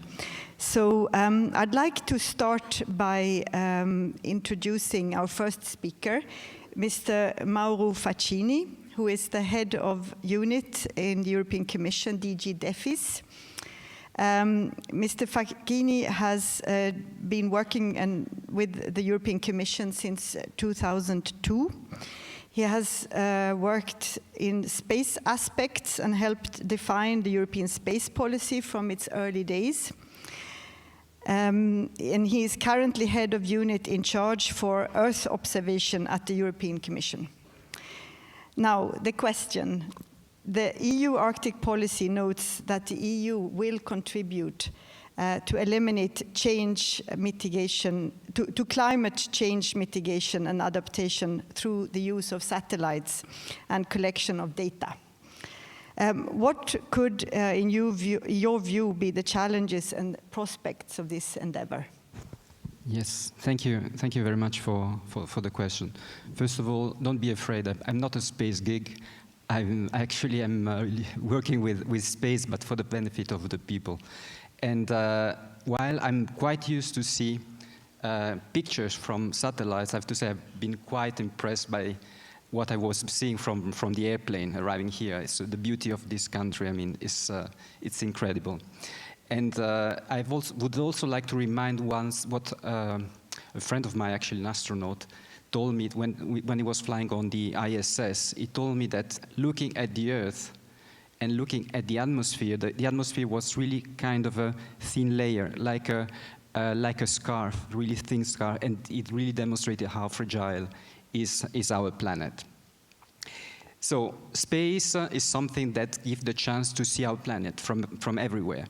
And you might be surprised, but actually the Arctic is even well positioned for that, because most of the missions actually are called polar missions, meaning that the satellites turn around and they pass very frequently on the Arctic. So it's really possible to have multiple observations in this area and to see how it evolves, how it is changing. And it was possible and to demonstrate and to show really how it is changing, how the climate all over the planet is changing, and the effects that it can have in this region. Indeed, I mean, as was mentioned also by Commissioner, we had extreme events, we have sea level rise, we have the melting of the ice caps that is more and more impressive every year. Wildfires or even heat waves, something that was not visible in the past years, but is becoming even more and more effective recently. What can we see from space? I will speak mostly about Earth observation, while I think part of the portfolio that we are managing is also navigation through the Galileo program, and also something that is called secure connectivity, where it's possible to connect all parts of the world, also with internet and other capacities. But with Earth observation, it's possible to see what's happening on land. You can see how the land is changing, how it is managed. You can see the ocean environment, how the quality of the ocean is changing. And for example, the ocean temperature, the salinity, and what kind of effect it might have. The air quality, how it is affected by pollution. Disaster management. Every time that you have something happening, you can activate satellites in order to see and to provide information to civil protections. Everywhere around the world, they can activate the satellites. They can request activation of our satellites, either directly the EU member states or other member states through the delegations they have in their countries. And the last one was in Turkey 3 days ago, where we were activated immediately after the earthquake. And environment, indeed, globally, looking at the environment, the biodiversity, how it is changing. And then I come into climate change. So you really see how the climate is changing. As I said, the ice cap are really changing faster and faster.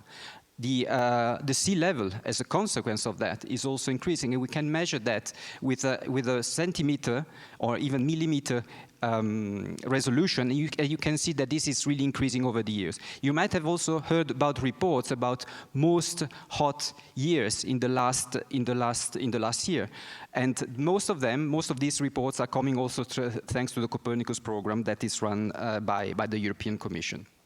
So we have satellites that are giving data, and these data are provided in order to give products.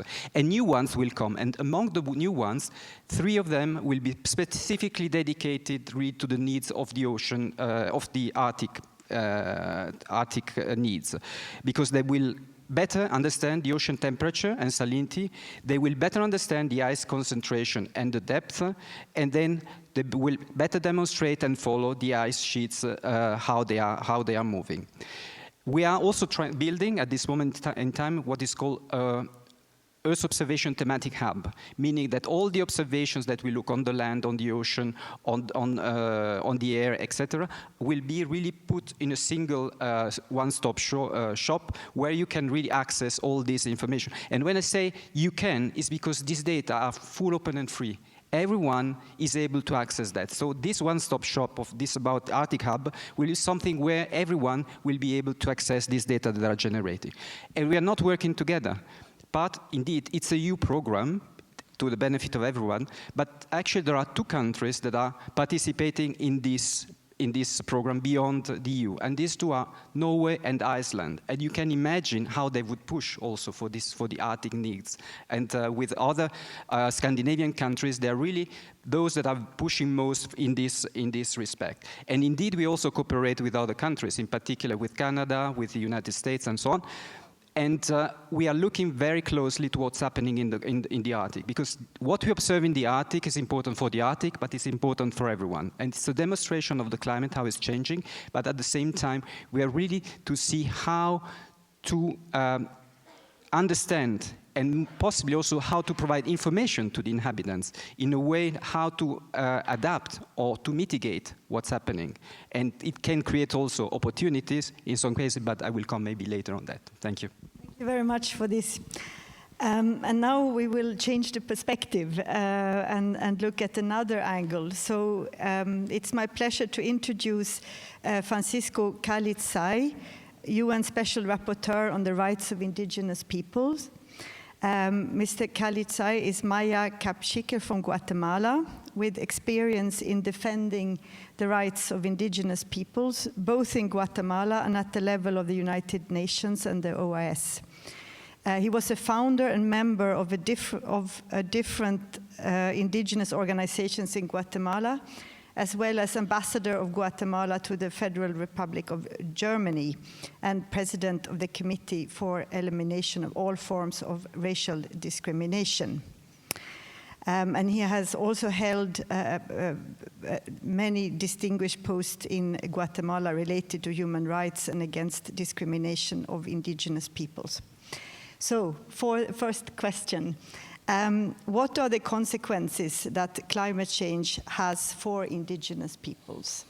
And how can international organizations provide effective and sustainable practices and solutions?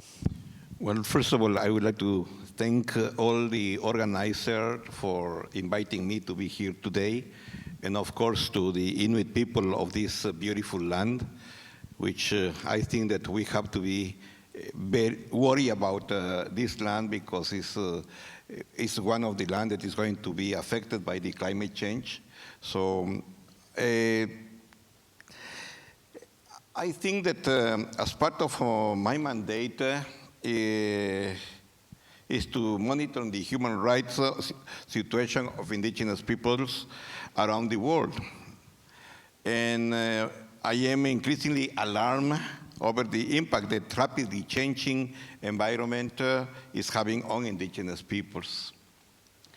Indigenous people are disproportionately vulnerable to climate change because many depend on ecosystems and natural resources for the basic needs and livelihood.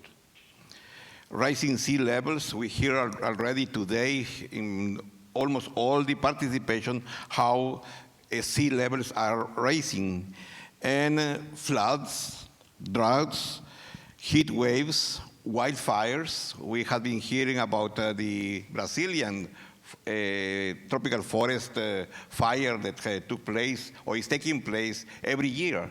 And today we have an alarm alert in Chile with the Mapuche lands that is on fire in this moment. Cyclones are affecting indigenous land at tremendous rate. Global warming affects us all in many ways. It reduces biodiversity, exacerbates the impact of pollution, and causes food insecurity.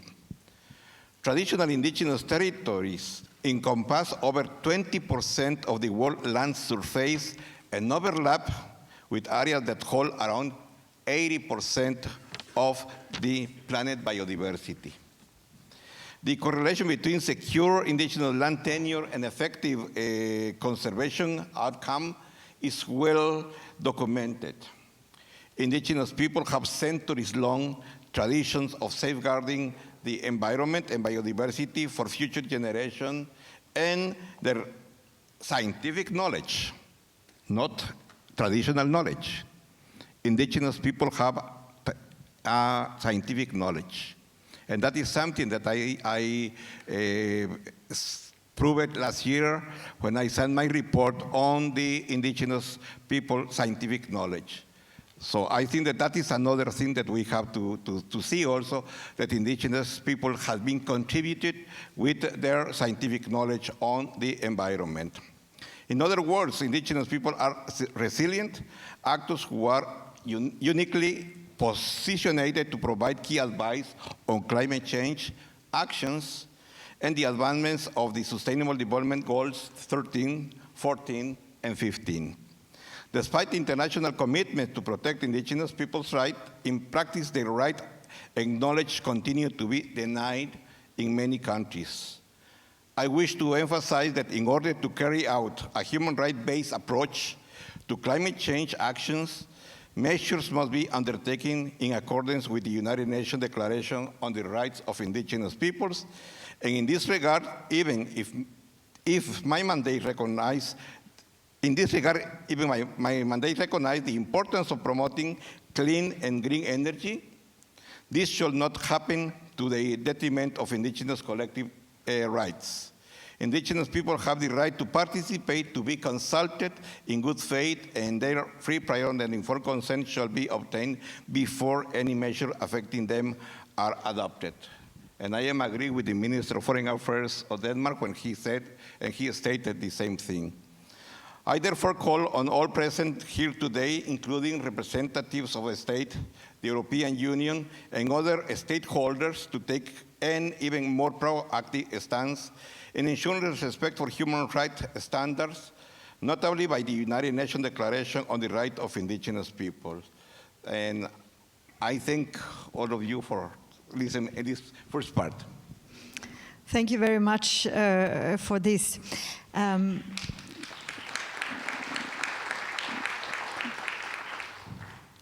And then we will continue with our next speaker, and that is Anni-Sofia Niutuvuopiu.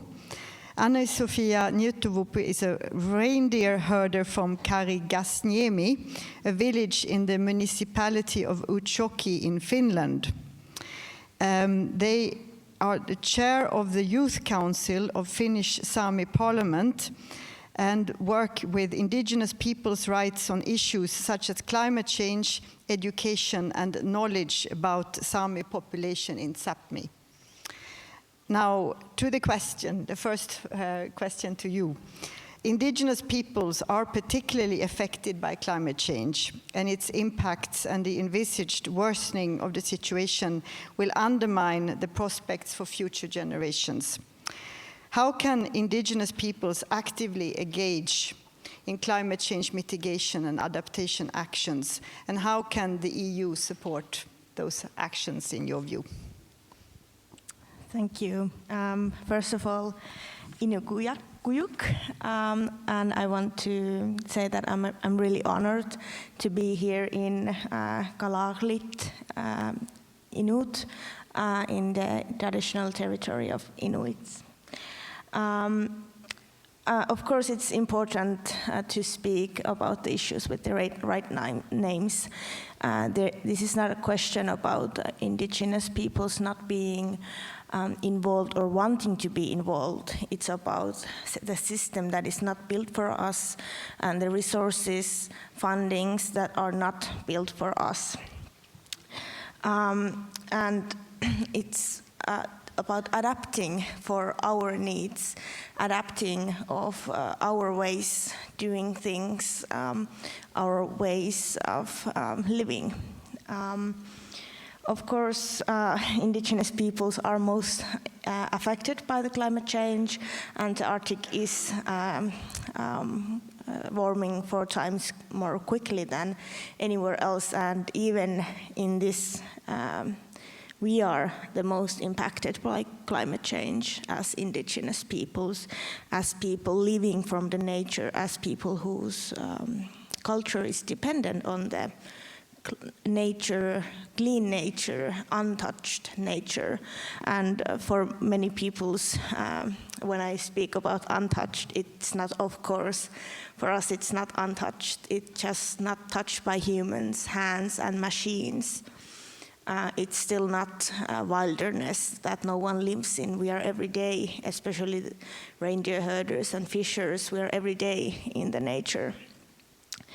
But for the solutions, there are of course many ways we can improve involving indigenous peoples through the conversations and making us part of the solutions. For example, we need fundings that are reserved for us, that can be also managed by us. Of course, EU funding, also from the EU, that we have the right to use as we wish, as we see the best. The process as small indigenous peoples reporting to the EU, it's not an easy process. You need to have a lot of knowledge. You need to know how to use the words and put the right marks on right places. And we have many knowledge holders that don't have the time or even want to do that. They want to improve their livelihoods, they want to improve their life, they don't want to do the paperwork. So to find solutions that we can work, to find the right people from our community to do the paperwork, and letting people to find the solutions. Of course, this has put us in a situation that EU is quite far from us.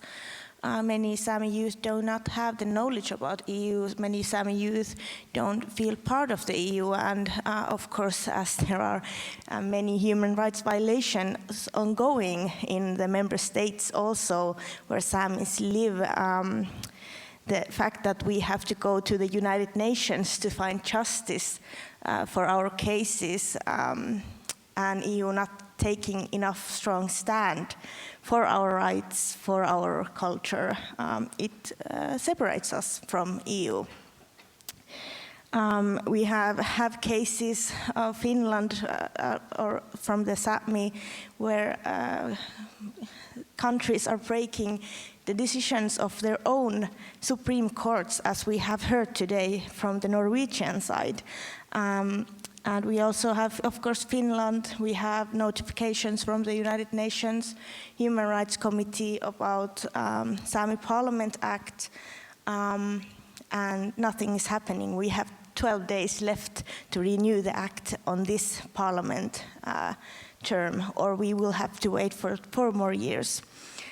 So of course I'm hoping a more strong stand for these issues, that we can actually put our effort and time to climate change and finding solutions with the EU and not fighting for the basic human rights.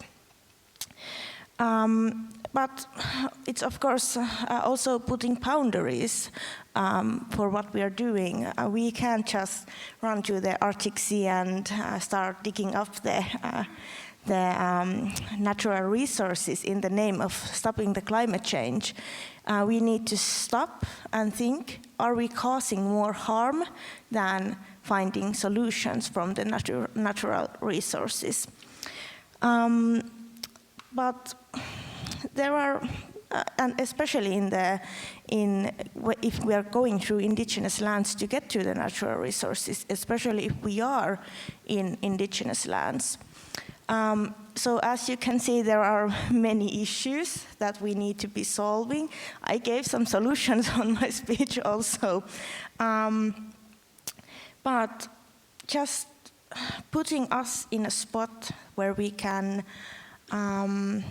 actually have a say on things, recognizing us in the EU policies, and giving us the possibilities as everybody else has.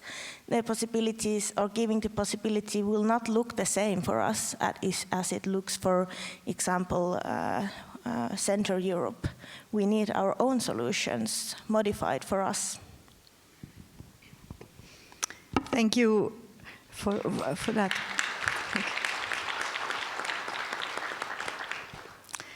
And then to our next speaker. Dr. Jennifer Spence is an Arctic Initiative Senior Fellow at the Harvard Kennedy School Belfer Center for Science and International Affairs, with expertise related to sustainable development, international governance, international effectiveness, and public policy. Ms. Spence is also the Executive Secretary of the Arctic Council's Sustainable Development Working Group and an adjunct professor with Charlton University Northern Studies Graduate Program. Previously, she worked for 18 years with the Government of Canada in senior positions related to resource management, conflict and change management, strategic planning, and leadership development. So, to the question to you to start off, advancing sustainable development and improving environmental, economic, and social conditions of the Arctic communities is an inherent part of climate change adaptation. What steps should the Arctic states and the EU make in order to minimize climate change implications for safety and resilience of indigenous peoples and Arctic communities? It's always a challenge when the question is almost as long as an answer, but thank you for a nice, easy and straightforward question, and thank you very much for the opportunity to be part of this conversation. I will proudly wear my hat as a policy geek, so I will say that this is something that I think is quite an important thing, is this conversation about where the international, where the regional, and where the local fit together. So I would say that Arctic indigenous peoples and Arctic communities have a common experience. They are on the front lines of climate change. Their stories and experiences bring to life the reality of climate change for a world that has been slow to understand and respond. But underneath this common experience, as the Commissioner pointed out, is an important amount of diversity. Diverse experiences, diverse needs, diverse priorities. In order to effectively support the safety and resilience of Arctic indigenous peoples and Arctic communities, high-level policies and programs that you see through states and the EU need to be structured as broad frameworks that are flexible and adaptable to unique local contexts. Furthermore, careful thought needs to be given to how these policies are operationalized and translated into action. The implementation of these policies must empower rather than constrain Arctic communities. And I think that Anna Sofia gave an incredibly good example of the red tape and reporting, and at the end of the day, some hard questions need to be asked about how these programs and initiatives and policies enable communities to do the work, to meet the opportunities and challenges that they face. Arctic states and the EU will most effectively meet their policy aspirations by positioning themselves as partners and supporters of climate adaptation and community resilience. We need to acknowledge that effective and sustainable actions rest with the communities that are living with these changes. Some might see this as an argument for from more top-down to more bottom-up policymaking, but this would be overly simplistic. Responding to climate change in particular is a challenge that requires us to rethink and restructure our policymaking processes and develop new and innovative mechanisms to effectively mobilize and connect bottom-up and top-down. We're going to need both to respond to these challenges. Thank you very much for that.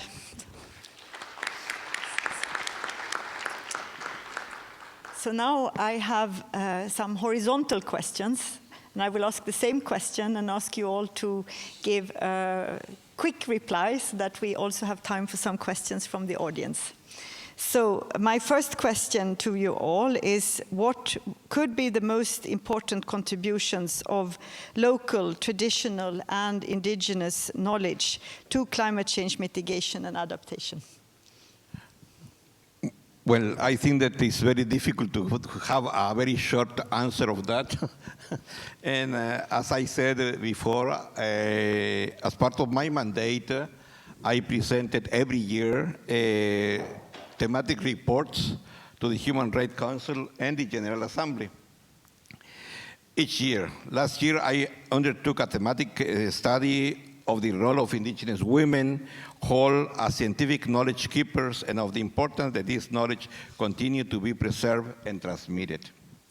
Indigenous women are custodians of vital knowledge spanning across diverse realms, including food and agriculture, health and medicine, natural resources management, languages, craft, and spiritual practices. Their knowledge is refined through practices that have been transmitted across generations of indigenous peoples. As my report set out, indigenous women knowledge is critical to maintain cultural identity, managing the risk and impact of climate change, protecting biodiversity, achieving sustainable development, and building resilience in the face of pandemic and other extreme events. For example, here in the Arctic, indigenous people hold sophisticated knowledge of weather predictions, and their traditional food system were based on the management of seasonal resources. With their rich knowledge of the environment, hunters, herders, and fishermen have sustainable supported human and animal life for about 1,000 years, while simultaneously preserving their ecosystems. I wish to underline that indigenous people have the right to the protection of their livelihood activities. The United Nations Declaration on the Rights of Indigenous People recognizes that respect for indigenous knowledge, cultures, and traditional practices contribute to sustainable and equitable development and proper management of the environment. Indigenous languages are disappearing at a critical rate, and with them, invaluable scientific knowledge and culture are being lost around the world. I wish to make a call here today for the state, the European Union, and other stakeholders to support measures to intergenerational knowledge transmission of indigenous knowledge as right holders, as also will strengthen the vital role indigenous people play for more effective climate change mitigation and adaptation?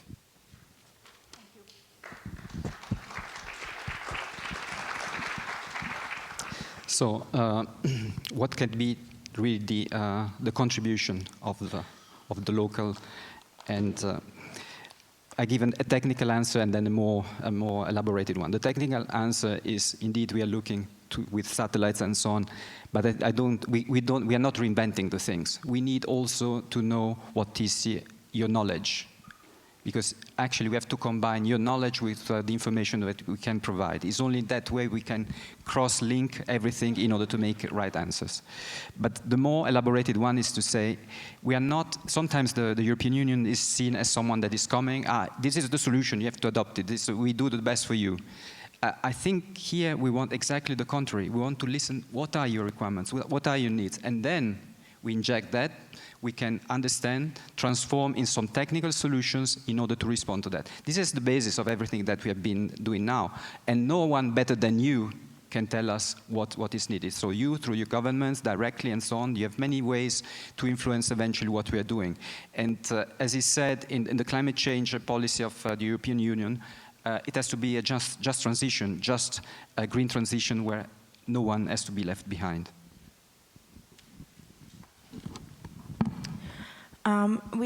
Many times we speak about keeping the Arctic lively and having people living there, but many times the actions in the indigenous territories do not, we don't complete these promises and these hopes. Especially in the Sami area, we have quite common agreement in the Sami community that mining or windmill parks do not fit in the Sami territory because we have reindeer herding. We don't see a possibility for these industries living in harmony with Sami culture. And to be fair, minings in Sami area have destroyed lives, to be fair. There are families that have lost practically everything because of these industries. So what I am expecting is a strong stand from the EU part of finding or mapping the areas that do not that are not suitable for mining or windmill parks. And this is something we need to work together and actually involve Sami community to this conversation. And of course, in the Sami area, we have very unique biodiversity. We have Arctic fox that is almost extinct, but what happens to the species if we get a windmill park to their area? We don't have it anymore. So that's my take on this. Thank you. Thanks very much. It's fascinating to me. Ultimately, when I think about what indigenous knowledge can offer and to this idea of climate change, I'm struck that ultimately the resilience, the answers are already there. The resilience has existed. The communities in the Arctic are already demonstrating the resilience in a time of incredibly rapid change. And so for me, the question is actually, what can we learn? What does the worldview of indigenous peoples of the Arctic provide us in terms of new and innovative ways of thinking about the problems that we have? We got where we are thinking about things in a traditional kind of Western perspective. Why not allow ourselves to consider how a different worldview will provide different solutions? And so I think I won't be the first to say this, but it's to listen and learn. And that is what we have we have a real opportunity to learn from the indigenous peoples of the Arctic. Thank you for that. And we have a few minutes left, so I would like to open up now for questions from the audience. So please identify yourself and also say to whom you want to ask the question. And please keep them rather short so that we perhaps can have a few. So who wants to kick off? Thank you very much. Yes, My name please. is Stefan Mikaelsson, Deputy Chair of the Board of Sami Parliament, Swedish branch. And I stand here because an annex in the border treaty between belligerent countries in 1751 granted the Sami people, the Sami nation, their freedom, the Magna Charta as is stated. We have seen the failures of environmentalism during 30 years after the Rio summit, for instance, and the global warming are 4 times stronger in the Arctic. And what lessons can we draw from that? The lessons I should draw from that is that the measures to prevent the global warming to escalate and to create something we don't want to have should be 4 times stronger than in the Arctic than elsewhere on the habitated Earth. So we could create a Sami region, border-crossing Sami region, connected with the Finnmarksegendomen and Laponia management area outside the world and cultural heritage of Laponia and going into Finland. Will European Union support such an idea? Kiitos. Thank you for that question. Maybe we should collect a few more. Thank you. Adam Stemping from Arctic Center, University of Lapland. I would have a maybe overly technical question to Ambassador Kalicaj. So last year, General Assembly decided that right to a clean, healthy, and sustainable environment is a human right. And I'm just wondering if you have any comments on your expectations, how the right to healthy environment would, I don't know, over the next decade affect the indigenous rights in the UN, in the nation states. What would be the kind of human rights, indigenous rights developments related to the acceptance that healthy environment is a human right? Thank you. Thank you for that. And I will also ask one question of my own also, and that is that understanding gendered and human insecurities associated with climate change, environmental changes, and migration patterns and industrial development are significant to move forward. So if any of the panel members would feel inspired to name one challenge and a possible solution linked to socio-economic development, that would also be much appreciated. So with this, I open up and please, yeah, perhaps for you, because there was one direct question. Well, actually, I didn't understand the first part of your question. I'm sorry.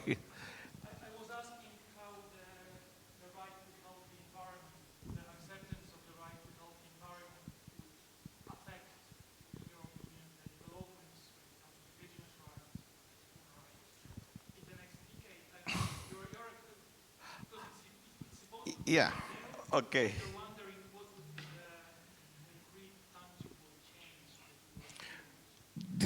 I think that it's going, if we are talking about healthy environment for indigenous people, healthy environment is going to affect positively.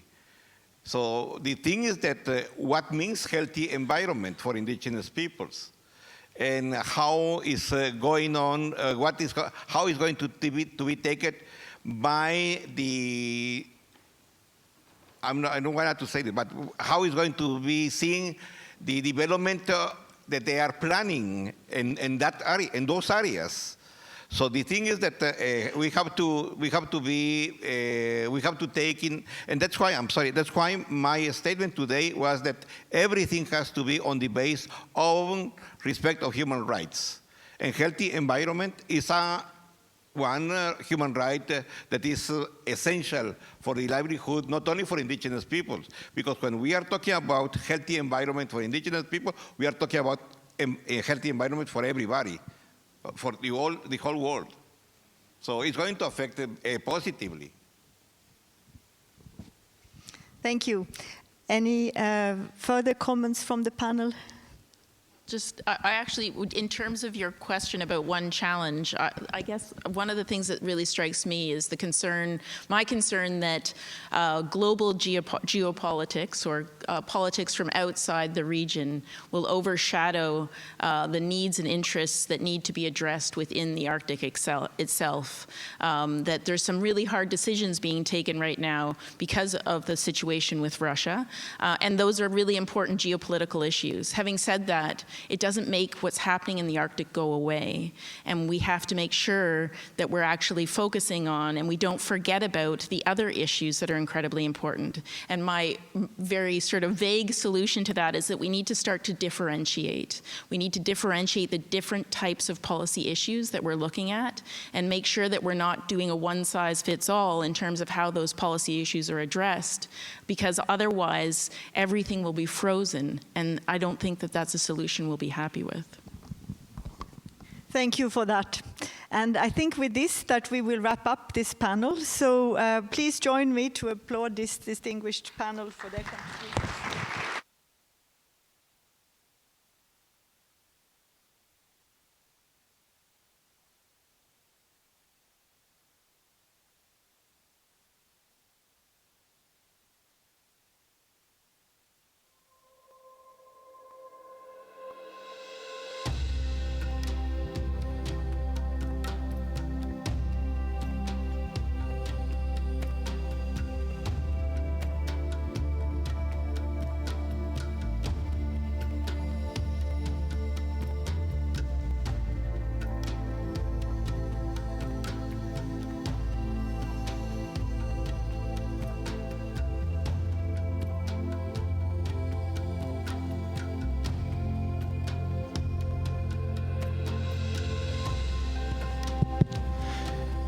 Good. Let's continue with our last panel of the day. And I would like to call on stage our distinguished panelists, Patty Aslak, Viljo, Kari. And before I call on stage our keynote speaker, Charlina Vicheva, just to remind you what the panel is about. In our EU Arctic policy, we highlighted the role of indigenous peoples and of regional organizations. And we couldn't get in one panel all of them, but we selected a few of them to tell us about how we implement this, we implement together the European Union's Arctic policy, and to discuss results both with the European Commission and with the External Action Service. But before presenting our distinguished members of the panel and discussing, I would like to invite Charlina Vicheva, the Director General of for Fisheries and Maritime Affairs in the European Commission, to set the scene. You are, of course, now my DG, but before you worked already in the Commission in various departments dealing with regional policy, with the Joint Research Center, and before that with working in the Bulgarian administration. But please, the floor is yours.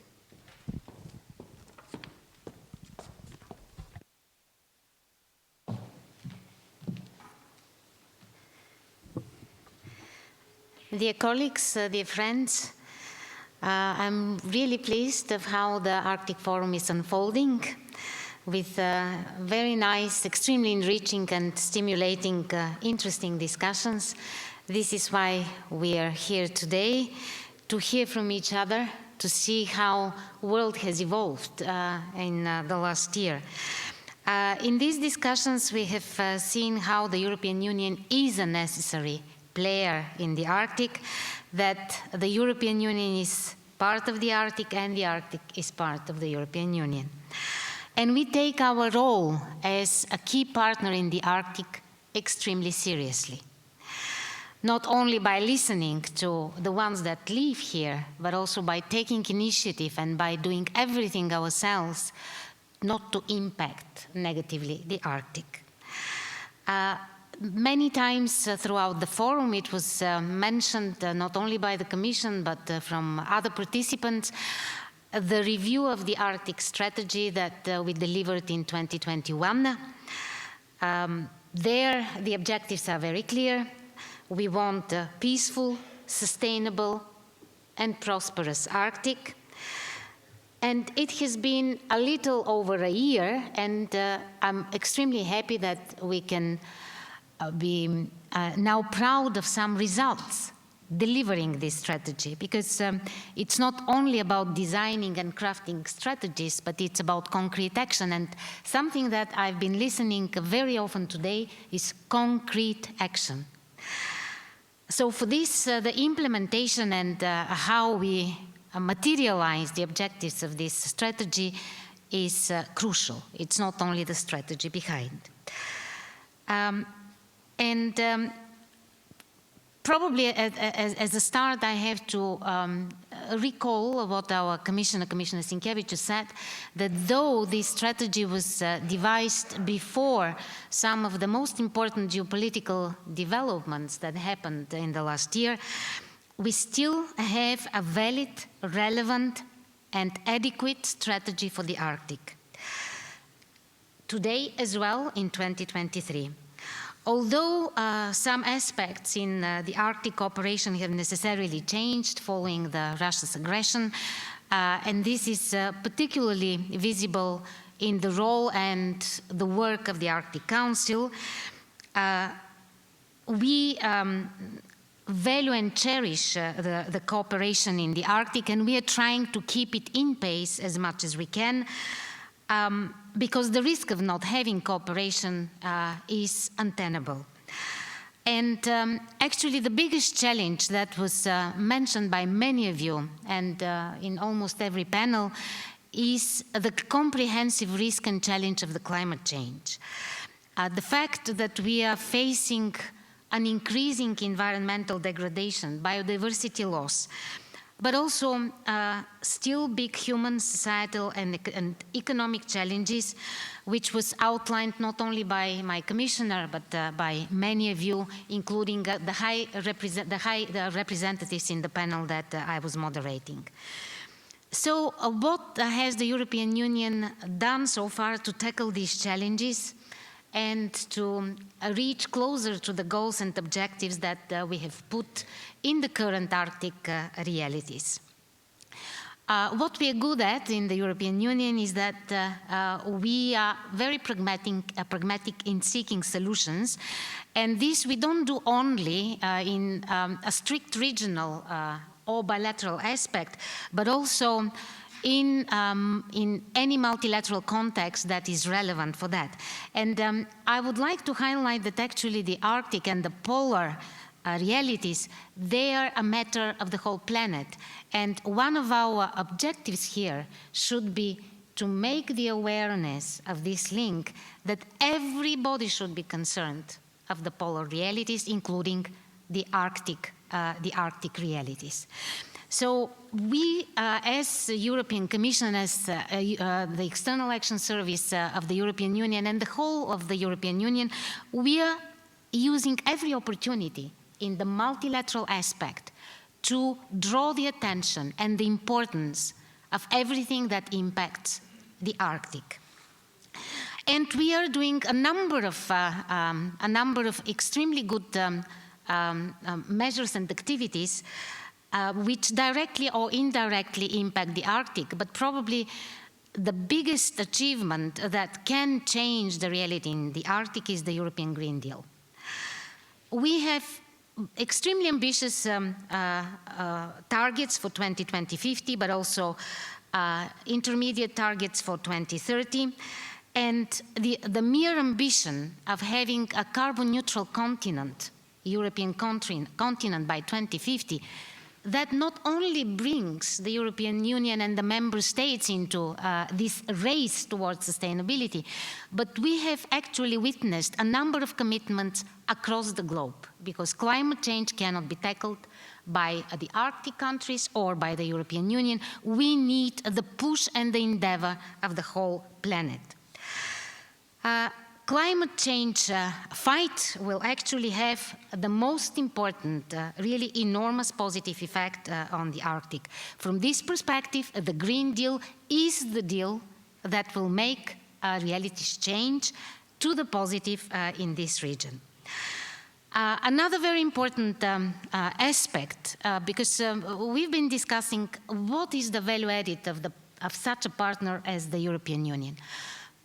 Beyond any budgetary benefits or particular initiatives, I would say that a very strong value of the European Union is the predictability.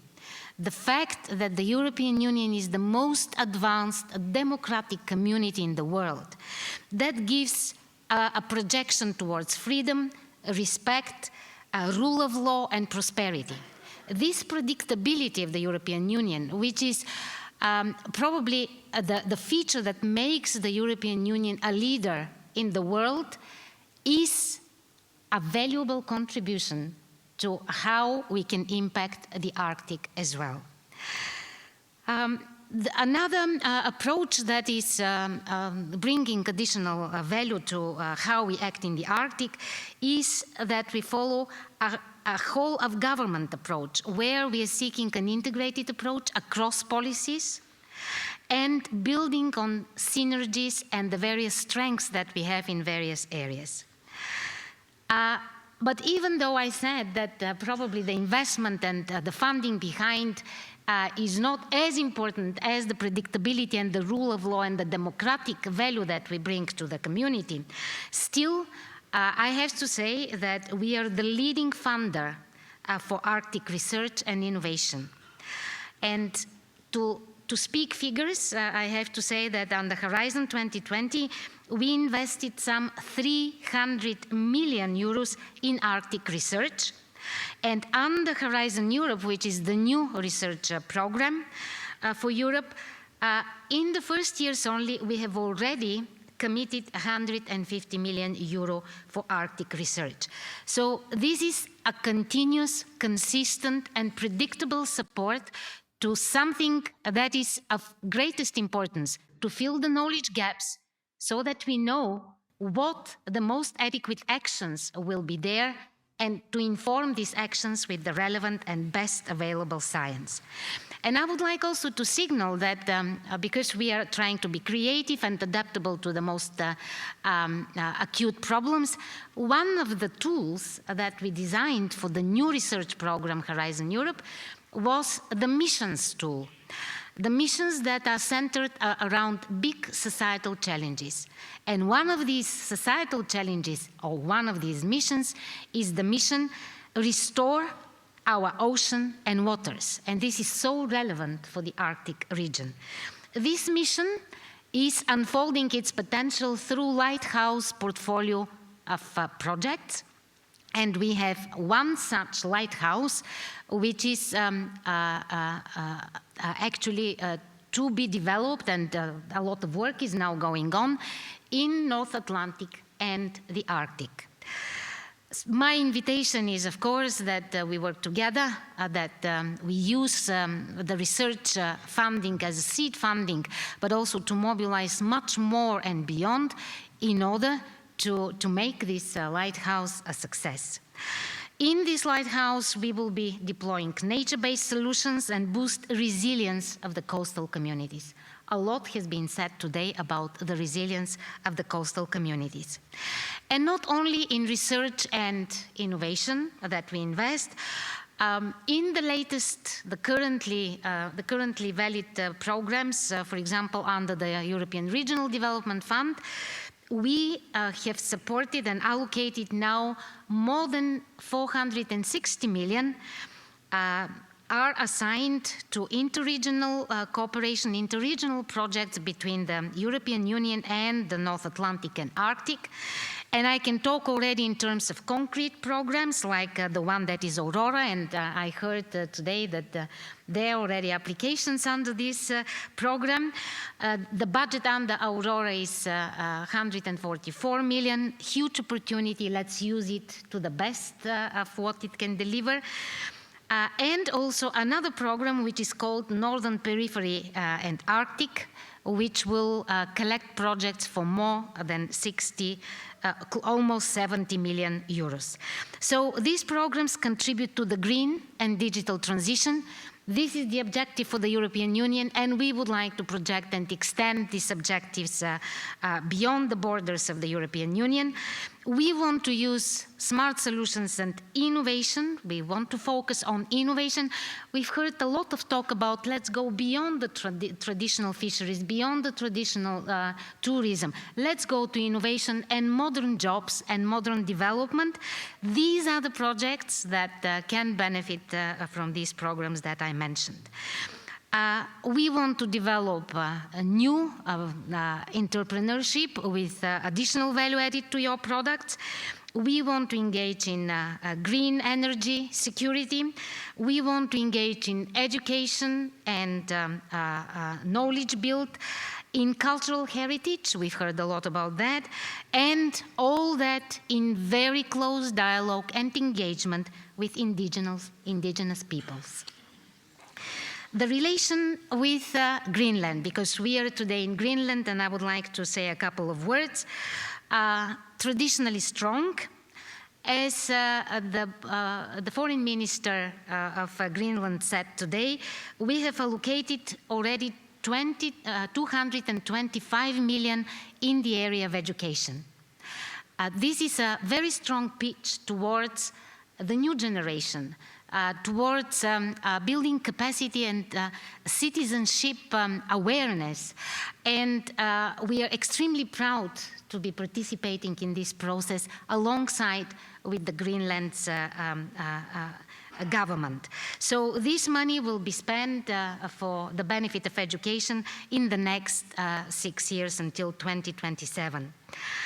We are working with Arctic partners for sustainable economic development and transition to carbon neutral economies.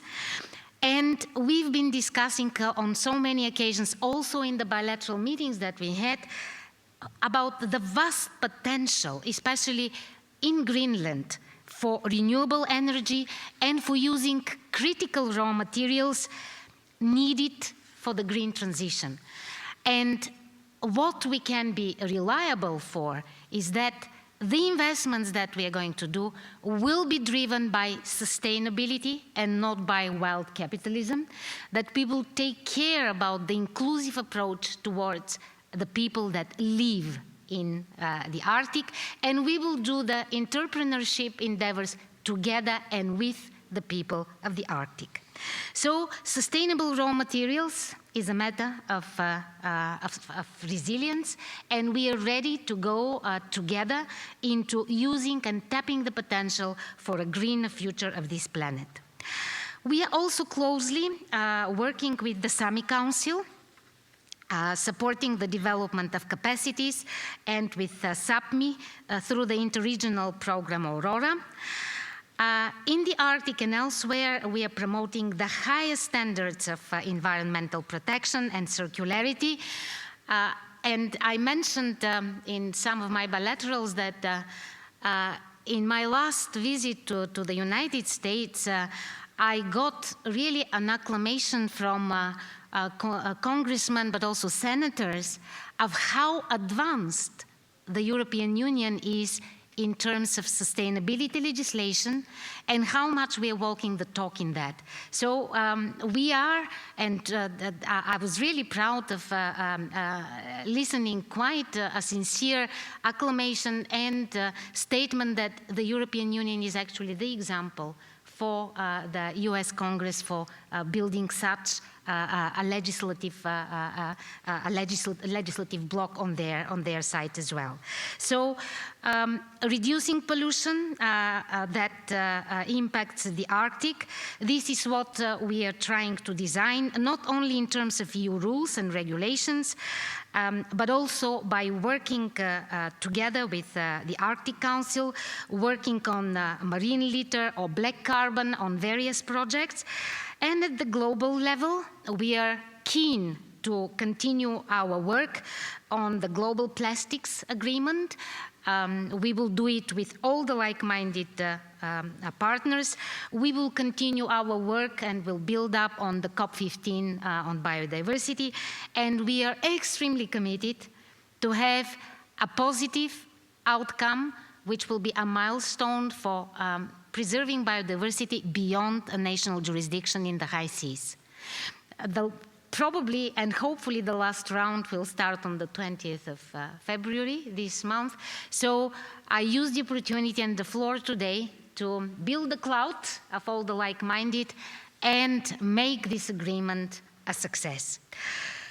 Part of this agreement will regularize the marine protected areas rules and including in the Arctic Ocean.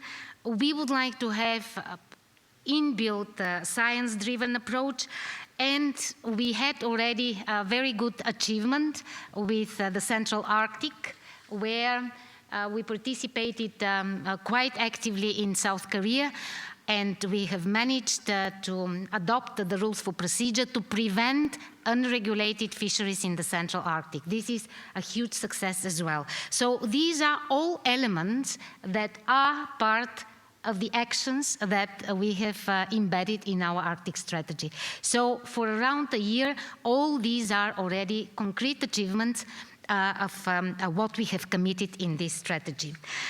Of course, we can do more, and we will try to do more.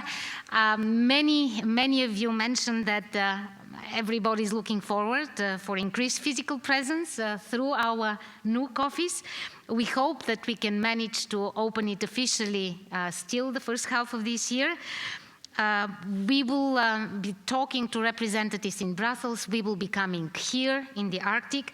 We even heard about an idea to have an office also in the Faroe Islands. We are there to help for all the good ideas that come for achieving our common objectives. And because we care about the youth and we believe that the young people will shape a better world, we have also launched a call of 2 million euros to set up EU Arctic Youth Dialogue. So we hope to get some good projects in order to build the capacity for such regular dialogue with the youth in the Arctic. Probably just to mention that there are capabilities that can help the Arctic as well. I cannot skip Copernicus program. There is a marine service there, but there is also a civil protection mechanism. For example, the Copernicus Arctic Ocean Monitoring and Forecasting Center, it will be renewed and secured until 2027. These are only some examples to illustrate that the EU is really delivering, both in qualitative but also in quantitative terms. Let me highlight too that the EU support to the Arctic and the delivery of results under the Arctic policy are an ongoing feature. So it is not only conference to conference, but we are permanently engaged and we are committed to deliver the best for the region. So this is what I can say. I hope it is encouraging for the people that live here. I hope that this is a good demonstration of our commitment, and I hope that we are all convinced that we are a reliable partner in the Arctic and will continue to be such a reliable partner in the future. Thank you very much. Very much, Charlina. Let's now move to our panelists. And ladies first, I would start with Patty Bruns. Patty Bruns is the Secretary General of the Arctic Mayors Forum. And you worked since August 2022, and you were before Senior Policy Advisor in the Canadian International Arctic Centre and also Executive Secretary of 2 Arctic Council working groups, ACAP on Arctic Contaminant Action Programme and EPPR on Emergency Prevention, Preparedness and Response. And that will be in a way the frame for, after having heard, and many thanks to have brushed quickly all the instruments, tools and processes the European Union is involved in. But then the success of the implementation of the EU Arctic strategy depends on how well you respond and you use these tools, and we would be also interested to get your views on that. So starting with you, Patty, 2 Arctic cities, Bodø in 2024 and Oulu in 2026, will be European Capital of Cultures. How will these cities, with their mayors, with their citizens, be able to use these opportunities to raise the profile of Arctic cities at large? Thank you for the question and also for the opportunity to represent Arctic Mayors Forum as a stakeholder in the EU Arctic policy. Just to say that Arctic Mayors Forum values that status as a stakeholder, as we are sort of the first point of contact for citizens who live in the Arctic. So back to your question, because I promised to stay within my time limit. We're definitely excited for Buda and Oulu to be European capitals of culture. So that's 2 Arctic cities in 3 years to be named culture capitals. And I think that's a sign of the fact that the Arctic is becoming part of the European psyche. I think we can all agree, just by looking outside the door and out the window as we flew over, that the Arctic is naturally beautiful and also rich in diverse cultural expression. And being named a European capital of culture is an opportunity for these 2 cities to showcase that the Arctic is a place where people live, work, play, and study. And it's also an opportunity for us to show the rest of the world and Europe that this comes with complexities and challenges, and I'm really grateful that we've been able to discuss some of those here today. But by bringing people to our communities, we open up for shared lived experiences through conversation, music, and arts in all its form. We strongly believe that the Arctic, there needs to be more Arctic in the EU, but we also strongly believe that we need to cooperate east to west across Arctic borders.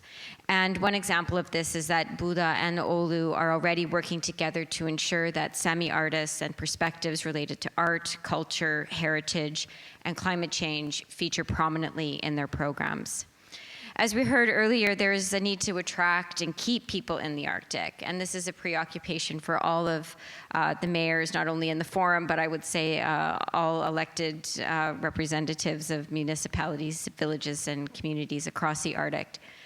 And one of the motivations for Buda in applying was that there's a strong belief that being a capital, European capital of culture, can contribute to fewer people, young people, moving out of the region.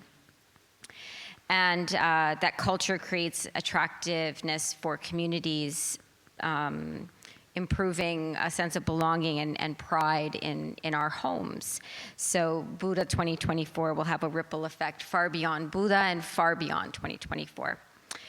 Arctic cultural and creative industries, together with tourism, have international growth potential in the Arctic for providing jobs and making the region more attractive. As for Oulu, they have stated that their main goal is to start a cultural climate change, helping us to reconnect with each other through culture. Cultural climate change seeks to capture and create an inspiring future for Northern Europe in a sustainable way. It helps to reunite us in a crisis-ridden Europe. We need cultural climate change now more than ever.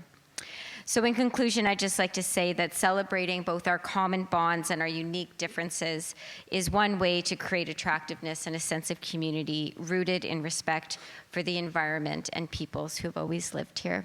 Thanks so much. Many thanks, Patty. Moving to Kari Aalto. Kari Aalto is the director of East and North Finland EU office in Brussels, representing 7 regions, and you're also currently chairing the network of EU offices from Northern Sparsely Population Areas Network.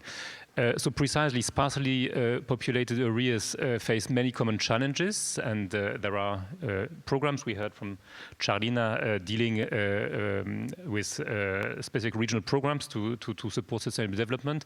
How does the Northern Sparsely Populated Areas Network take advantage of these programs, and what is their impact on European Arctic regions?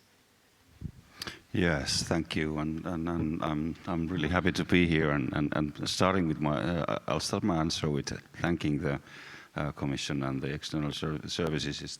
The NSP has been heard throughout these processes. I was following the previous communication and now this one, and we have been heard, and it's a good cooperation to have it, and also it's important that you are listening to the regions in there, and I know that the Arctic issues is very important for the NSP. I know that there are some people following it from home, also, even though it's rather late in the European Arctic part of the Arctic cooperation. How we have been benefiting and utilizing is like I could start like giving my observation of traveling here. I noticed that it's actually faster to fly to Nuuk than to drive from the NSPA, which is actually not the case within the for example, the NSPA area that we are there. So the Arctic is always far. And when it comes to European Arctic, it's also this that we are far from the European markets, and there are a lot of challenges, but also it's we have a lot to offer. But it's also, we need a lot in order to get all the potential benefits that we have. Mrs. Vitseva mentioned the kind of efforts that you have put into the Arctic research, and those that is a significant issue. But I have to remind that what even more important from the Commission is the structural funds, which is the basis of everything we do in the regional development, and it's also the basis that we have been able to utilize our competence and be able to utilize the Arctic research funding in that way. And when it comes to the EU funding, and I mentioned the structural funds, is also this that. Of course, it's not only creating the basis for the Arctic, but it has been a very important leverage for the regional differences within the member states, but also, of course, within and compared to the rest of the Europe. And I have to mention that a little bit sad of what happens in Finland. It's like the basic principles of the cohesion policy has been challenged, and we have to defend it. And we of course hope that the Commission and the external services will be helping through these Arctic policies in our endeavor to convince that this is very important. And we are also involved with the OECD at the moment and a DG reform on a project that we are trying to see that how the Arctic European Arctic regions can more contribute and utilize the possibilities on the European Union financing. Of course, the NSPA is spread across 3 countries, one of them not being the member of EU, but it doesn't matter. We are facing the same challenges. Of course, some of the tools might be different, but of course we have the Interreg programs, which is very important for us to cross the borders and try to do things to improve the challenges that we have commonly. And of course, now that we have lost the CPC funding for the Russian cooperation because of the aggressions in Ukraine, of course, it's something that we should be. I'm kind of giving it to myself. I had a discussion with the Commission just not too long ago. Is about how to utilize the money that we were not able to spend in our eastern border, and we probably have not conveyed our message of NSPA to the Commission, probably because it's something that we should be able to prove to you that this cooperation is a long-standing and it's actually bringing a lot of added value to the European cooperation. Thank you. Thank you, Kari. Moving to Heidar Gudjonsson, you work in Arctic business for 25 years already, and you are vice chairman of the Arctic Economic Council. You're also managing director of Ursus Investments and the chairman of the first Icelandic Infrastructure Investment Fund. Earlier today, when we started our afternoon session, we spoke about economic inclusive development in the Arctic. In your views, or in the view you can choose if you speak on your own name, or in the views of the Arctic Economic Council, what else can the European Union do to help ensure that such a development takes place and not leaving anyone behind? Well, thank you very much. It's excellent to be here. And of course, fantastic to be back in Greenland. I've been there 12 times over the last 20 years. It's my favorite place. But with the Arctic Economic Council, we work around all the 8 Arctic countries. So, and we are certainly inclusive. The first chair of the Arctic Economic Council was Tara Sweeney of Inuit origin. We have people from the Aleut on the executive committee for the entire time of the council, and of course we've been working with all indigenous groups. So what we have been working on is, let's call it a corporate social responsibility program called the Arctic Investment Protocol. So it consists basically of 6 principles, 3 of whom are directly directed at the locals, how they can participate, how they need to benefit, how big investments or small investments need to bring diversification towards society. There always needs to be a mutual benefit. And we think that's the way forward. So that will not leave anyone behind. And in our case, we're as much looking towards smaller corporations as for bigger ones. And the challenge in the Arctic now, as been stated often here today, is that we need new investments. We also need new people coming in, new talents. So what we still need to safeguard is the extremely important track record that we enjoy. We have by far in the Arctic the best track record in the world for being responsible. So if we look at oil and gas, if we look at mining, if we look at fisheries, we look at agriculture, there's not any other area in the world that can challenge our track record. So then I ask myself, so why shouldn't we do more in the Arctic? Of course we should do more in the Arctic. It's for the greater good. It's not only for the good of the Arctic, it's also for the good of the environment as a whole. So when we look at, let's call it sustainability, what is sustainability? Is government sustainable? Because in the opening remarks, capitalism was sort of put opposed to sustainability. In my view, it goes hand in hand, just like the track record in the Arctic shows. So with, for instance, the CSR program, the Arctic Investment Protocol, we're trying to make people, new entrants to our area, behave as responsibly as we have behaved in the past. So if we're able to do that, then we're able to grow the economy. We're able to diversify the economy.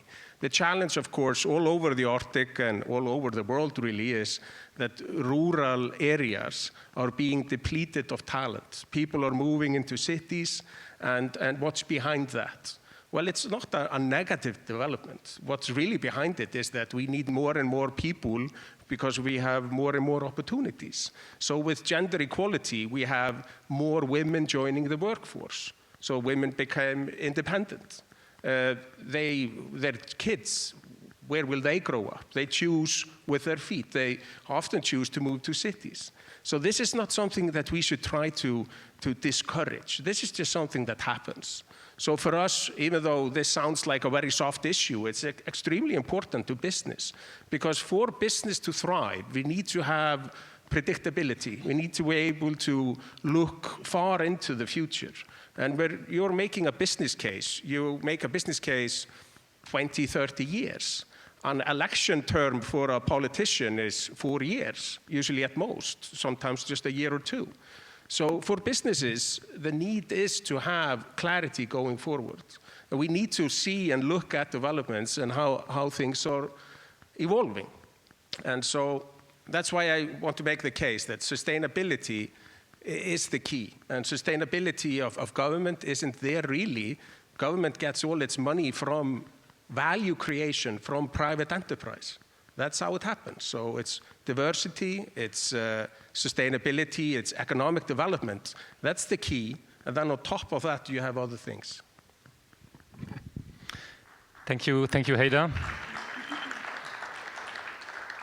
Moving to Aslak Holmberg, you are the president of the Sami Council, which is the oldest and the largest organization of international organization of Sami, and you're also a fisher and a teacher. The role of indigenous peoples and their organizations has grown in relevance in the successive updates of the European Union's Arctic policy. We have today regular and fruitful dialogues, but perhaps more could be done. That would be my first question, and I will be nasty, so I will add 2 other questions to this first one. The second one is, how can we improve the EU's understanding of Arctic needs, Arctic realities, from a perspective of Sami people, but as well the Sami understanding of how the EU works and the opportunities that it represents? And how is this relevant also to other indigenous peoples in the Arctic? Yes, joo, kiihtu ja Päivi Falpohka hui Suomella täppe tinluhte. So thank you for the question, and first of all, I have to say it's my first time here in traditional Inuit land, so it's a great pleasure to visit our close friends and partners in the indigenous world. I think there is a lot of awareness raising that is needed on both sides, and the gaps are still quite large, even if we've been working on these issues for a number of years.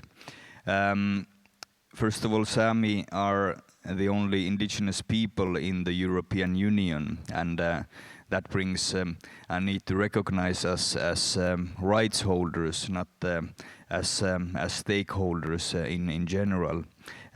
What that would bring, in my point of view, would be that we are part of the initial discussions, that we are not only providing our views to a process that is already ongoing, but that we would be part of defining what are the discussions that we are going through. The Sami Council, we have been working through many projects with the European Union, and we've had great success and good products from that work.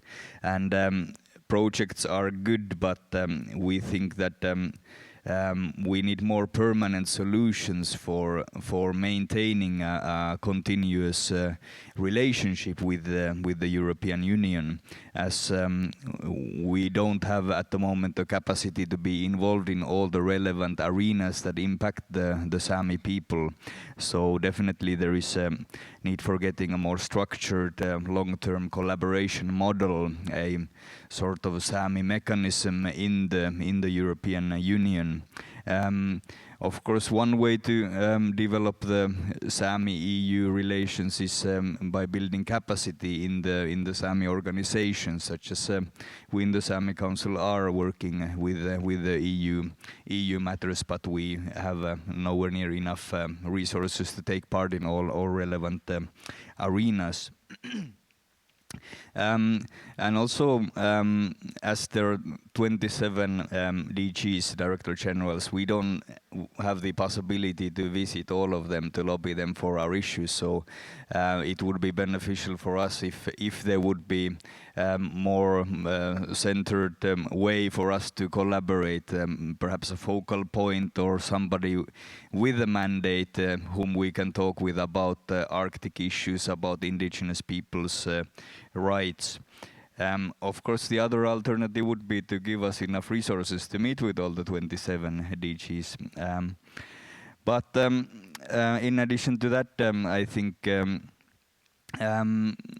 perhaps instructing EU civil servants to consider what kind of impacts their work or processes might have on Sami, that would be one step also towards having a better understanding and relation between the EU and the Sami.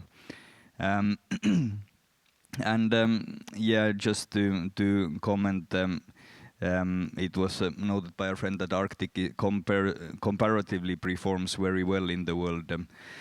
Regarding different standards of sustainability, but I think there is still ways to go if we look at social sustainability, which is not upholding the international standards. And for example, we don't think that the Arctic Investment Protocol completely holds the standards of international law that are guaranteed to indigenous peoples.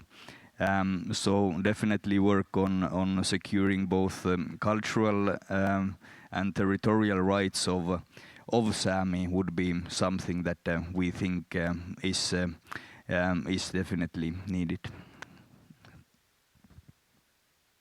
Thank you, Aslak. Last but not least, last but not least, welcome to Viljo Vuorimäki. You are a student at the University of Lapland in science, political science and sociology, and you're also the chair of the executive board of the Student Union Association of this university. We tried in the EU Arctic policy to reflect the importance of the Arctic youth. We heard it also several times already today. Charina mentioned in her speech as well the specific call for grants to establish European Arctic youth dialogues. So in your opinion, how does the EU Arctic policy capture the views and understandings of young people living in the Arctic, and which areas would need, in your view, particular attention? Well, thank you very much for the question and for the chance to be here and be sitting down with such great people here. It's quite the honor to be sitting down here with myself, just being a student. So, but I think first of all, it's a two-part question you're asking, and I think especially for the future of upcoming generation, I think it's important for the EU to invest in the youth, of course, as they are the people in the upcoming leadership positions, hopefully in your seats in the upcoming 25 years. And for the future, I think we need to be prepared to be prepared and ready for any means necessary, for any possible consequences of the future. And I think for this, prioritizing is a good word to use because, well, that's what it's all about, prioritizing the right things at the right time, well before it's too late. But I don't think it's just enough to prioritize. I think it isn't just enough to invest. I think it's to invest in the right things. And I think the policy paper does indicate, with emphasis on education and sustainable growth and jobs. And I think we should be thankful for that. But I think as a student representatives in the student union and the A5 students team, I think we have a big emphasis on promoting the rights of students, both socially and economically and educationally. And for this, I think the input of students and the youth is highly important so that our voices are getting heard in all aspects, such as in these panels and in the making of the policy papers. I think it's also important to note to a message to the youth that the responsibility to participate in the making of policy papers is not only in charge of the leadership positions, but also for the youth, that we need to take into account that we need to be active when it comes to making these decisions. I think the areas that would need particular attention, I think it's the youth, the women and indigenous people in the policy paper have been generalized into one group. While I think each of them have require and have separate needs and wills that need to be taken into account while putting into practice the policy paper. And there has been a lot of discussion on education, which is good, but I think we should concentrate on quality over quantity. I think because as education, it's all about the interaction between the student and the teacher, and while it's good to have young people with degrees, I think it's highly valuable to have young people with degrees and as intellectuals and as high productive members of society and being able to make a change in the future. And I think we need also these highly educated young actors in the Arctic region. And so for this, the Arctic needs to be an attractive place to move in. And many come to study, of course, even the University of Lapland, but not enough nearly stay afterwards to work.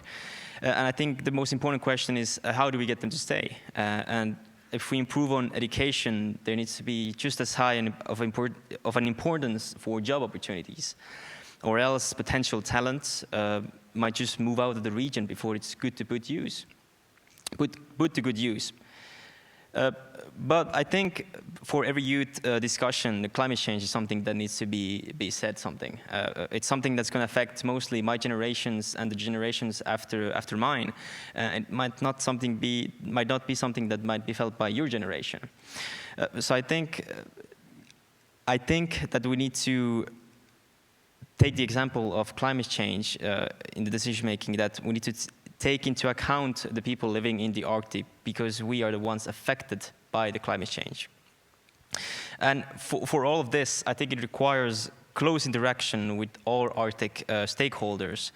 I think the Arctic needs to attentively listen to those living in the Arctic, particularly the indigenous people, because the Samis are the only indigenous people in the EU. But for addressing about the call for the European Arctic Youth Dialogue, I think it's a good step to the right direction for improving dialogue between youths and the EU, and I'm glad to see that it's happening, and I'm quite excited to see what the results are going to be afterwards, and the potential it has to improve the dialogue between the youth and the EU. Thank you.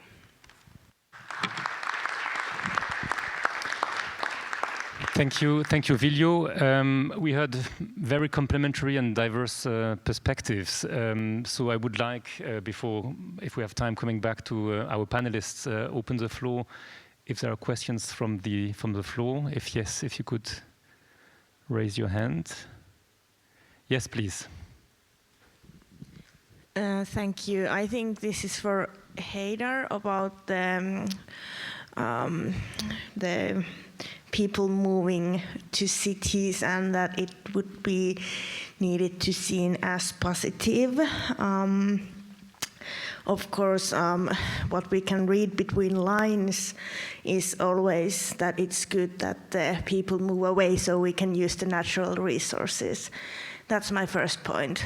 But then the leading defense researcher in Finland says that we need to make sure that we take care of the areas that are populated partially to be seen as strong and increase the safety. So regarding this, I would like to ask, is this your organization's official view? And do you think that there would be a need to address this again in regarding safety? Let's see if there are other questions so we can better manage time. Yes, please, in the back.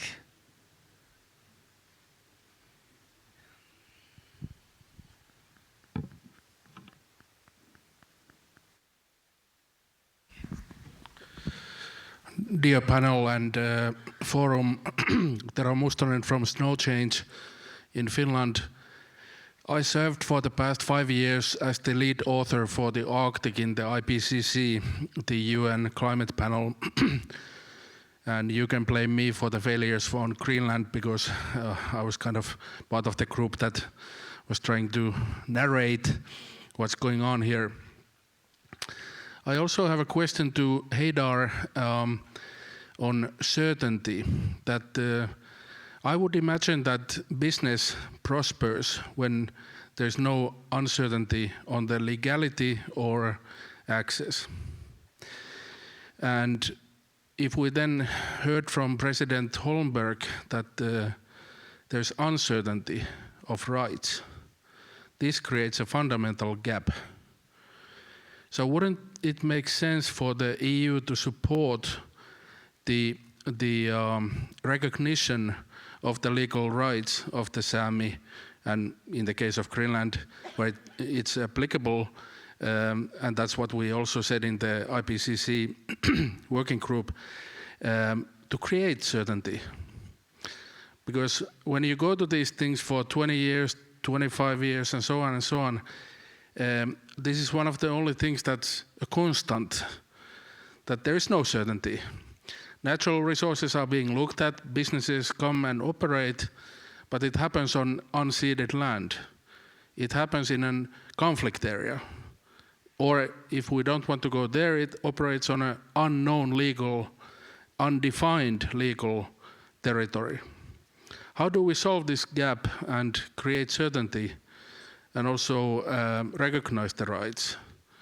Wouldn't it be now the time if we are also happily working together for sustainability? Thank you. I think there were other questions, but especially if it's a question for Heidar, I think we need to protect him a bit, so maybe Because if not, we will forget the questions. So I would ask maybe Heidar to answer these two questions, one on attractiveness, another one on legal certainty. Yeah, absolutely. Because I think there's a fundamental sort of difference in opinion here. That I don't see business coming in and creating harm. I see businesses coming in and creating value. I do not want to prohibit people from making their own choices where they want to live. They can live wherever they want.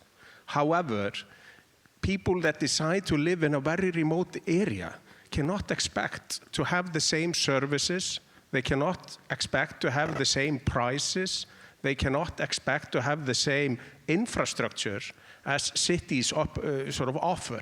The reason is simple. Cities are much more efficient.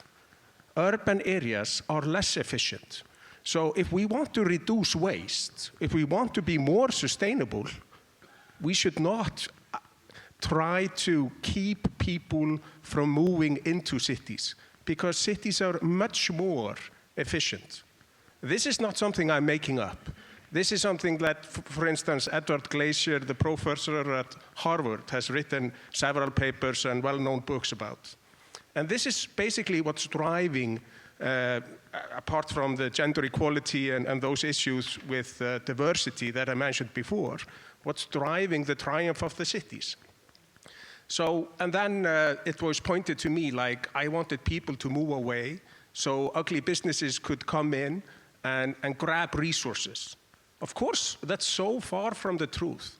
That's not what's at stake here. What is at stake is that we need to do more with less. How do we do that?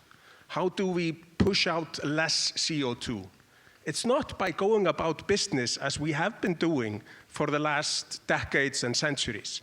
It's about creating new technologies, and for new technologies, we need other types of resources. But we cannot be without energy. The energy transition has been ongoing for 300,000 years.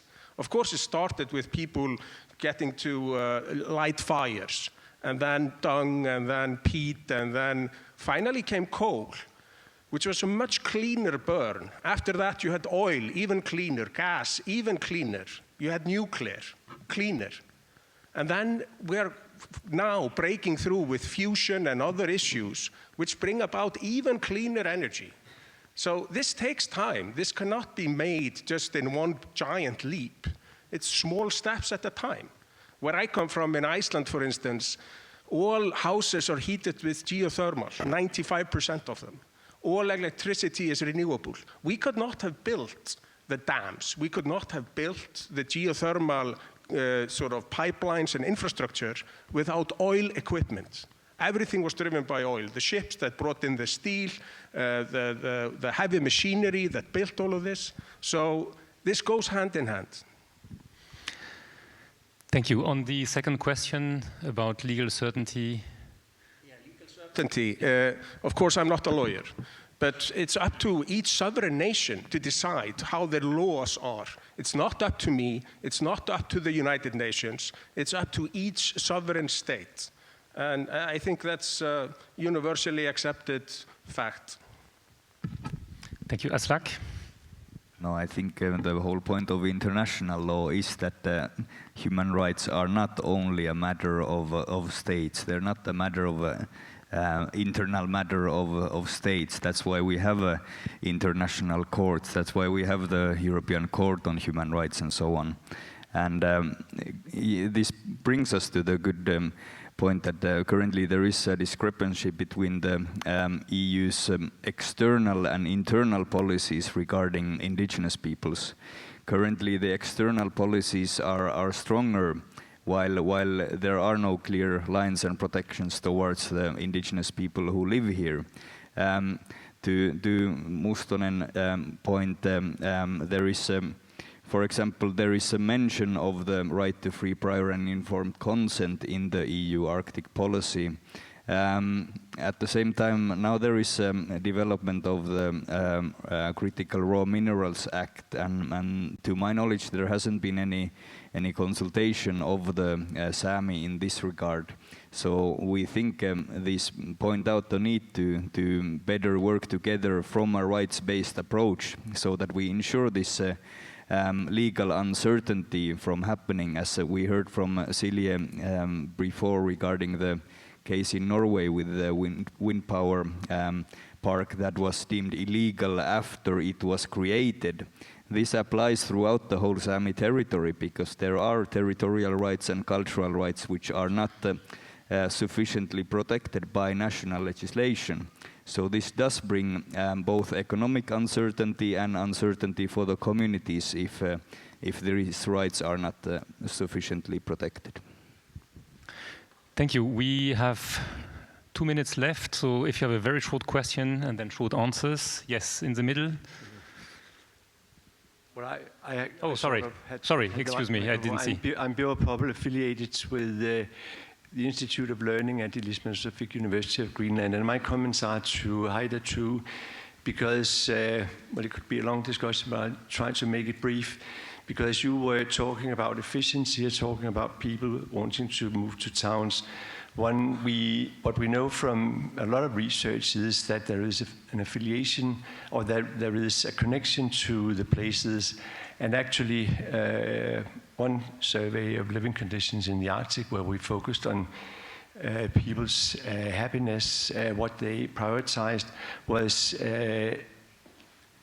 especially for the people in the small settlements, that they wanted to be there. So it's not at all a natural law that people just want to move. And the reason that some move after all is that, well, there are some that are attracted, but there are some that are forced to move to towns because you don't create jobs. There isn't the possibilities to live there. But apart from that, we know that a lot of small settlements in Greenland, they fish and they hunt and they provide both to the total products of the country, and they provide for family and households and provide with fish and hunting products. That's is part of our so what is your question? So my question is that why you don't also look at the quality of life and people's perception of quality of life, instead of just focusing on efficiency. Because efficiency, if you move people from smaller towns to cities where they don't have the resources, they don't have the apartments, why not focus on other things that efficiency, but also, for instance, on people's connection to place and people's feeling of happiness. Thank you. Thank you. I actually choose to live in Iceland. I lived in New York 5 years, London 7 years, Switzerland 8 years, but I choose to live in Iceland. And that's because of exactly what you're mentioning, quality of life. But you can't both have your cake and eat it. I cannot expect to have the same quality of medical service as I got in the big cities in Reykjavik. I cannot expect to have the same quality of cultural entertainment. I cannot expect to have the same diversity of jobs, etc., etc., etc. So people just have to make a choice. And with all choices, there are pros and cons. And I respect people that want to live in all kinds of places. But they cannot expect to have the same access to services as those that live in bigger areas or bigger places, because the cost of such a society is much less. It's much more efficient. That's the sad truth.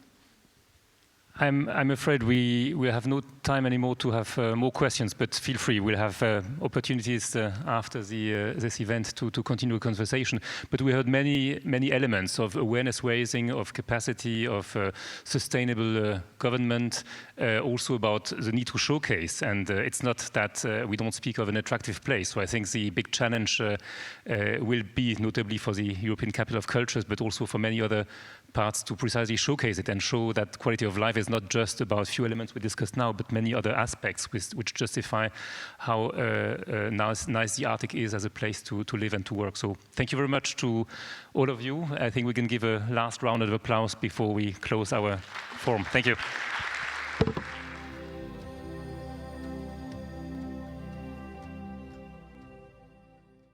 news that it's the last time you see me on the stage, and after that we have a nice reception. But to be very honest, I'm really thrilled with the whole day of discussions.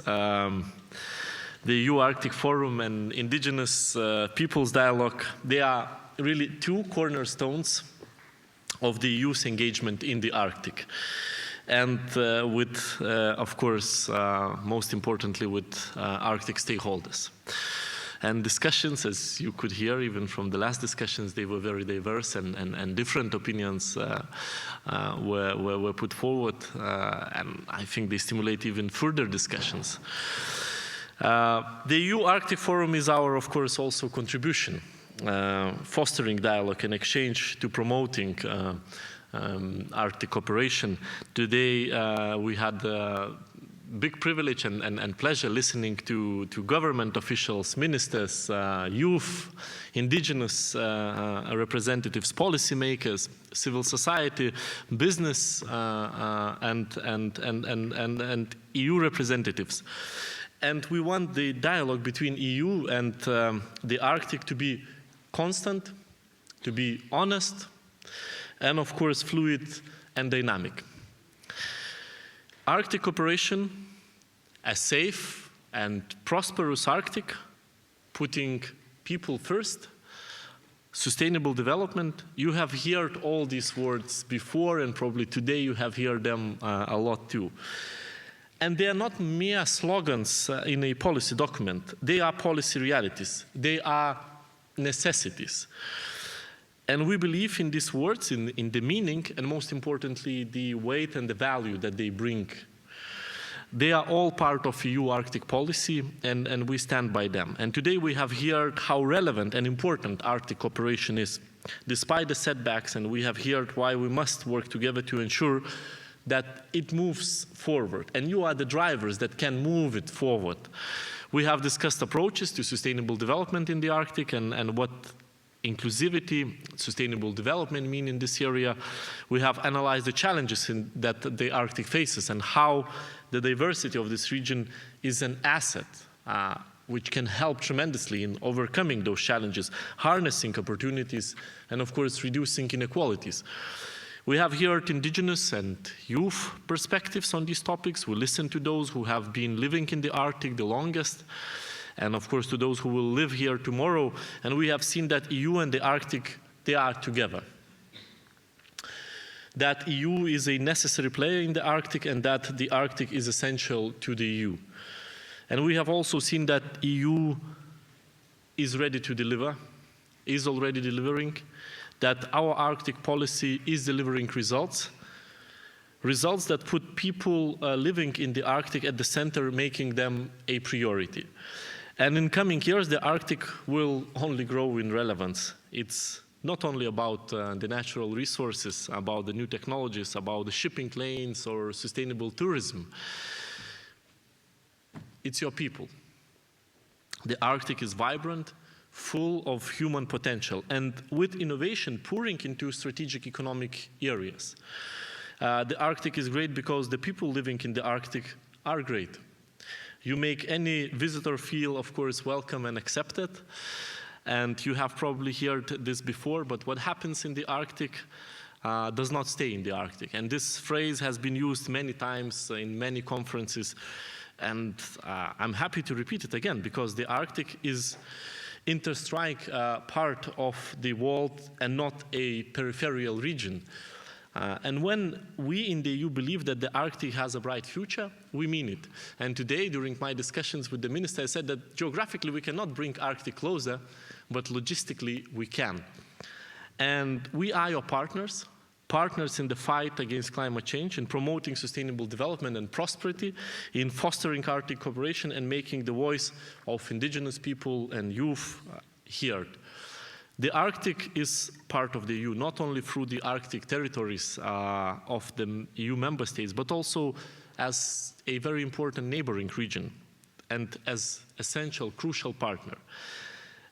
And yes, we are in this together. Today, we are closing the 2023 EU Arctic Forum, but absolutely clear that it doesn't end here. Tomorrow we will open Indigenous Peoples Dialogue and continue our exchanges, and I look forward to it very much. So the bad news that I will be on the stage tomorrow morning again. In a few minutes, we'll have a chance to enjoy the hospitality of our great Greenlandic hosts. But before that, I would like to thank all the speakers today. Really, all of you, thank you very much for your contribution, for your thoughts, for your ideas. They've been really inspiring, for sharing the insights and your knowledge. You've given us so much to reflect upon. For this, I sincerely thank you. You made me a bit wrong, because in the morning I said that looking back into 2021, when we adopted our Arctic policy, I wouldn't change too much and would leave it the same as it is. I would say that there is some changes that we could do after listening to your intervention.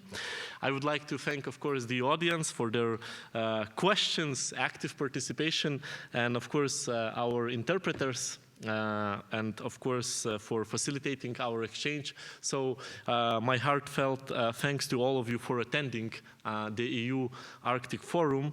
And of course, as I said, now we'll have a chance for informal discussions. And let me finish with the very beautiful Greenlandic word, which I hope I will pronounce it right, Kujana.